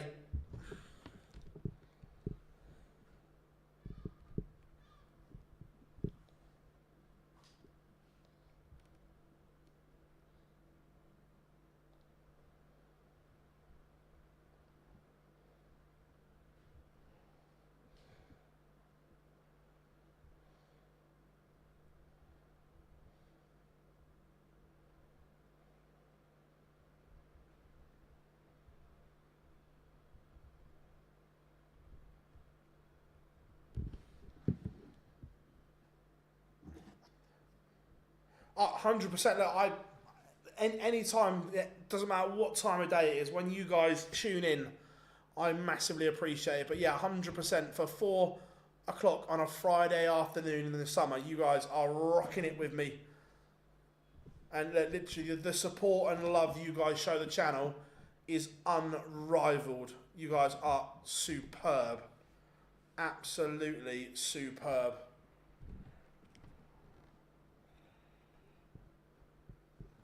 Callum Ridd batters Alan Suter 6-1, 106 average from the Riot.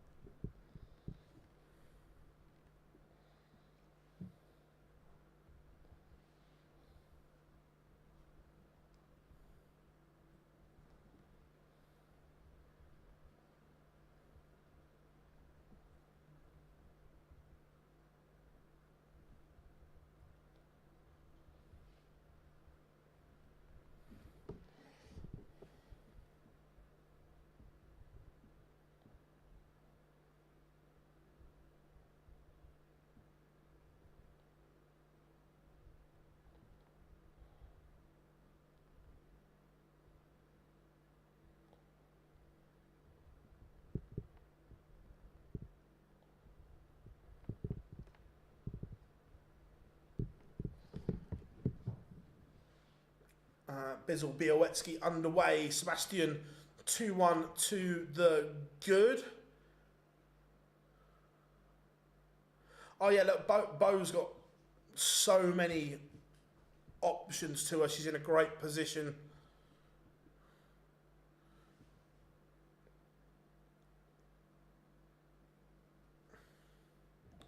Dylan Slevin has levelled it up with William O'Connor 3-3. Adam Warner 5-2 up on Dom Taylor. Dom Taylor not firing at all at the moment. Danny Lauby is back within 1. Rob Grundy averaging a ton here. This is good from the grenade. Ridge is a great talent. And look, he's getting there. He is getting there, the Riot. There is a player called Gary Stone. Yep. Again, Gary, one of those players where he has unbelievable scoring ability, but we see him have meltdowns. Look, Gary's a top operator. I don't think we've consistently seen the best of him, but his levels are high. You do a great job, Phil. Thanks for the stream. Like and subscribe. Everyone, cheers, Jack. Thank you very much. And yeah, if you haven't yet, tap that like and subscribe button. None of the Belgians playing. Right, let's go through. So far, Stefan Hendrick is out.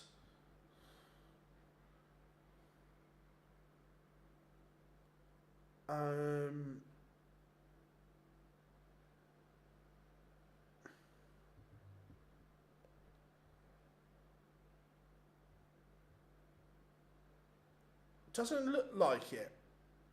I think some of them may have, I don't know. Some of them may have been bumped up as seeds, so they're already in.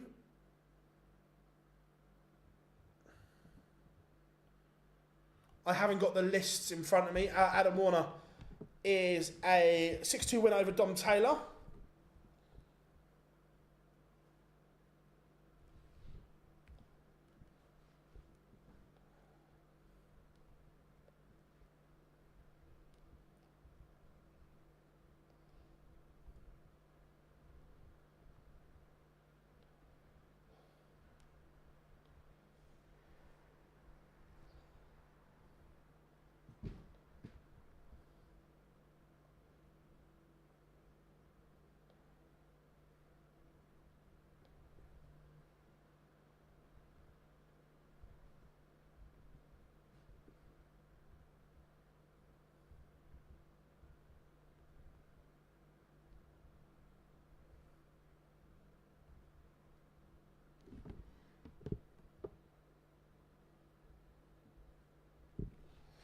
Jeffrey de Graaf, 6-1 winner over Gabriel Clements.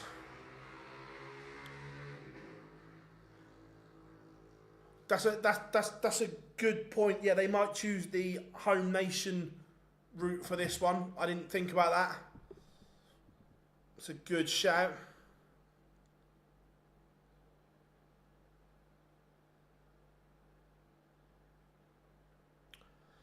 Lennon in front against Crabtree. Still has that break of throw. 4-3 up now, throwing for a 2-leg cushion.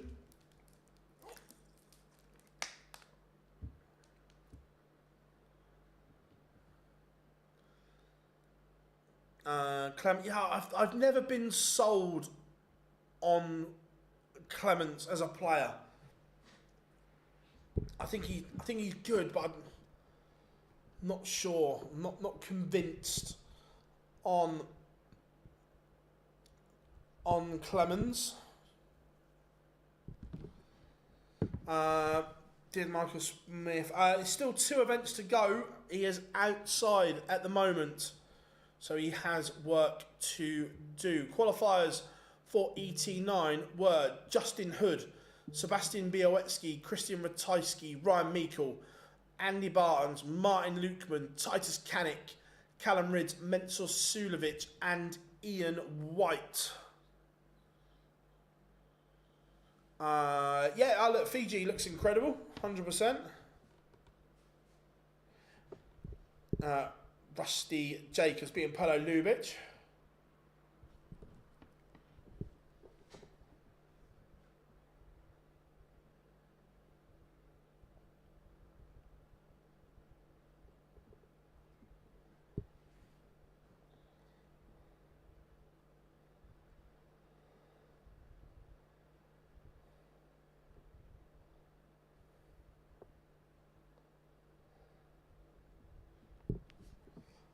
Dominic Grulish has beaten Wesley Placia 6-5 in a last leg decider. Białecki has daylight between himself and Tom Bizzle. Bolt averaging 95 here, very good from him. Ricardo Pietreczko is 5-1 up on Marvin van Velzen. Christian Kist is a 6-5 winner over Neil Zonneveld. Zonneveld's averaged 101 and got beat. Now, Darryl Pilgrim trails Florian Hempel 3-2. Who is... Kite, who are we talking about?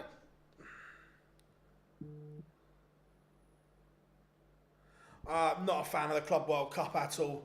Not a fan.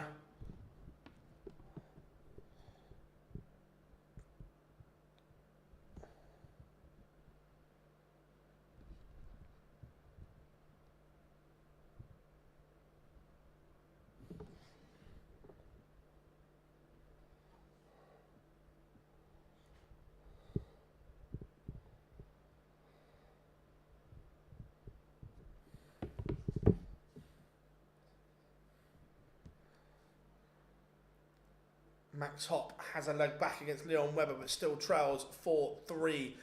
Dylan Slethen is in front against William O'Connor, 5-4.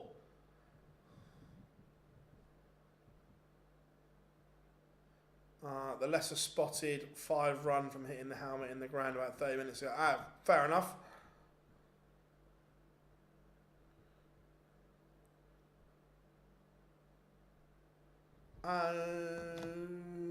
Lukeman.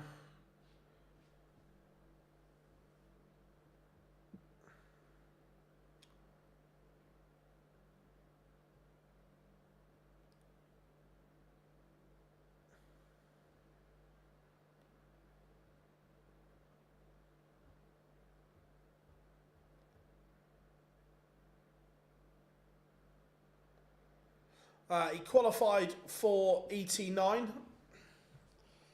Rob Grundy's beaten Danny Lauby 6-4. Lennon beat Crabtree 6-3. Steve Lennon still got an awful lot of work to do to save his card. The ability is there for Lennon.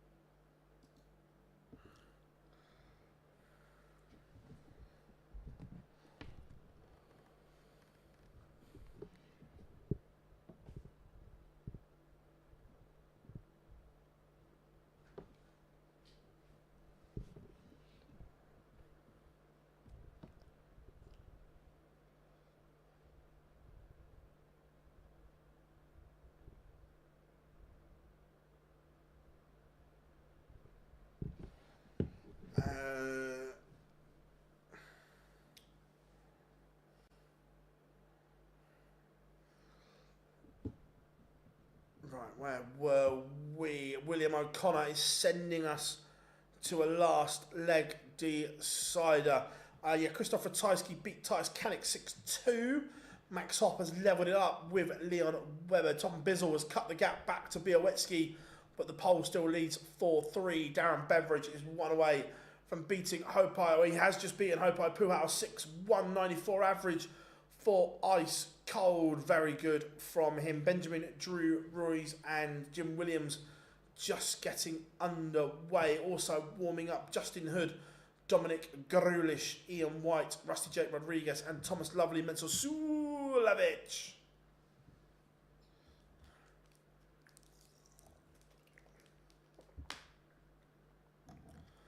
But yeah, this is the issue, and not just Steve Lennon here, by the way. This is quite a common one. Steve Lennon, Bradley Brooks is another one that springs to mind, where they lose their card, they do some work, they go back to Q School, look $1 million, and you think, oh, this is it, it's clicked, and then it doesn't work out on tour for them.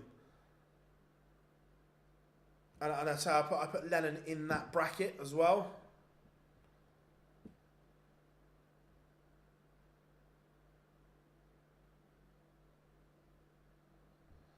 Dylan Slethen has beaten William O'Connor. The Magpie is out. Stephen Burton back in front against Martin Lukeman on throw. Lukeman looking to do the double here, but we'll have to win back-to-back legs.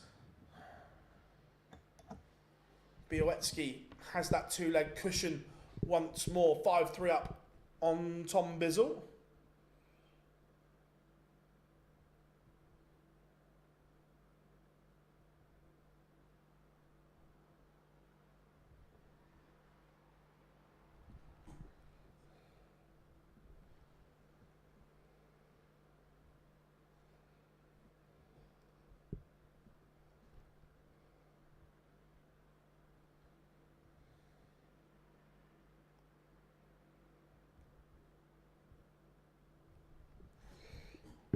Some players need to learn to win again. No harm in dropping. Yeah, I completely look. Winning is a habit, Rob. I'm completely with you there.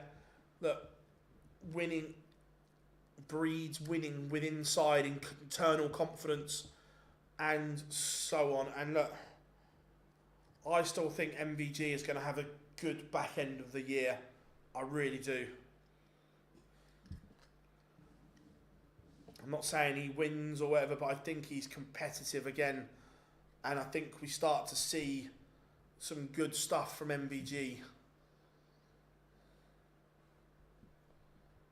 Perhaps starting in New York next week. Tom Bizzle keeps Białecki honest, back to 4-5. Martin Lukeman holds and says to Stephen Burton, you're going to have to serve this out if you're going to win this tie.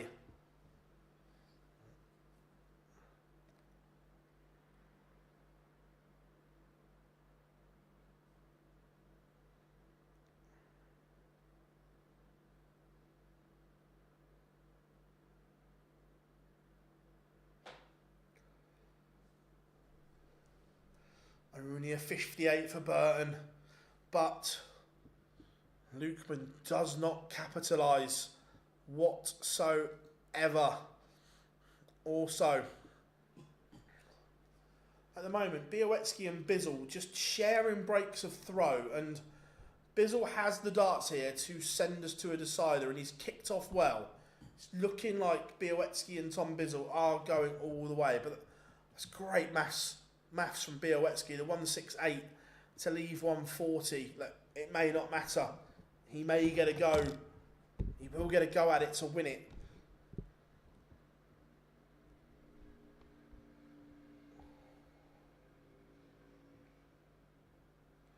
Doesn't take it out, but Tom Bizzle now 54 to send us to a decider.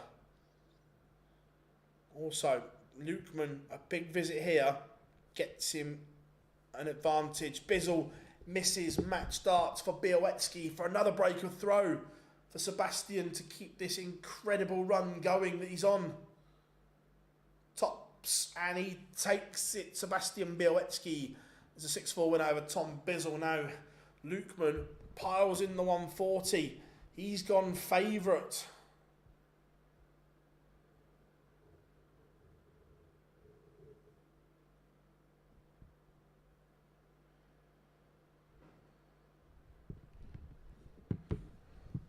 Michael Smith's already qualified, Harry. Martin Lukeman steals it with a break of throw. Burton will be disappointed. It was a poor deciding leg from Bertie. He had the darts and could not convert. Let's go. Can we get the end of Pilgrim Hempel? Is Hempel going to win it here, or is Pilgrim going to send us to a last leg decider? Going to get darts here. Can Mr. P break and go favourite? He can. All of a sudden, Daryl Pilgrim has the darts in this deciding leg. I do, but I'm not going to say because I don't know if it's been made public when it is, but I can assure you, you won't have to wait long.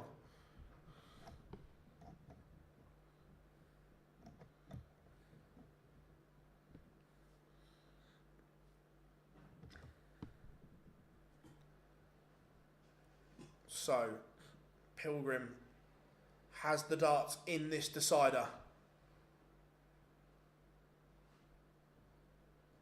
Florian Hempel, that's an opening from the man from Cologne.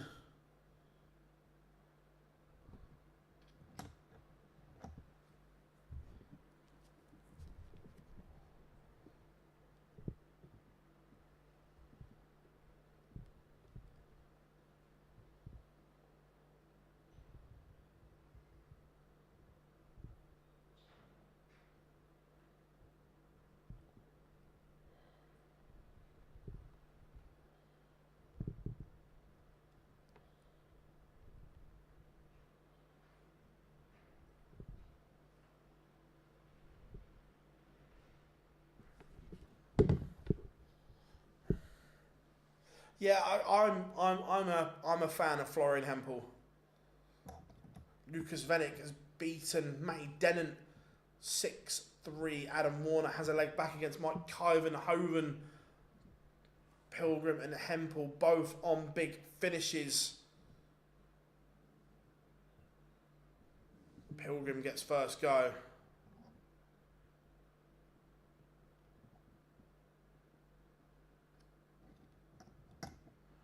Leave 60. We've seen Hempel take out some pressure finishes in his career, but this time the 150 will not go.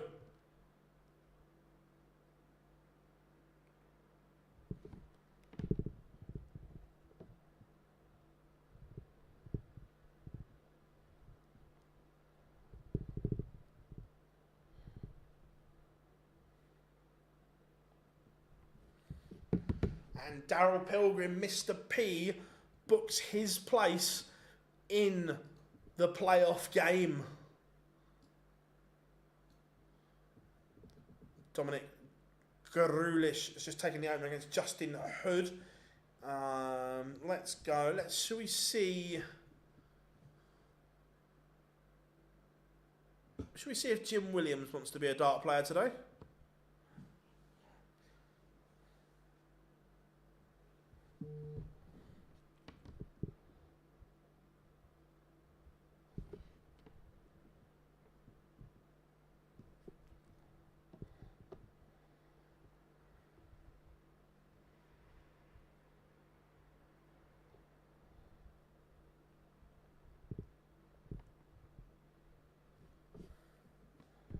And Leon Webber has beaten Max Hopp 6-5.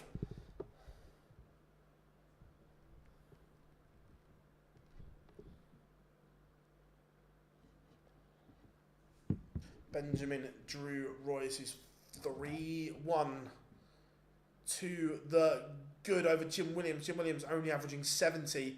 Drew Royce only 75. It's not a great game. Sulovic 2-1 up on Thomas Lovely. Jim Long, Rob Grundy. That one's been hanging around for a while. Get on with it, boys. Come on, it's Friday. It's Friday then.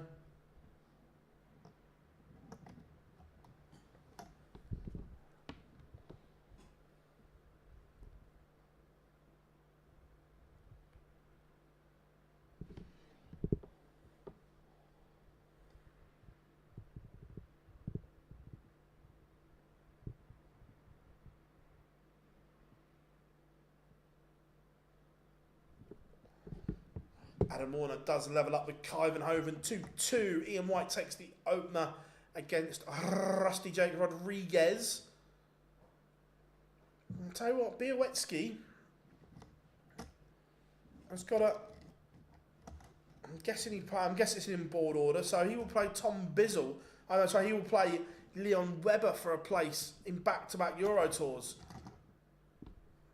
Nice, could be a nice little run there for Sebastian.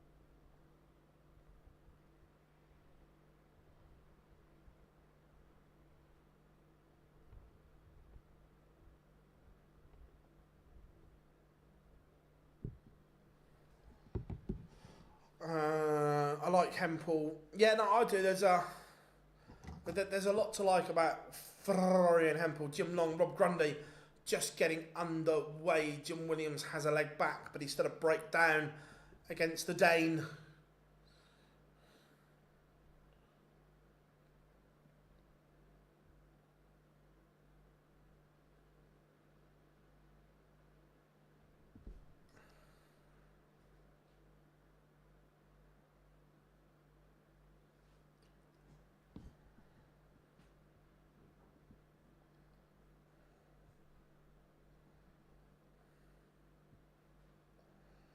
Sulovic 3-1 up on Thomas Lovely. These are the last games in the 40, which will set up our playoff matches. Ian White 2-0 up on Rusty Jake Rodriguez. Kyvenhoven leads Warner now 3-2.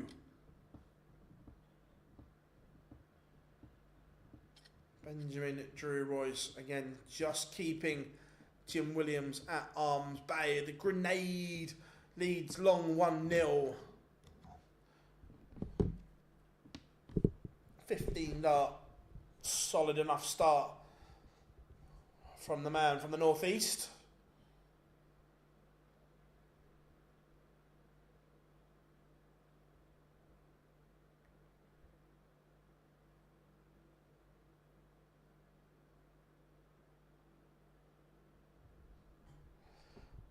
Drew Royce does put that gap back in place.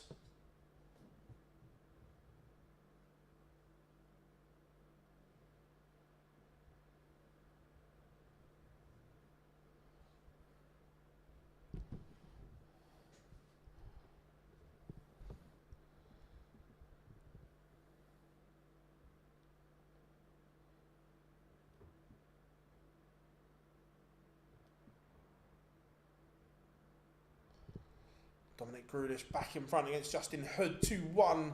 Sulovic. Can he do the double? How are we doing, Christina? Good to have you back.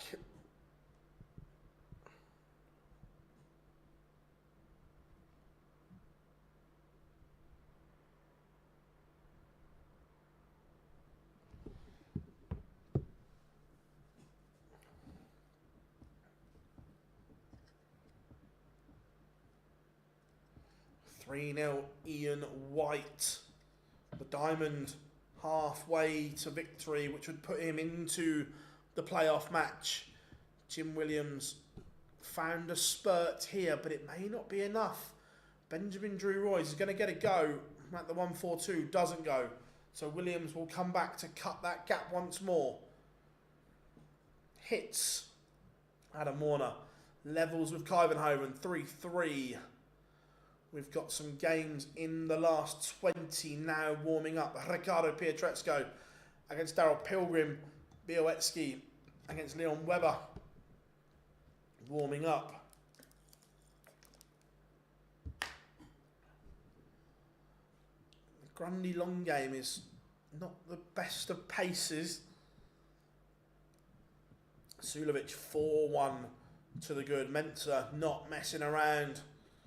The Austrian averaging 103. Remember, former PDC major winner, Mensur Sulovic.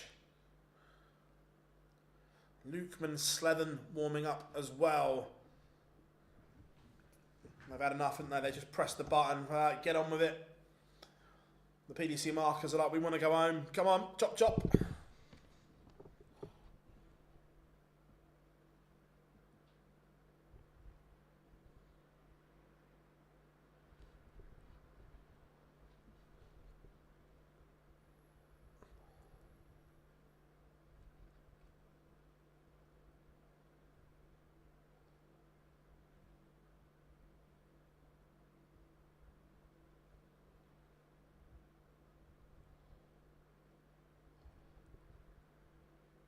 Jim Williams, is he forging an opportunity here?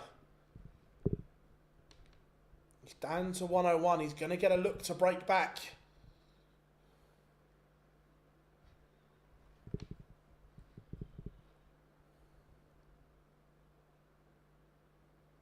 This could be a big moment for Jim Williams. Leaves double 16. Jim Long, Rob Grundy are having a stinker. It is 1-1. Grulish 3-1 up on Hood. Drew Roos, this 96 will probably have to go. And doesn't. So, Jim Williams to break back and make it 4-4. Has darts at double 16. And hits 4-4. Rusty Jake has a leg back against Ian White, but still trails 3-1. let's run you through the current state of affairs. These are the last games in the last 40. Board 8, Thomas Lovely trials Menzel Sulevic 4-1. The Austrian averaging 103. Board 12, Benjamin Drew Roos against Jim Williams. It's our feature game, and that's locked at 4 apiece. Board 14, Jim Long 1-1 with Rob Grundy. Bit of a snooze fest so far. Both will have to improve. Board 16, Mike Kyvenhoven 3-3 with Adam Warner. Board 18, the Diamond, Ian White 3-1 up on Rusty Jake Rodriguez. And board 20, Dominic Grulish is 3-1 up on Justin Hood. Happy Feet looking to do the double, but it's going to have to come from behind if he is to defeat Grulish and book his place in the championship game. Speaking of those playoff ties, these ones are warming up. Krzysztof Ratajski against Stephen Lennon, Martin Lukeman, Dylan Slevin, Ricardo Pietreczko against Mr. P, Daryl Pilgrim, and Bolt Sebastian Białecki taking on Leon Weber. Ratajski, Lukeman, Białecki all looking to do the double and qualify for ETs 9 and 10.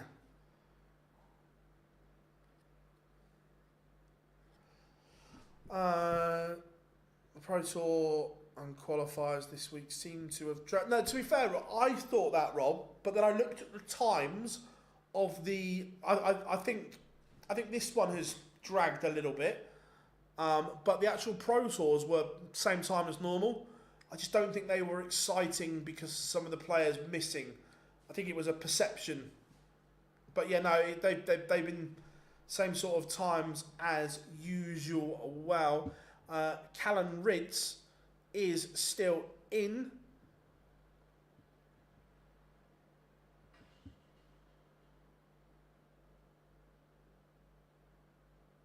He will play the winner of Jim Long and Rob Grundy.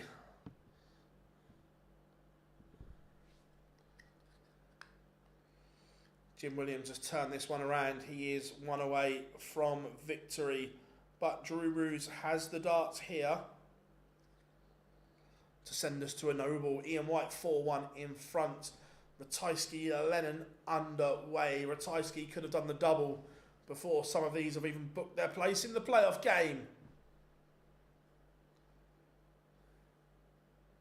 Yep, Diamond's doing okay here. Remember, he used to be...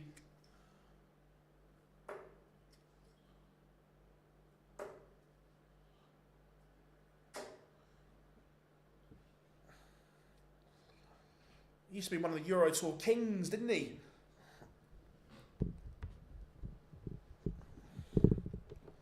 Benjamin Drew Roos has levelled. We've got a noble between Williams and Drew Roos.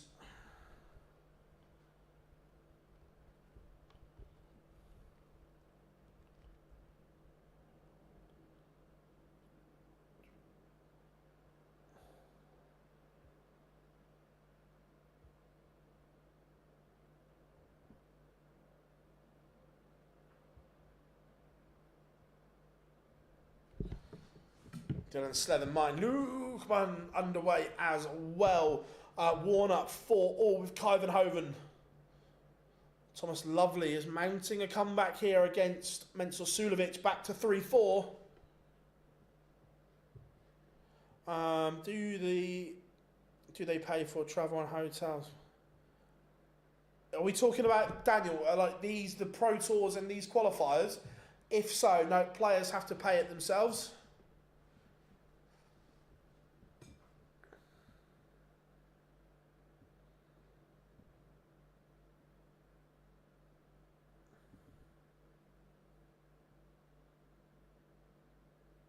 Yeah, that when they're abroad, they start at 12.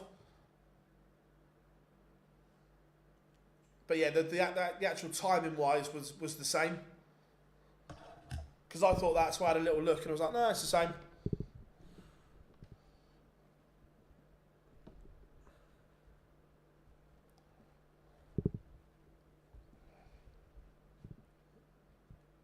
This has been a stinker of a leg from Jim Williams on his own throw, and Benjamin Drew Roys has beaten the quiff 81, 55, 95, 58.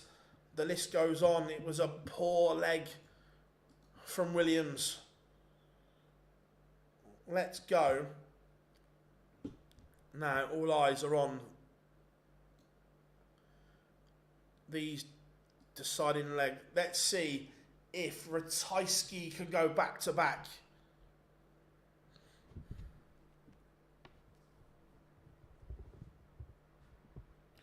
Adam Warner, 5-4 in front against Kuyvenhoven.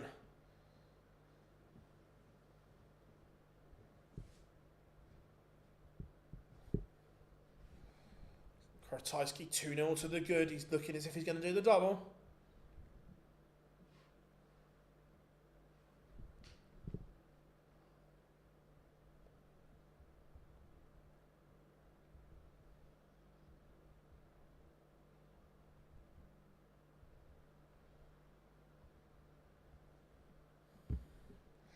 Dominic Grulish has beaten Justin Hood.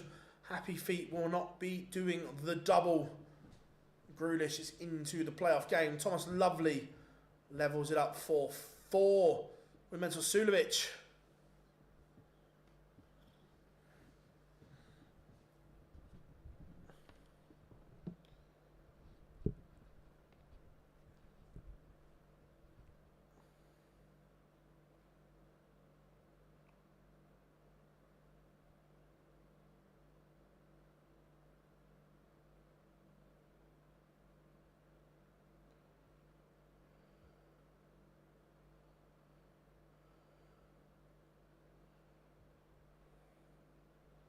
Adam Warner, can he get over the line here and get himself into that playoff game?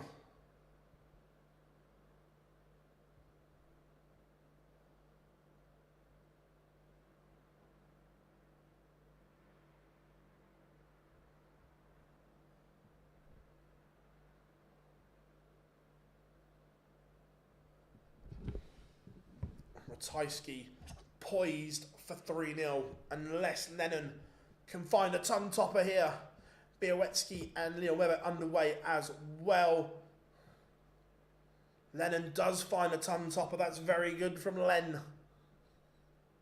Pilgrim Pietreczko also underway. They are not hanging around now, are they? Jim Long has turned it around. He's 3-2 up on Rob Grundy. The gentleman leads. Adam Warner has beaten Mike Kuyvenhoven 6-4. He goes into the playoff game.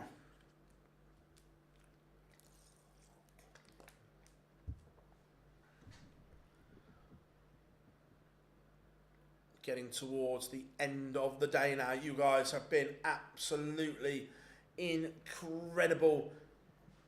But if you can, just tap that subscribe button. Also drop the stream a like as well. We can't do it. We can't keep growing our community and channel without you guys. You're the driving force behind it.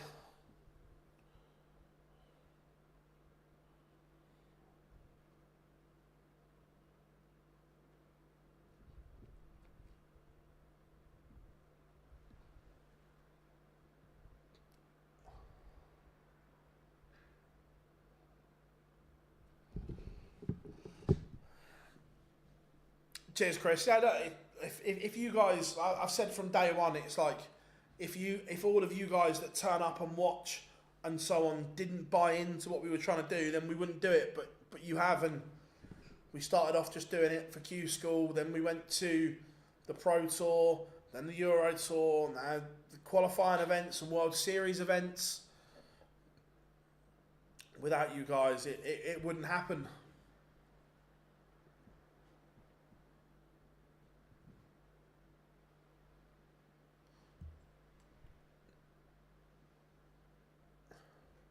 Steve Lennon levels with Ratajski. How big could that 106 finish be? Rob Grundy has levelled it up with Jim Long, 3-all. Poor day for the Dutch, no Dutchies. Yeah, not a great one.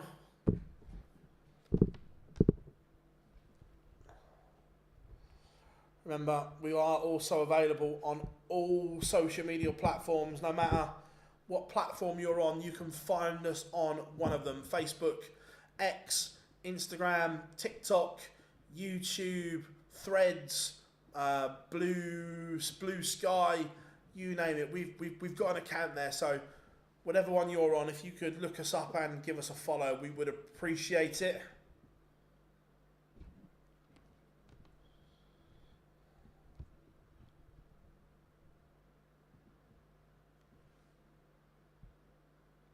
Bit of both, Daniel. Bit of both.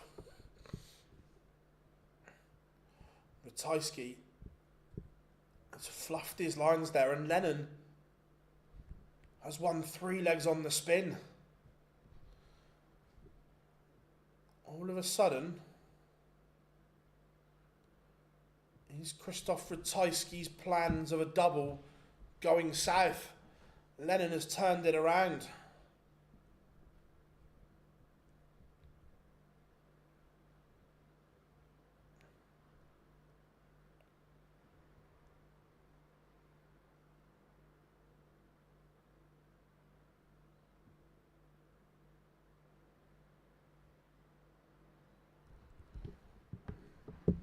Leon Webber levels it up with Białecki.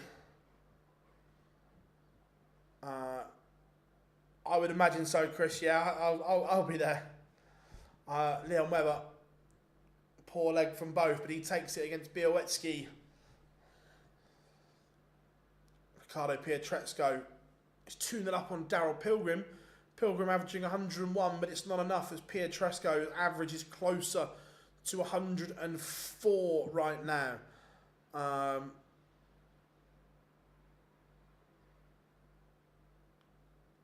Never been. Would you go to the USA?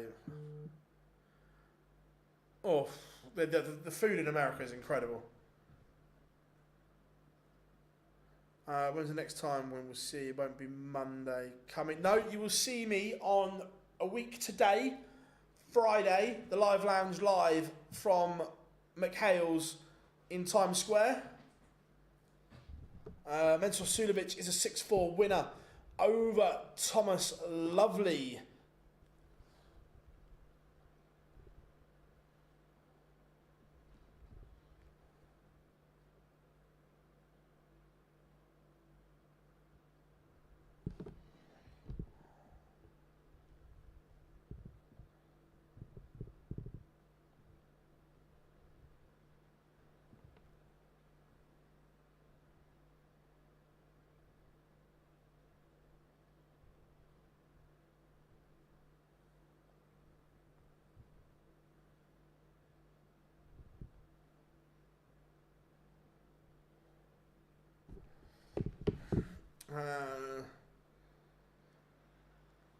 So we are going live 12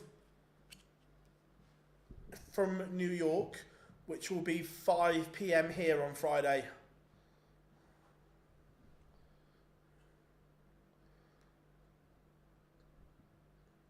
Steve Lennon, this is an incredible performance. He's rolling back the years here. This is the Steve Lennon that we know is there. The 106 completely turned it around. And right now, it could be 5 on the spin for Len.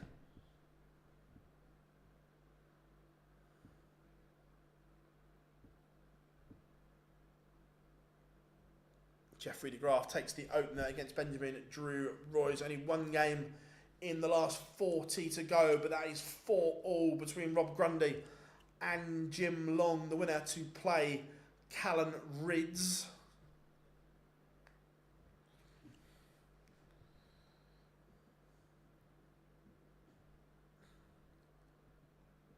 Białecki back in front against Webber.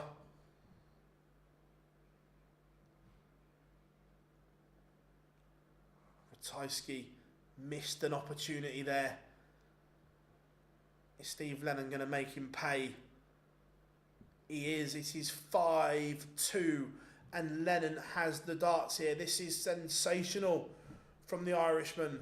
Pietreczko is 3-0 up. He is halfway to Antwerp, metaphorically speaking.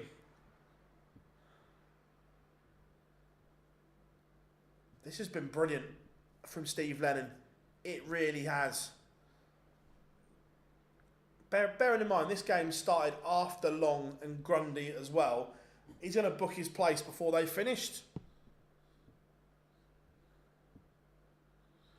Białecki breaks. He's 3-1 up. He's halfway to Antwerp and completing the double.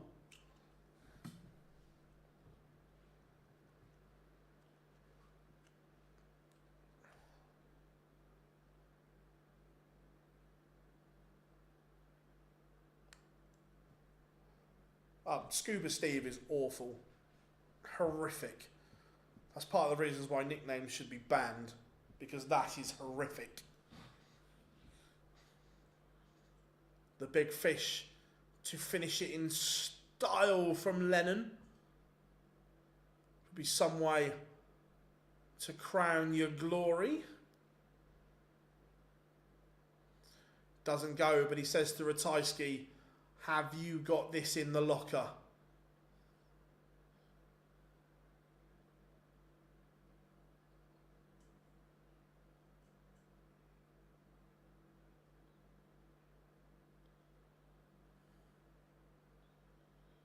Brilliant from Steve Lennon. As in new players, there's just no good nicknames left. Like, they're all just putting Y's on the end, and so on.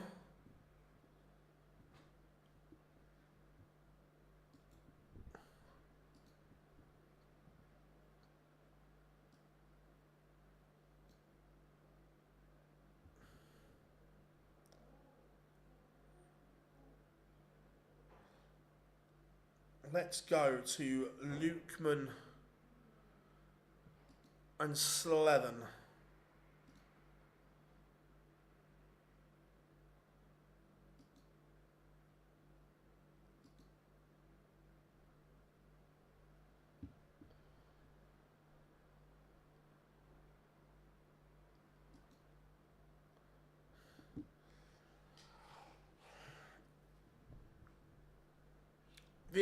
The only thing is with Ice Cold, I agree, it is top tier, but I don't think on TV they'd announce it, because it should be announced. It's Darren, Ice Cold Beverage. I don't think they do it like that. I think they would do it. It's Ice Cold Darren Beverage. I don't think they do it in the right way. Yes, the Joker is in the house from Las Vegas. I hope Mr. and Mrs. O'Shea are having a fabulous time in Sin City.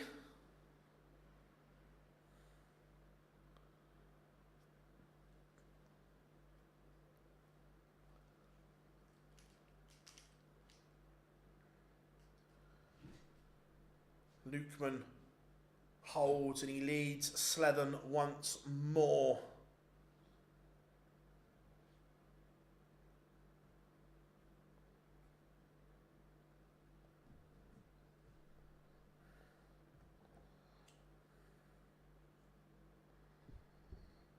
Białecki is 2 legs away from the double. He has played brilliantly. Rob Grundy 5-4 up on Jim Long. That's the thing, that if Owen had have been allowed to keep his nickname, it would have been, it's time to meet the master, Owen Bates. It wouldn't be Owen. Yeah.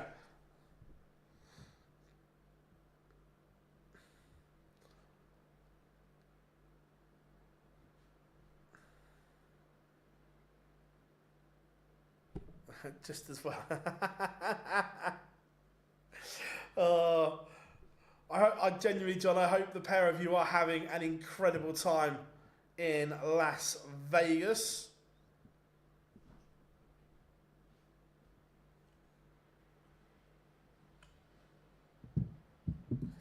Viva Las Vegas.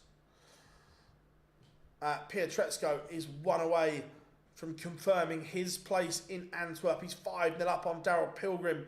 Lucas Vennick takes the opener against Ian White.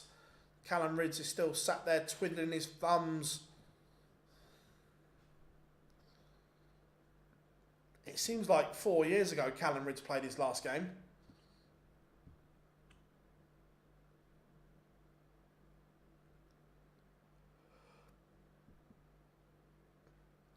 It is, John. It is. Where's your favourite place you've eaten so far? There are lots of good places in Vegas.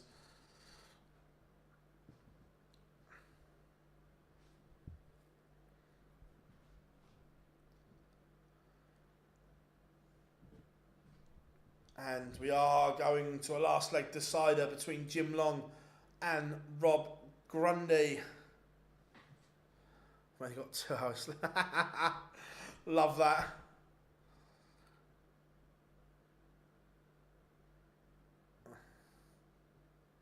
Play nice like that. Why did they scrap? I'm not sure why they scrapped the Desert Classic. I know they moved the World Series event to help grow the sport because it didn't really take off, the World Series event in Vegas, to be fair.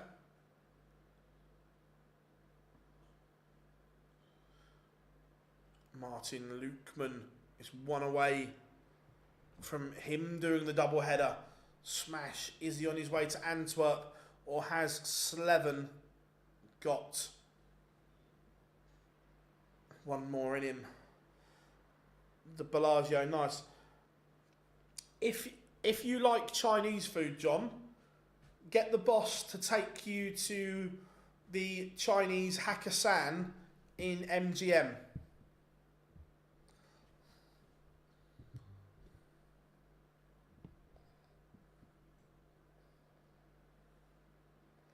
Pietrezco has bageled Daryl Pilgrim.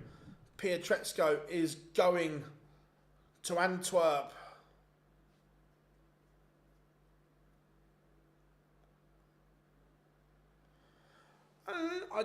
In areas of the US, I agree, but in New York, it has got bigger and bigger and bigger. Even before the Littler effect, it was gathering momentum.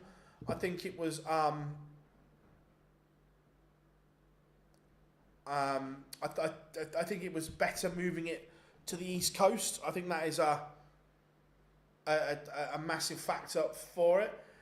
Yeah, passed it yesterday. Rab said, yeah, honestly, the Chinese in Hakkasan in MGM is different level, John. Jim Long beats Rob Grundy, sets up a dance date with Callum Ridge. Martin Lukeman has beaten Dylan Slevin, denied the Irishman a place in Antwerp. Right, this one's close.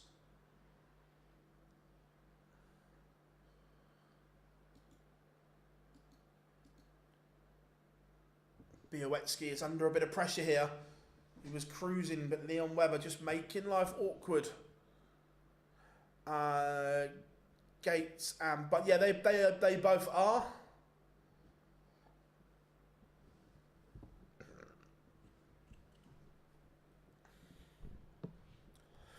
Also, John, have you had the huge king crab legs? Yeah, different level. Carral, Sedler box, 2-1 up on Adam Warner. Jeffrey DeGraff, 4-2 up on Benjamin Drew. Royce, Christian Kiss, Dominic Grulis just getting underway. How are we doing, Nico? Good to have you in.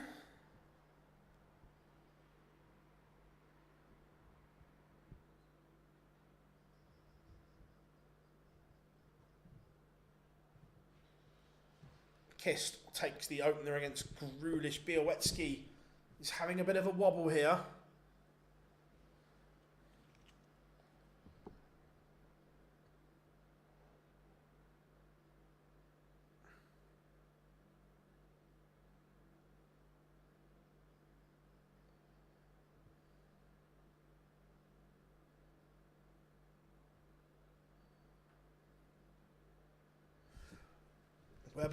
Webber's on course to break back here. Białecki may not be doing the double.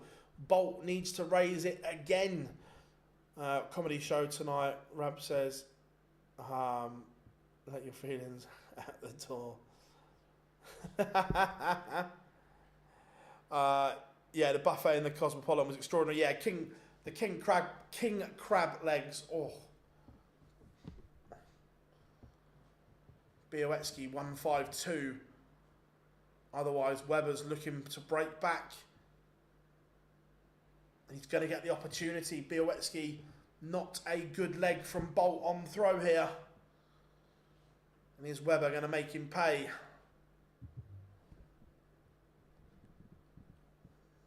Maybe a lifeline for Białecki.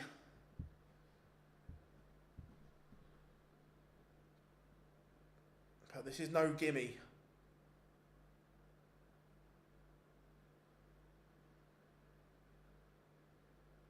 Misses. So Weber will return for 4-4.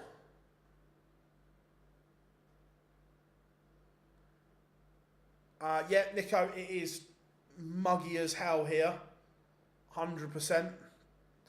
Benjamin Drew Ruiz keeps this one alive, but he trails Jeffrey de Graaf 4-3. Leon Weber does level it up, and he goes favourite.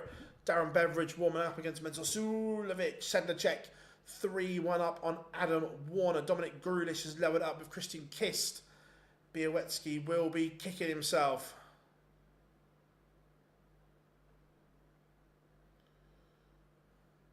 Ian White 2-0 up on Lucas Venick. Yeah, it's really muggy and sticky here where I am today. Good thunderstorm will sort that out.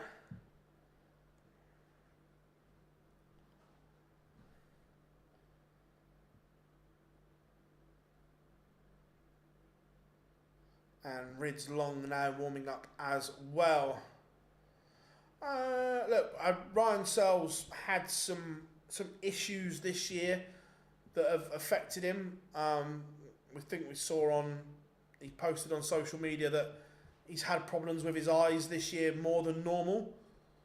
So, look, when everything's okay, he is a fabulous player, Ryan Searles.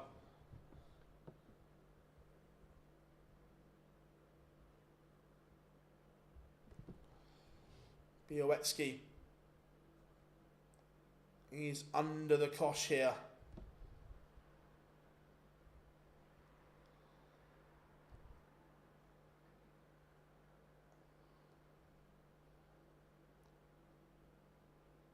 This needs to be a 2 treble visit. Just to give Weber something to think about. Oh, it's better than that. He still might not get a go, but he's asked the question.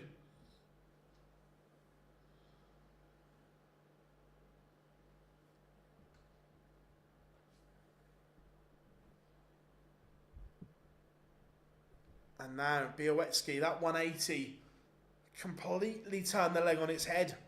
He carved the opportunity. That's good from Białecki. Very good indeed. That 180 carved the opportunity, forced the mistake from Weber. Bolt back in front. Sulevic, Darren Beveridge underway. Benjamin Drew Royce is back within 1 of Jeffrey de Graaf. Sedlacek 3-2 up on Warner.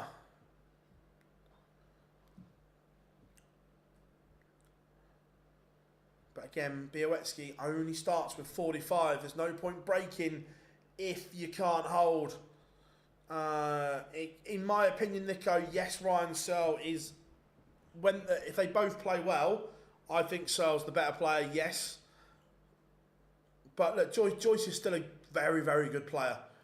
But when he's on, Ryan Searle is incredible. But the fact he struggles to see the board is the issue.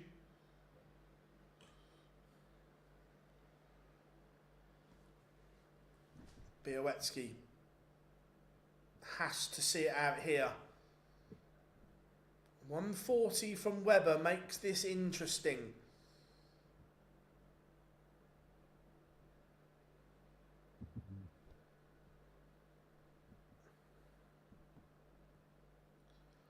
But no 140, so Sebastian Białowski has 6 darts at 2-2-1 to complete the double.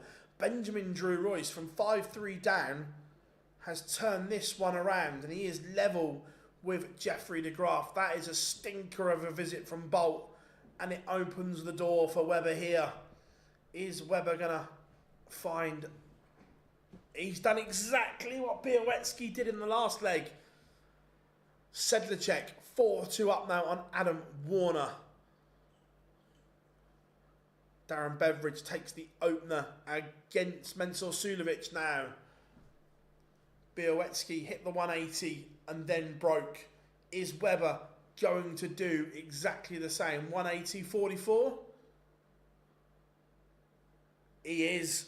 And we have a level game. We've got a 5-0-1 shootout between Leon Webber and Sebastian Białowski for a place in Antwerp. Christian Kist has levelled it up with Dominic Grulish. That one's 2-2.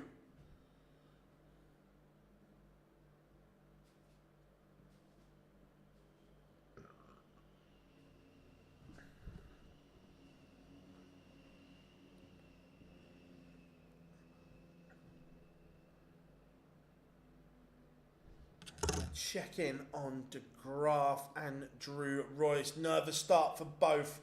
Jeffrey de Graaf has been exceptional in this deciding leg. Ton 138, 180, 39 to leave 44.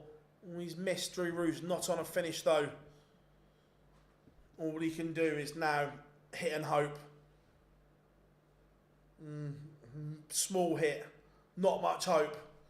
You would expect Jeffrey de Graaf to come back, and he does.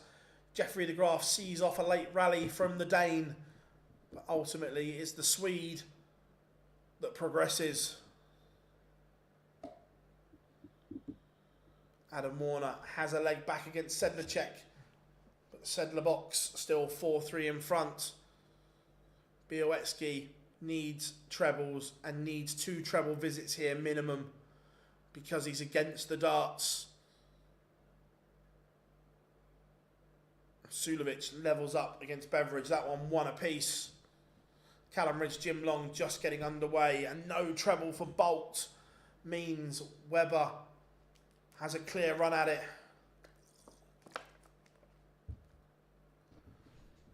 Another max, Seb? Another max?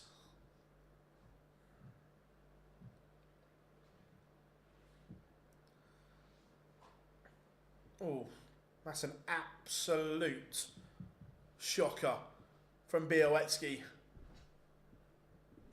It looks as if there's going to be no double for Bolt. Leon Webber leaves 107. Only a 3 treble visit hurts.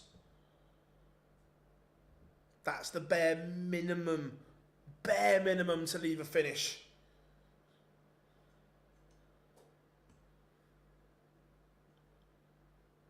You would expect Webber to have 6 from here. Only needs 3. Leon Webber has denied Sebastian Białowski the European Tour double, and the German is heading to Antwerp. Right, let's go.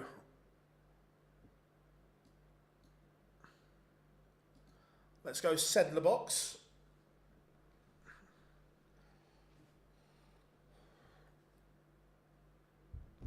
But it's far too hot for darts now. Yeah, it is warm. Callum Ridge takes the opener against Jim Long. Remember, Callum's had a long time to wait.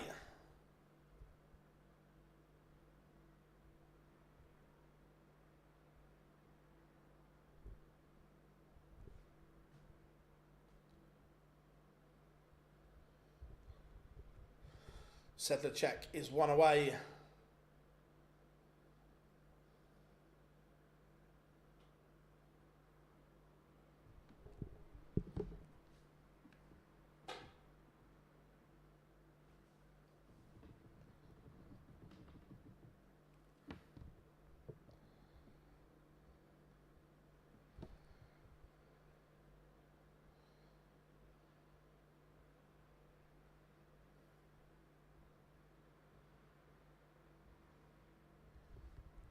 Right.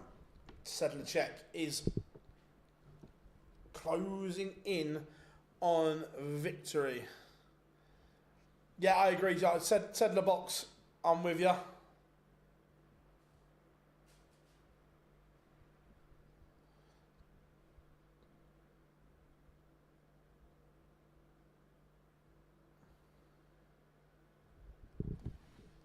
Christian Kist is also now 1 away. He's 5-2 up on Dominic Grulish. Mentor Sudovic 2-1 up on Darren Beveridge.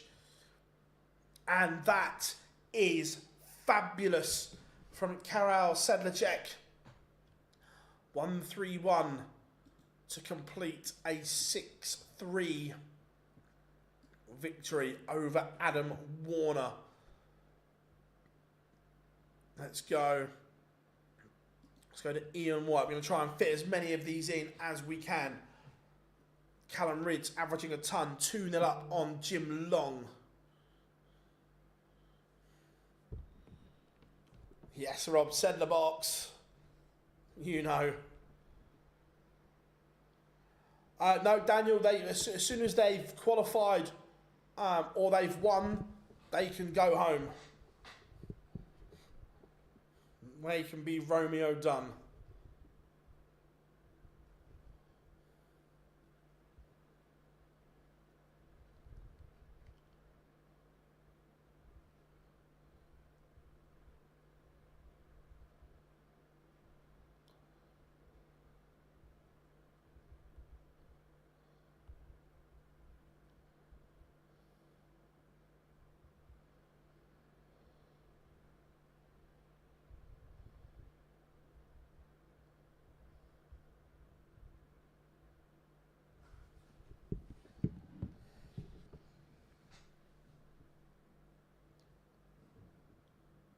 Ian White, 4-all. Venick is asking a few questions here.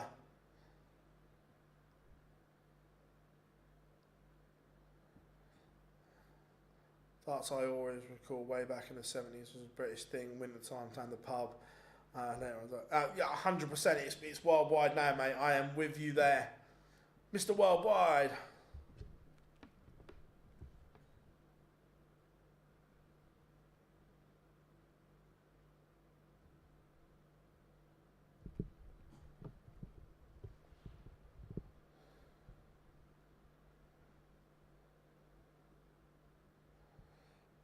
There will only be 4 Belgians at the final time, but I expect Dimitri to come through one of them. Yeah, I agree, James. I am with you there.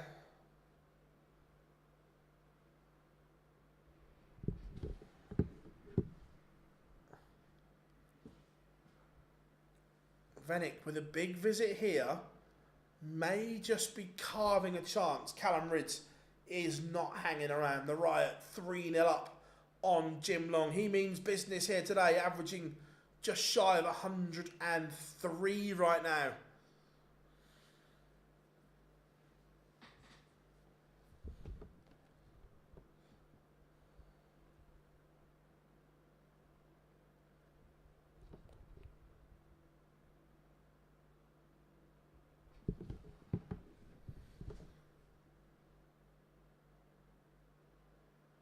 Christian Kist defeats Dominic Grulish. The lipstick is going to Antwerp. What a shit nickname. Kist averaging just shy of 104. Great performance from the Dutchman. So the Czech never reached the top 64. Could it be this year? Let's have a look. Where is Sedler box? He's only in his first year on tour as well. Yeah, I think he does it. I think Sedler box cracks the top 64. Ian White does hold. He is 1 away from beating Lucas Venick.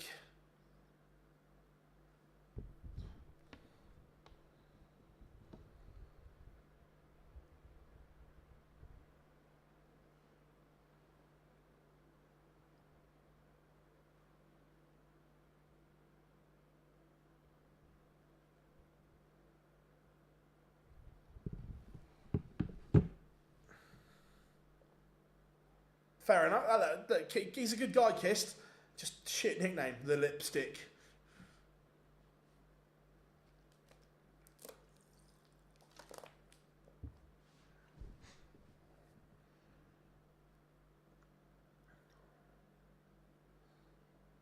Ian White not firing here. Look, he has the darts in the decider if needed. He'd like to get it done here and now. But to do that, he's going to have to find some trebles. Jim Long has one back, but still trails Callum Ridge 3-1.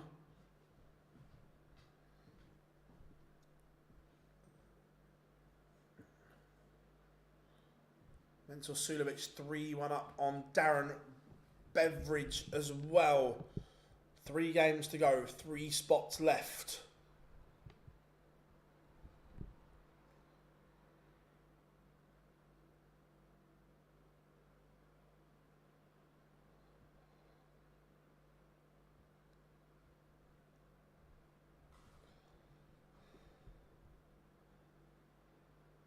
Yeah.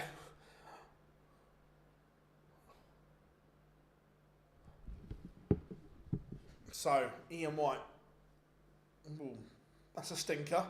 It's not a very good visit. Looks as if we're going to be going to a noble here.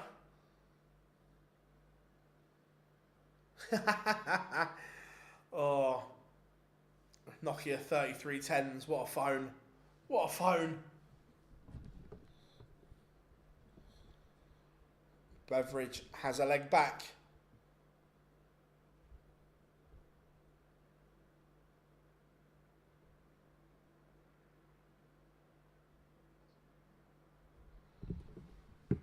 Now, Venick to send us to a decider. Tops required. Tops missed. And it's not the best lead either. Ian White, if you can't take this out, leave this handy, because 5 can go wrong, and 5 can go wrong quickly. Oh, Ian White. That is exquisite from the diamond. 1-4-1. Well, hello.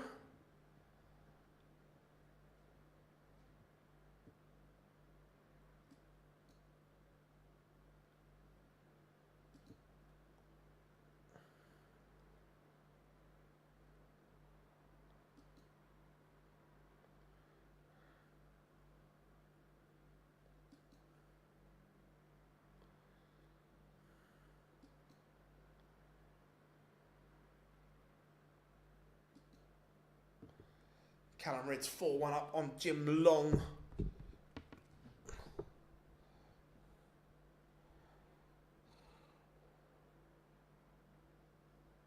Never been to Blackpool Circus, no.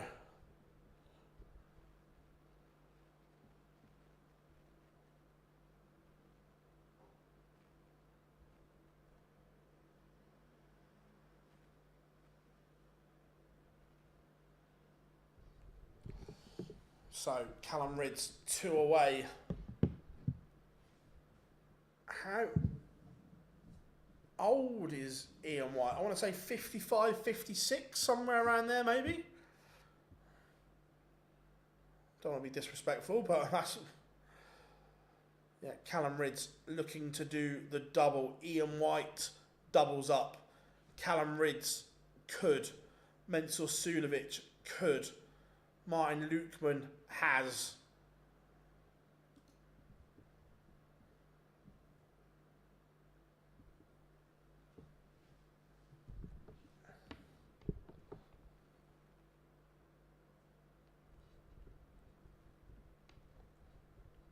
$54. I was close. I wasn't a million miles off. I'll take that.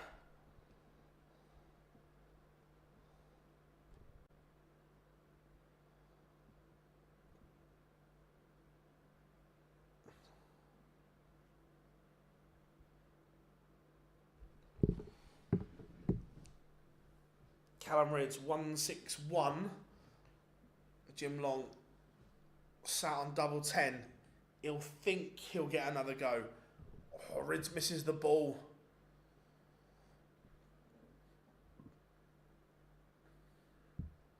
Jim Long cuts the gap again. 2-4.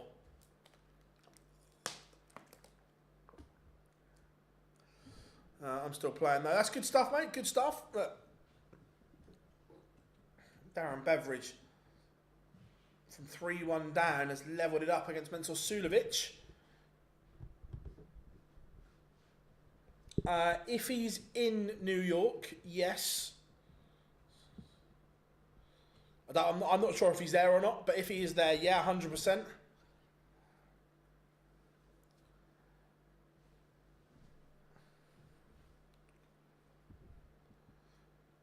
This is good from Rids on his own throw. Do you think Christian Kist will make the World Championships this year? Where we know he made it last year because the magical 9 data. Where is he at the moment? Yeah, he's not. Yeah, he's outside, but he's within striking distance. Qualifying for the Euro Tour, and that will help. Yeah, look. I think Kiss can make it 100%. Callum Rids is one away from victory.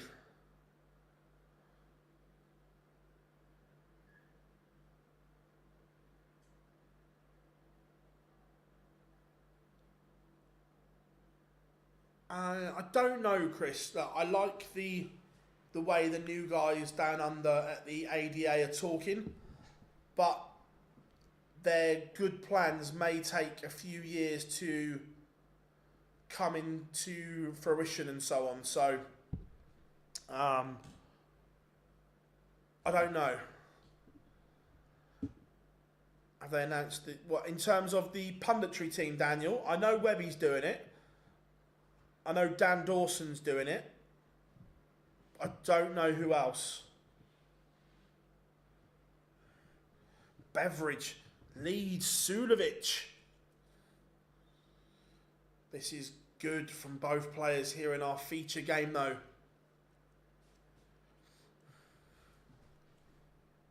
Callum Rids has left 60 after 9, but may not get a go because Jim Long has been sensational. Misses Callum Rids.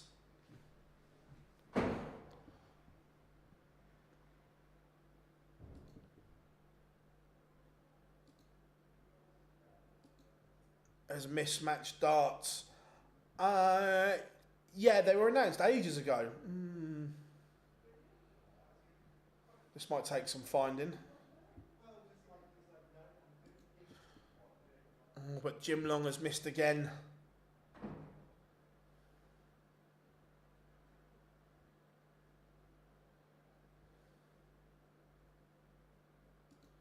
Oh, Callum, what's going on? Yeah, Hetter's playing down under.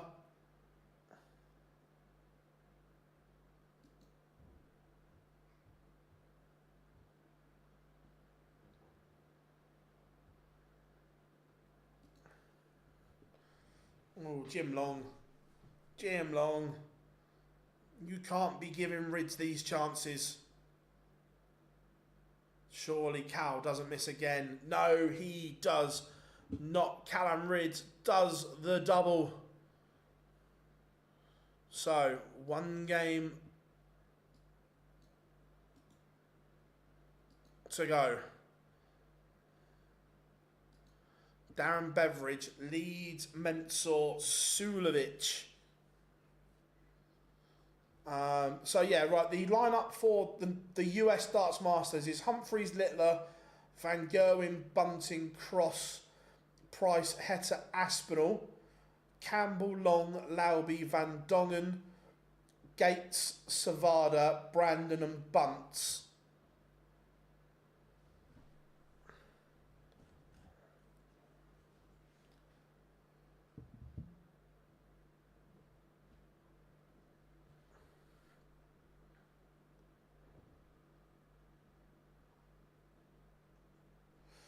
Yeah, back in the day, I agree with you, not so much anymore.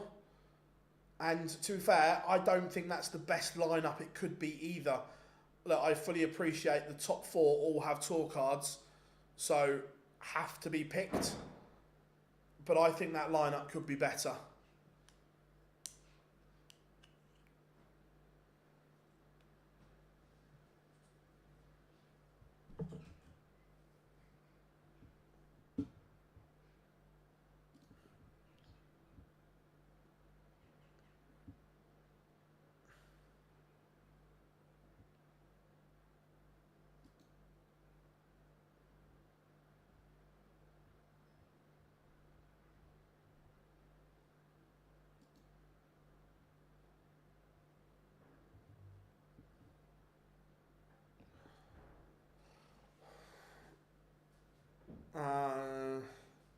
So, would I have put him in? Probably not. I think I get the sentimental bit, but I still think if you add Jeff Smith and Spellman into that lineup, it's better.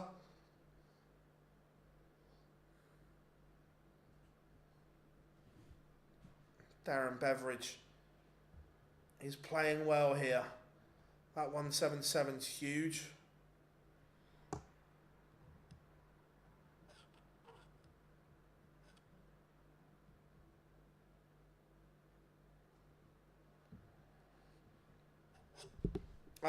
They haven't announced all the lineup for Australia yet. Chris, it's not a case of not being picked. He's not qualified. So the way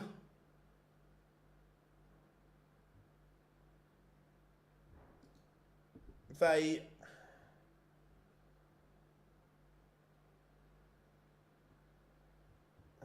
where is it?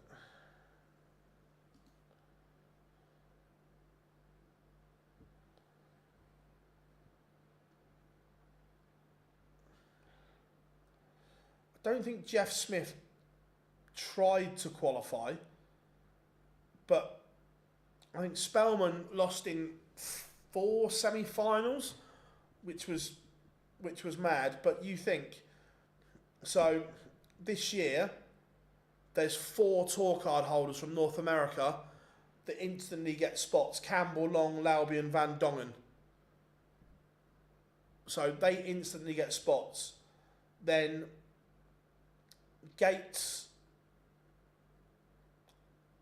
won the events. They had 2. I can't remember.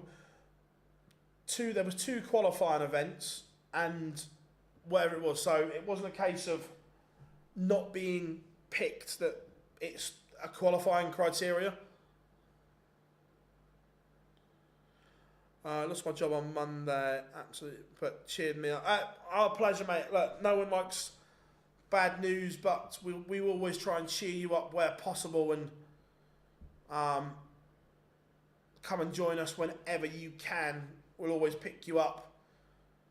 Darren Beveridge, for the want of a better word, has fucked this leg up, and if Sulevic hits his beloved double 14, he will go favourite. Sulevic's favourite.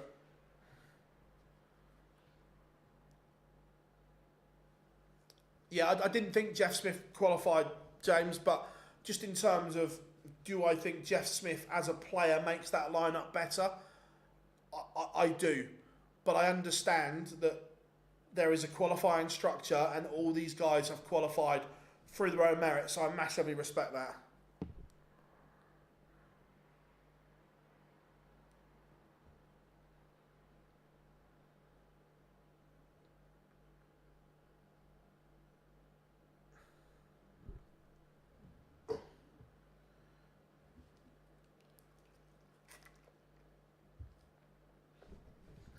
Speaking to Ryan last night regarding that lad from Mongolia, by the way, I'm not sure.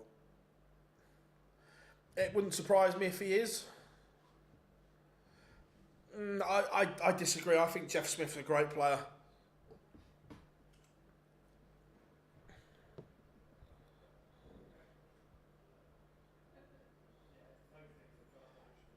Yeah, I think it's 16, Chris.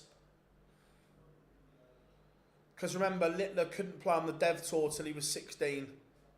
So I'm pretty sure it's...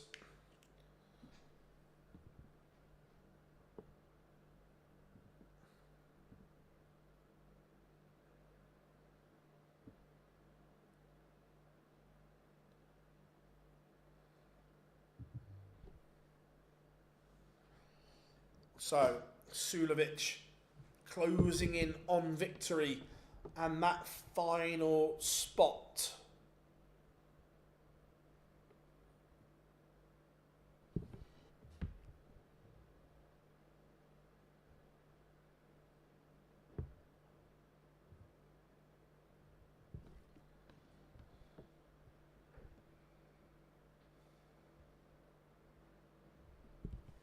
But the last two legs have been scrappy.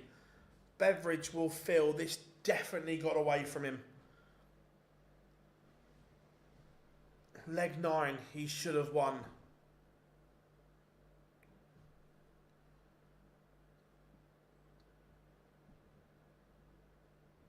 Do you think Charlie... I'm not sure. Possibly. But that Dev Tour's hard.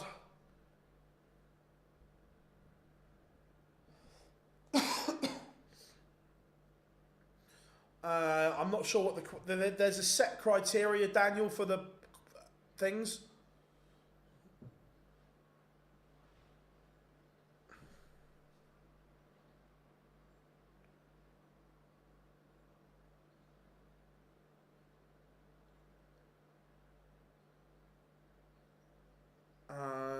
No, James, because that pretty much did happen.